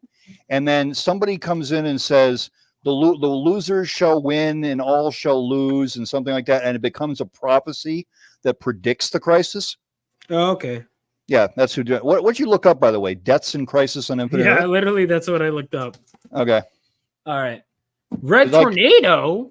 Yeah, he blows up. Holy shit. I forgot Red Tornado, because I guess there was so much shit happening. I forgot Red Tornado died. And then they take him up to they try to take him up to the Justice League satellite, which has been abandoned, and they try to rebuild him, but then they find out the tornado tyrant's inside of him. Tio Maro can't make out what he's doing. I'm just all this stuff is coming out of my head. Wow. Yeah, I read it not even that long ago. Icicle dies. I forgot Icicle died. Yeah. Aqua Girl. Yeah, Aqua Girl. Remember a lot of these characters. Starman. I forgot Starman died. Okay, wait a minute. That is the alien Starman. Okay. That is not either Ted Knight nor is that the guy from Phoenix. This is the guy from outer space, Prince McCall. Simon died? I forgot Simon died. Yeah, he got somebody literally blew his brains out. Oh, that's right. Because Brainiac, isn't that when the villains try to do their own thing? Yeah, and he tries to take over everybody's mind, and they're just not having any of it. Yeah, because Simon was one of their own original characters, so that was ballsy, I guess. Because George Perez Marvel, they created him. I remember for what was it, the Fearsome Five or the? Yeah, the Fearsome Five from the early part of Titans. Titans, yeah, that was Swamp Thing. Oh, he gets revived. Okay. Brainiac. Swamp Thing is too powerful of a character to kill off like that. Just saying. I haven't read. That's another run I have to read. Swamp Thing. Yeah, like the Immortal Man, Mirror Master. Yeah, I don't think he ever came back. Somebody else took over. Mirror Master died. Yeah. Wait, which Mirror Master? Because there's McCullough, right? Is that which? Because the original Snart, Len Snart. Well, Leonard Snart was Captain Cold. Okay, who's the other guy? Dang nabbit. The original Mirror Master dies. Yeah, Mirror Master. Which is the one that everyone likes the most? There's Evan McCullough. Sam Scudder. Sam Scudder. Sam Scudder was the original? Yep. So does he get better as a character then after Crisis? I think doesn't he stay dead? But I'm saying are the later versions of the character better? No. Okay. See, I mean, you had to remember, like we were talking about before, Gardner Fox wrote The Flash and invented all of these villains that we talked about earlier. And he was great on ideas, but he was terrible on characterization. Okay. Everybody in Gardner Fox story, they all behave the same. Gotcha. So you have Sam Scudder, who's Mirror Master, and he's got all these cool powers and he can do all these cool tricks, but he would be interchangeable with anybody else in a costume. Okay. So, and the Justice League was like that for about 50 issues. Okay. Like the first. Go ahead. No, I remember hearing Walt Simonson say something like that. Yeah. I mean, Gardner Fox wrote hundreds and hundreds and hundreds and hundreds of stories for DC. And he invented so many characters, but he was just not good with characterization at all. Okay. Huntress, I remember it because do you like Helena Bertinelli then or no? No. That always looked like I forget who created Helena Bertinelli, but it always felt like the writer just had a thing for Valerie. And so it just sounded, it's Valerie Bertinelli. Like he grabbed the name right. It's a really unusual name to just kind of tack on there. And it just always felt like that's where he was going with it, the writer. And I was like, nah, this is not It's good. funny you mentioned that because I just interviewed Archie Bear earlier, and he did inks for Huntress Year One. I remember Huntress is like fine, but I mean, if you were to ask me to choose which is a cooler idea, obviously Batman and Catwoman's Kid is going to be a cooler idea. Yeah. And they brought that back. She, in the new Justice Society book, she's Helena Wayne again. Oh, okay, that's cool. And it has to do with time travel. And you probably don't know who Per Degaton is. No idea. Okay, Per Degaton is a Justice Society villain who he's from World War II, but he constantly monkeys with time. So he went into a future world where the Huntress exists and Batman is dead, and he pulled her back into our time, and she's now stuck here because her timeline doesn't exist anymore. Gotcha. Yeah, I think it says Joey Cavallari. Yeah, Joey Cavallari was the creator. But yeah, it felt like if they called her like Helena Cavallari, I'd probably be okay with the character. Yeah. I don't know. I mean, I like Huntress's. Billy Tucci said that Huntress's outfit he thought was a pain in the ass to draw. Which the original outfit? I don't know. But by the time he was drawing it, see, it's the outfit I like because it was the first comic I wrote was Batman Hush. So, listen, that Huntress. Oh man, they're covering her up more. What the hell are they doing? No, I like the like when Jim Lee would draw her or whoever did the Birds of Prey run in the 2000s, like that. Well, they were trying to, with Helena Bertinelli, they were trying to add like her Catholic faith into it. And so she had a lot of weird cross symbols all over the place. And what they're trying to do with the new one is that's supposed to be her mother's costume, essentially. So that Frank Miller Catwoman in the gray bodysuit. By the way, who does it? Oh, yeah, Brainiac killed by Simon. Or yeah, Simon killed by Brainiac. There's a dangerous character for you. Brainiac? Brainiac is not a robot who wears pink shorts. Brainiac is a computer program. Brainiac, it's funny because I remember the first one I know. He's an AI. The first one I knew was this green one, which is this a redesign? No, yeah, that's kind of a great. Yeah, go back and see if you can find the Silver Age Brainiac. Is this it? Yeah, and he wears little pink shorts. Because there's this one, but then the one in Crisis is really cool looking too. Oh yeah, well that was the redesign that I think George Perez redesigned in like 1985 or something. This one he looks like a ship. Yeah. Well, they were trying to just redesign the whole character from the ground up. That was about 82 or something like that. Yeah, the shorts don't work. No, he looks ridiculous. And by the way, you know how you can tell a Batman or Superman villain, and Zach, please don't get ticked off. He's always the guy in the book with no hair. Oh, yeah. You know what? You got a good point. Luthor, Brainiac, and Does who's the Zod other have hair? The Ultra Parasite doesn't even have it either. Parasite, the Ultra Humanite has no hair. Well, General Zod has hair. All right, check out Jaxer. Jax. JAX hyphen. Yeah. Yeah.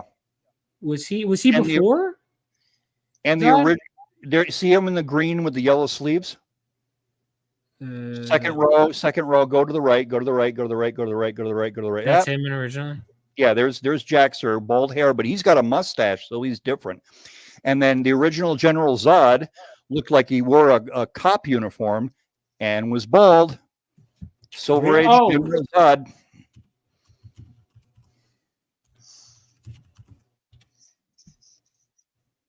Okay. Wow. There he is, General Zod. He looks like he should be out directing traffic. That's so interesting, man. So they were all. Who else is? I'm trying to think. Because wait, Metallo, he's bald. No, the original Metallo had hair. Really? Yep. Oh, that's the animated Yeah. Metallo. No, you want the original 1950s Metallo. He looked like Tony Stark. I'm trying to find it. You got to look up. Is a cool character. You got to look up Silver Age or something, or yeah, that'll do it. Or you know what I'll do first? Here, there we go. The pre-crisis universe, Vaughn, was a very strange place.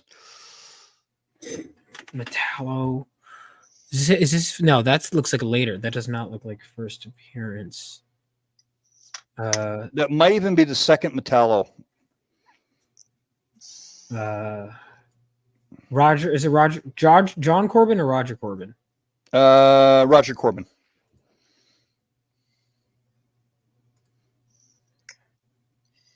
Yeah, that's the original costume. But I mean, even back in the 50s, he didn't wear a mask.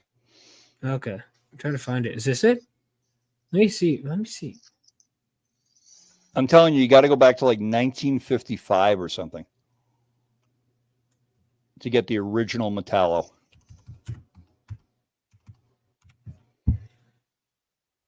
Let me see. Where did he first appear?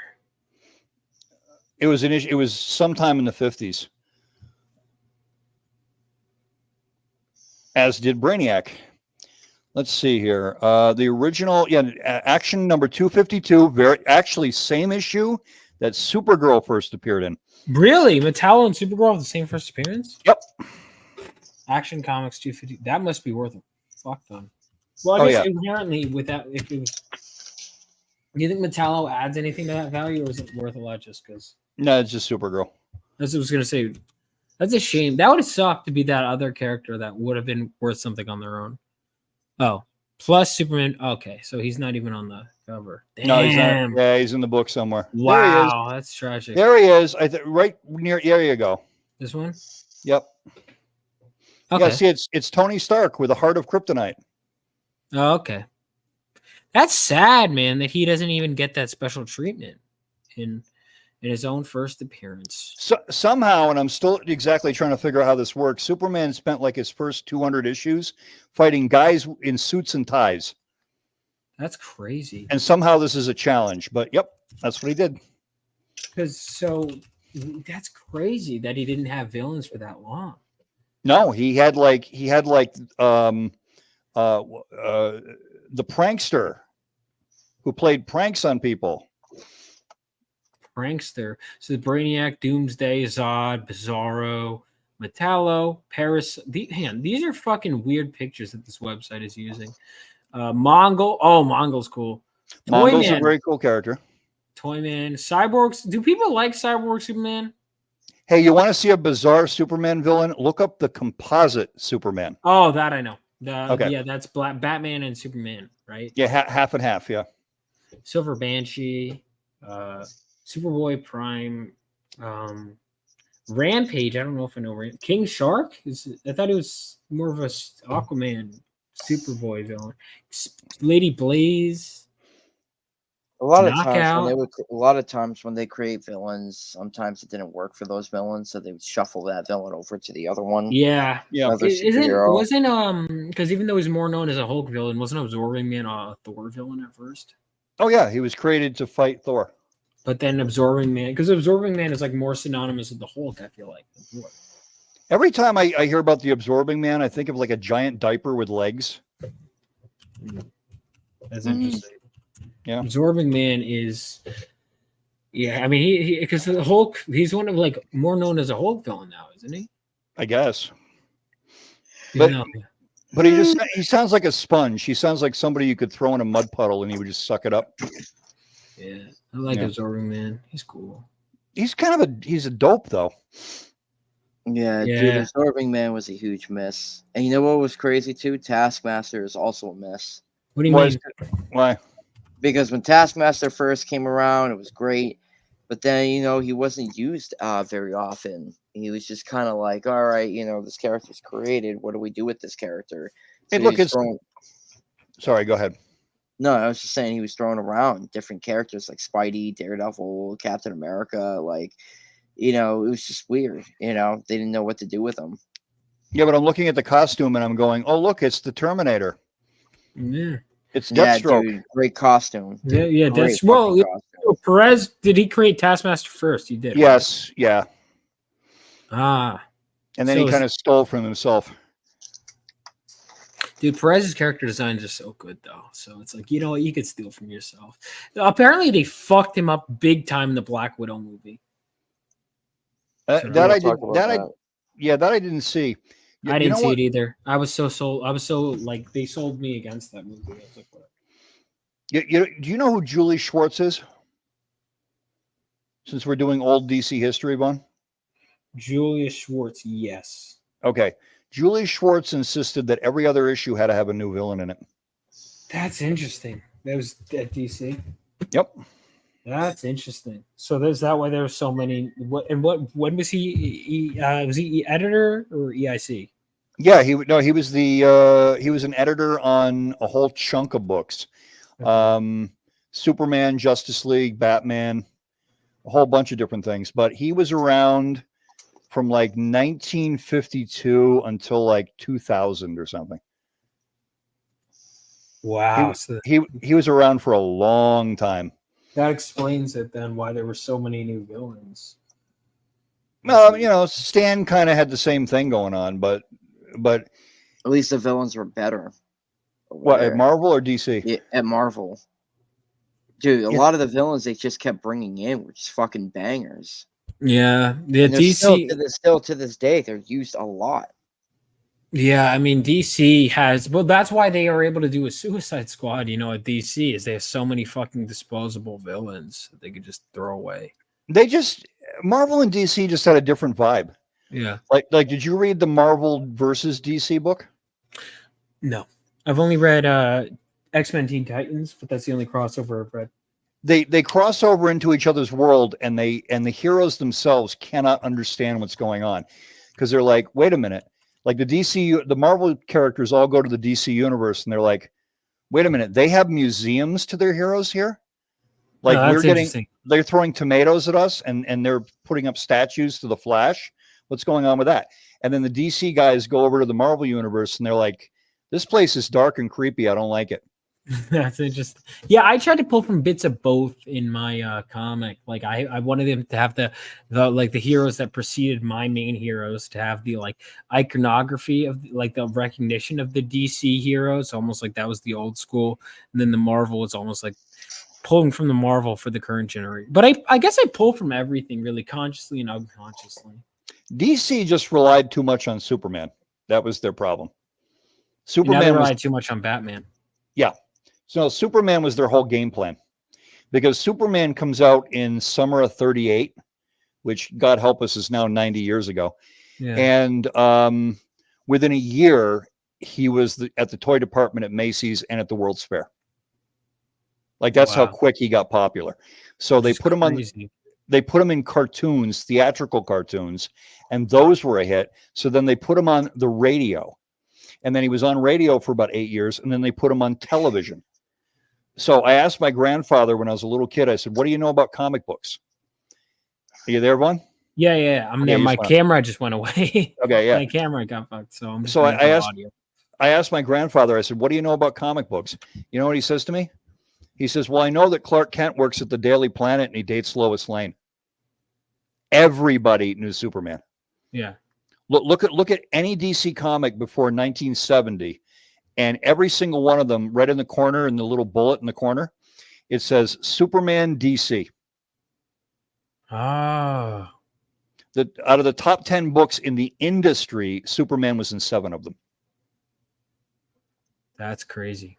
So they just relied on Superman so heavily, and so the whole thing was lighthearted and silly. That makes sense. And that's why now they rely too much on Batman. Like the Flash movie, fucking Batman is the main selling point. And the main villain is a Superman villain. Like now they rely too much on them again. It's like they're making the same mistakes.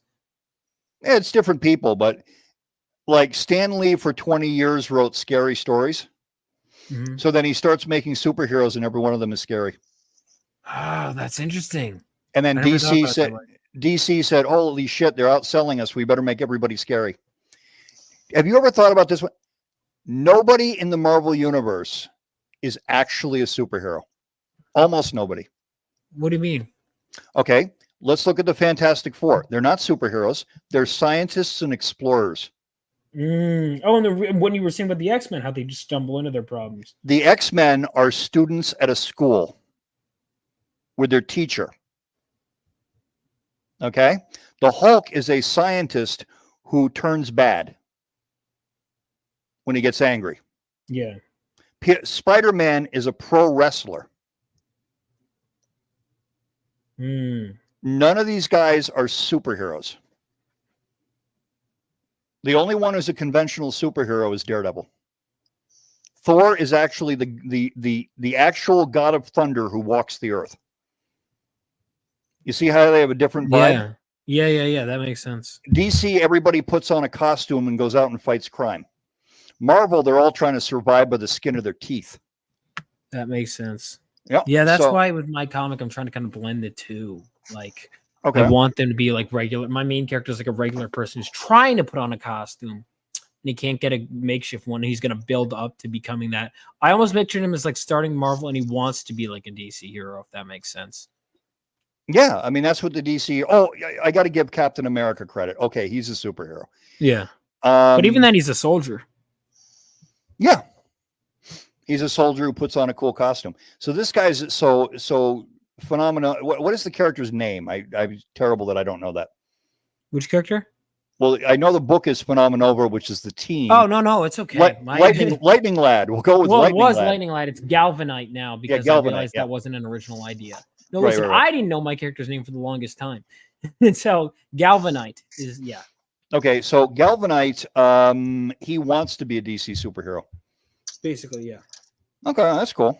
So it's kind of like so if you look at it, let me pull up the double page spread, you'll notice it very much looks like a DC, right? So if you go to this double page spread right here, so that is obviously modeled after DC, the down to the way I wanted it to feel. I wanted to Oh, that's evoke right. DC. That's right out of the intro of Justice League. Yes, I animated. literally Yeah. used that as as a reference. Yeah. So this is meant to be that. And then if you look at him, he's in contrast. He is wearing a makeshift costume. Where the fuck? Hold on. It's late. He's wearing a makeshift costume with a hoodie, and that's that. And eventually he is going to have a superhero costume more akin to the old ones. But I wanted it to be like he has to work up to that. But that's kind of I take influence from everything, you know. I would try my best. I see some Last Airbender in there. I see Red Tornado in there. That was actually totally unintentional. I just told my artist to draw a hoodie. He just drew an arrow. That was That's okay. No, I don't mean to. I don't No, mean it's to not say a bad you're- thing. I'm saying No. that's find that funny that you could people can see whatever is in there. I want to ask him. I'm like, did he pull from that? I'm curious. I don't even know why I drew the arrow. But You, it you know, worked. you know what's funny? I'm trying to think of. There's an old 1950s hero. Is it Solar Man? The hell is his name? If you pull him up and then you look at Captain Marvel from Marvel, it's the same character.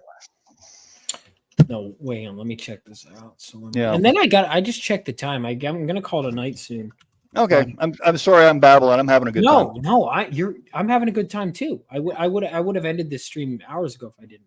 This has been a lot of fun. Oh, Solar Man's also a character of Mega Man. Solar Man.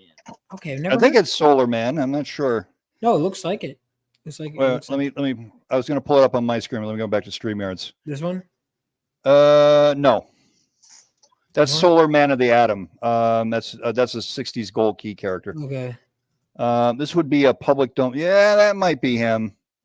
That looks like Larson though. That looks like something out of Savage Dragon. Yeah. No, what the hell is his name? He's a 1950s character. 1950s public domain character.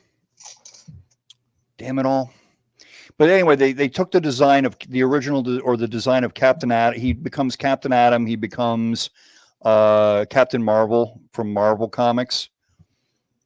Hmm. And it's all the same costume. That's interesting.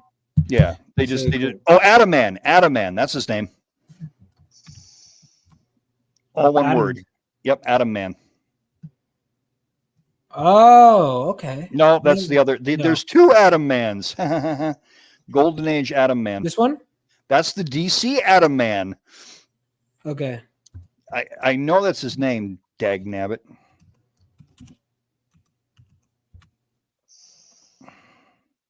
There he is. Top row all the way on the right. Oh, yeah, he's all over the place. Yep. Oh, okay. Look, it's I Captain Marvel and Captain Atom. Wow. I'm worse. And this okay. That symbol looks familiar. Zach, have you ever seen this character? Of course I have. Adam Man? Okay, I've never seen him. Adam Man. It's just one M. Adam Man. Adam Man. Okay, that's an interesting. He used to be Attaboy, but then they just called him Adam Man. But so I mean, if you're going to use a costume element, they're not unique. You're not going to find anything unique. You can't. No, I learned that that everything takes from, especially the character with the lightning bolt. Please, getting a lightning symbol that's original, you can't. Hey, by the way, you see the Golden Age Adam L. Pratt there? Yeah. If you look up the Golden Age hood, you're going to find almost exactly the same costume.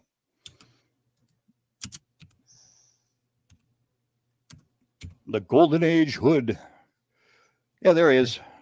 Is that what Hood and Justice is based on in Watchmen? Probably. That's interesting.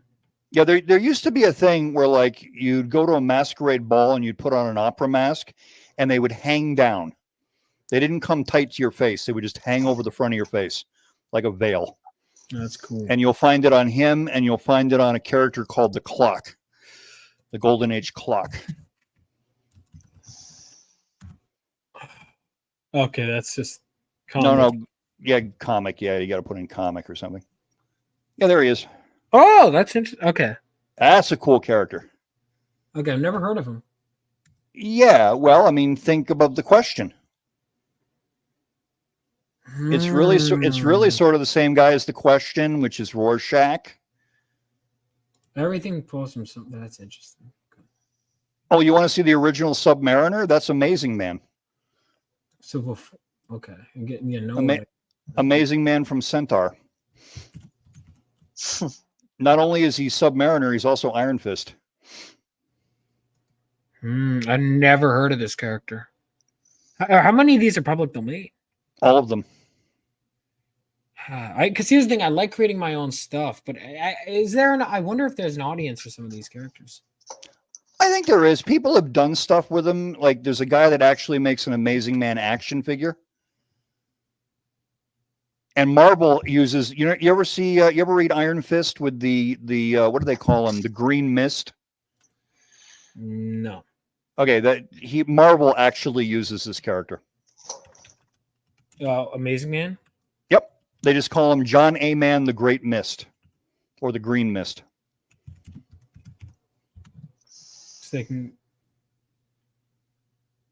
Iron Fist is a character I'd love to get more. I love his design, especially his original design. Oh yeah. Well, no, Iron Fist is based on a Bruce Lee movie that Roy Thomas went to see. But John A. Man, the Green Mist, is based on Amazing Man. John A. Man, A-M-A-N. Yeah.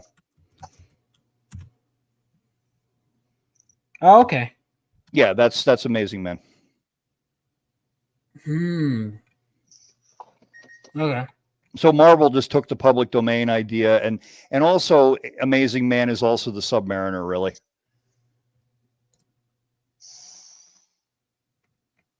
Oh, okay. But if I looked into this and I found out almost every major comic character that there is ganked off of something.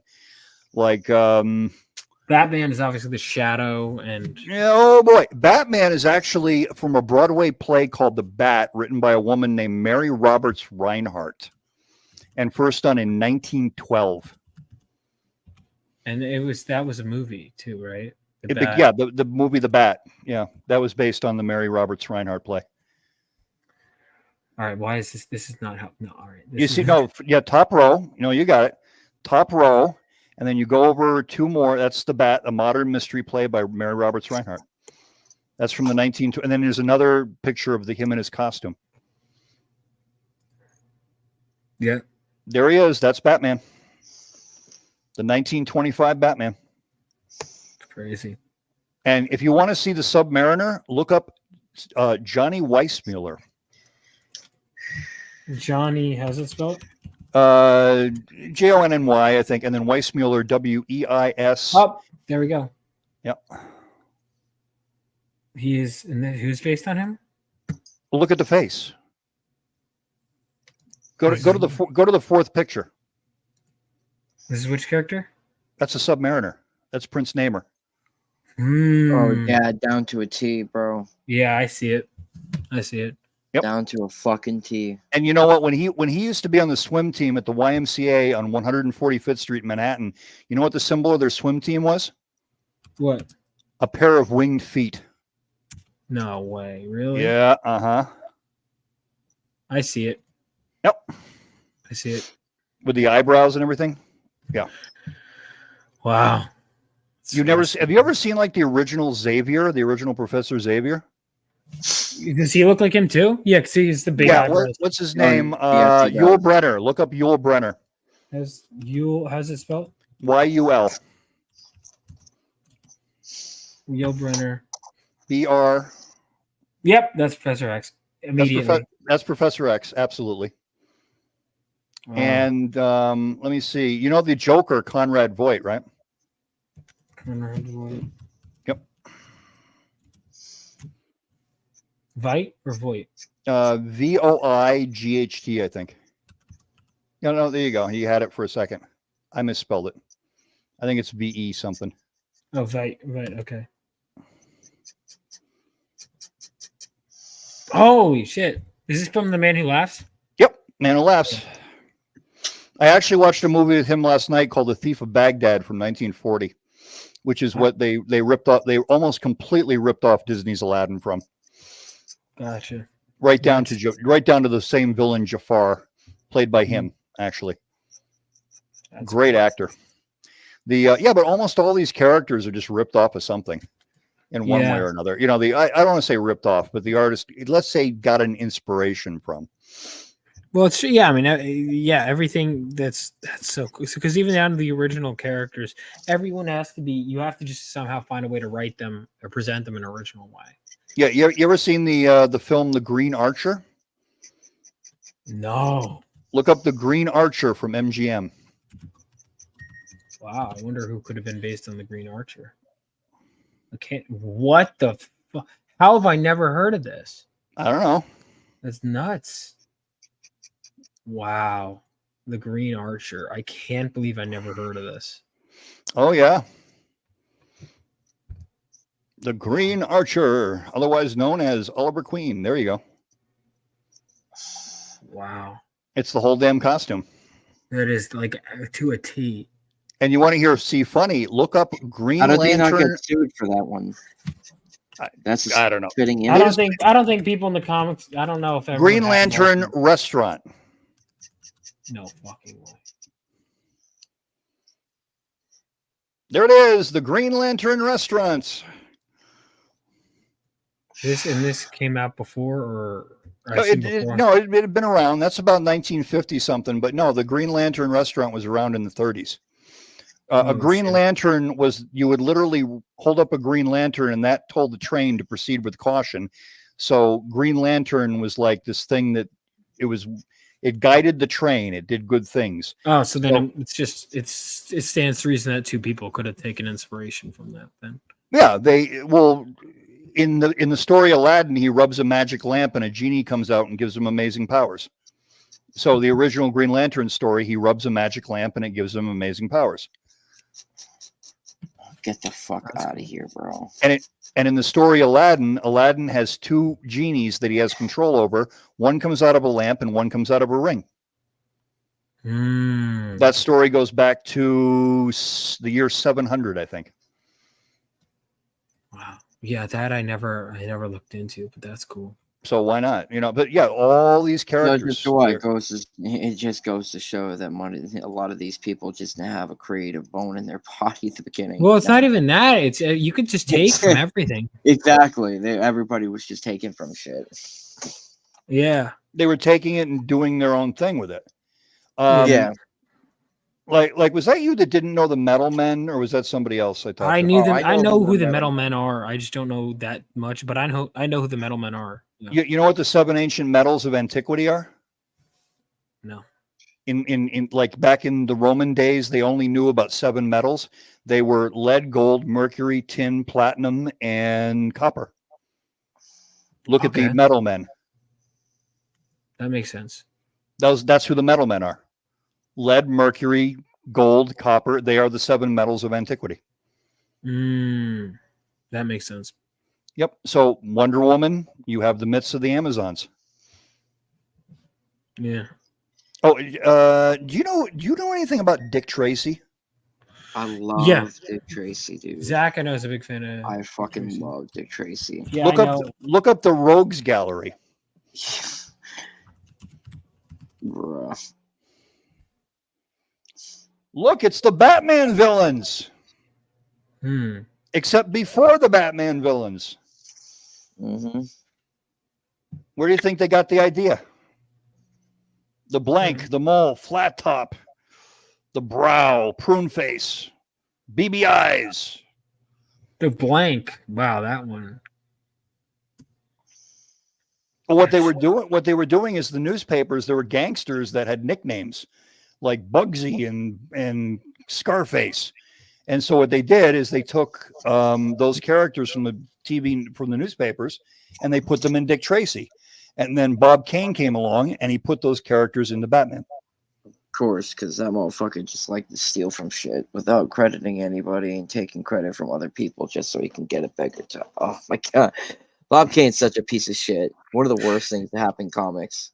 Well, yeah, I mean, I understand that it wasn't Bob so much as there were some other people involved, but what was the guy that used to work with him all the time that did Bill the Finger? actual work? Who Bill was? Finger. Who'd you say? Bill Finger. Bill Finger. Yeah, Bill Finger and Jerry Robinson. Yeah. Yeah, Jerry Robinson. Yeah, because I know he those guys didn't get along with Bob Kane.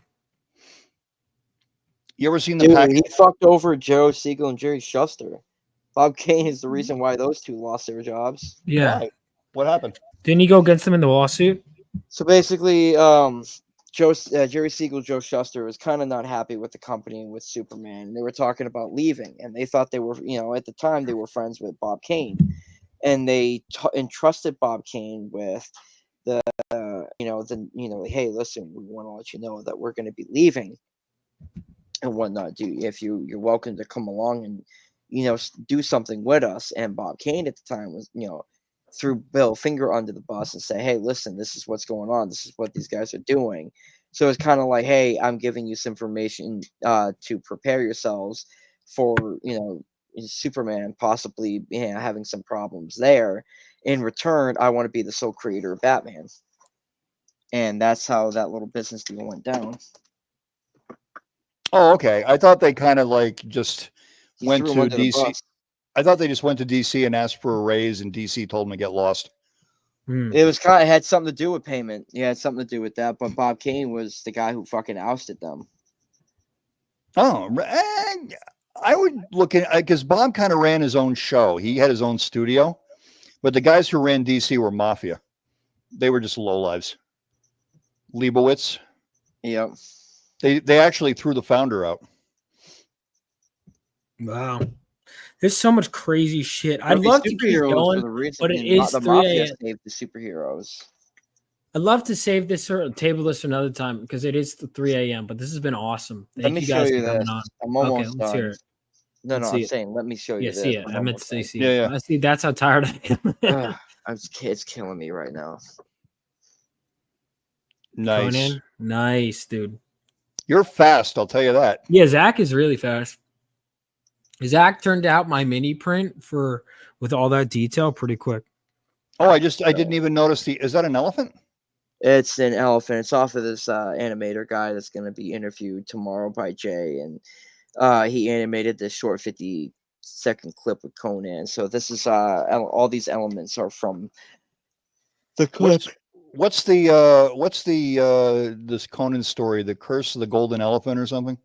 No, I don't know what it's called. It just said it's just titled Conan the Cimmerian on YouTube. It's just a 50-second clip, and yeah, that's all it was. This guy just animated that clip, and just all I know is that Jay is interviewing. 40% Zed has it. He says the Elephant Tower. Okay. He's correct, actually. My Conan, I'm a little fuzzy on Conan. It's more than me. I have never read Conan. Conan's good. Conan's I know. really fucking I know. good. Yeah. What is the best? I know Roy Thomas. The is magazine. obviously- You want to read the magazine? The magazine. Yeah. Okay. fuck all the Was that comic. Savage Sword?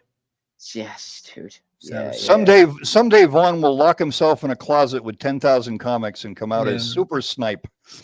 Yeah, I was gonna read some today, but then I decided I want to celebrate the 900 sub and I want to interview art. So one day there are gonna be days I just need to just sit down and just read comics nonstop. But yeah. Oh yeah, or read comics and movies, and I'm trying to force myself to watch more movies now. Yeah, movies I used to watch like daily, and then I barely watch anymore because I'm like creating. But I need to get in the habit of throwing away. So because the thing is, I need social media to promote. I'm sure Zach understands. Like social media, you have to use it to promote, and sometimes you just get sucked into it, and it's like. I hate social media. I like it because it obviously unites people, but it also can divide too. But like depending on how you use it, see but it's more also, division than uniting. it depends on how you use it, man. Like they show together through uniting. You know what I mean? It's about how you use it. No, I grew up in Vermont, and I probably would have been more involved with comics. I've always collected comics.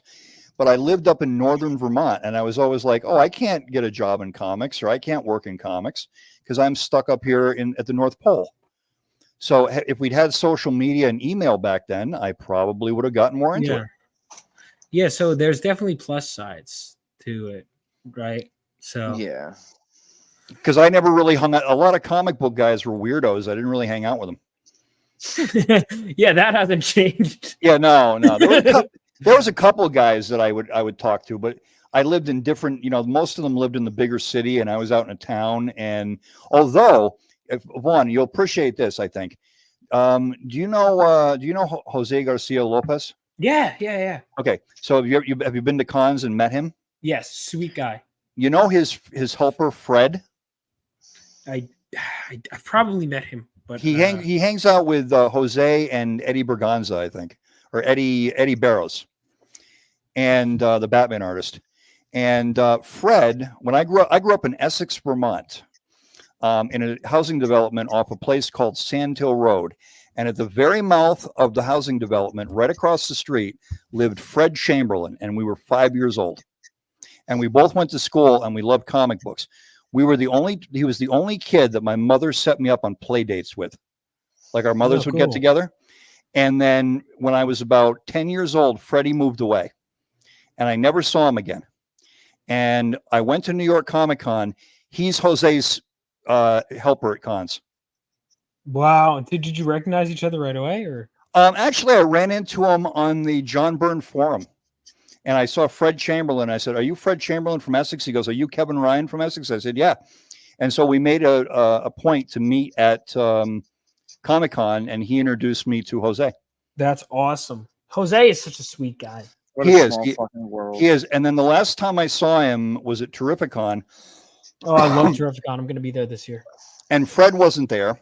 And I walked by his table, and he goes, "Oh," he says, "are you Freddie's friend?" I said, "Yeah, I'm Freddie's friend, Kevin." He goes, "Oh, good. And I know you smoke cigarettes, right?" I said, "Yeah." He goes, "Let's go have a cigarette." No, that's awesome. So I'm Jose's smoking buddy when we go to cons. That's good. I have cigar, but I mean, obviously Graham Nolan got me into the cigar thing. So every time I see Graham, we go out for stogies. Graham, Tucci. Yeah, so that's been fun. But isn't that wild that me and Fred 50 years? What's going on, Zach? Crazy. You should be very happy with that drawing. Do you like it? Yeah, I think he's just tired. Yeah, I think he's just tired. I'm gonna call it a night now. All right, guys. Crazy, but thank you so much because we could keep talking forever. Kevin, it was great. Thank you for coming on. Thank you for having me. Yeah, I know we've been wanting to do this for a while. Yeah, no, I'm glad we finally got around to it, dude. This stuff takes a while, and I'm glad this is what I need to do more of these. I've been told by people I need to do more of these laid back kind of hangout streams, and I think I will. But yeah, thank you for coming on. I'm gonna get to bed, and don't worry about staying afterwards. I'm just gonna play the video, and then by the time the stream is done, I'm just gonna be probably passed out.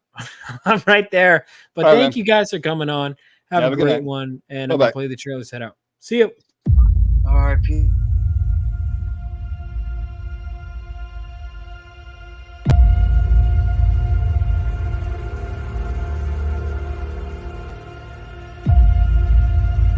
When the whole world was dragged into World War III, brave men like my father fought on the front lines. And they weren't alone. That was 20 years ago.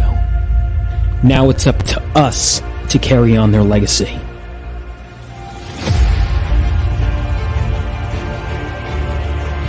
And every so often, the earth from which we come gives way for something new, something greater to be born, and with them, even greater threats to face.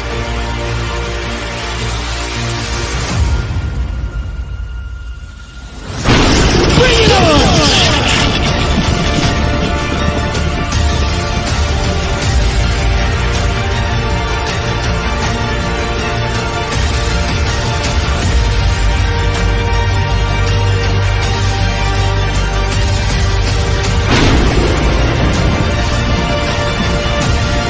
Phenomenova.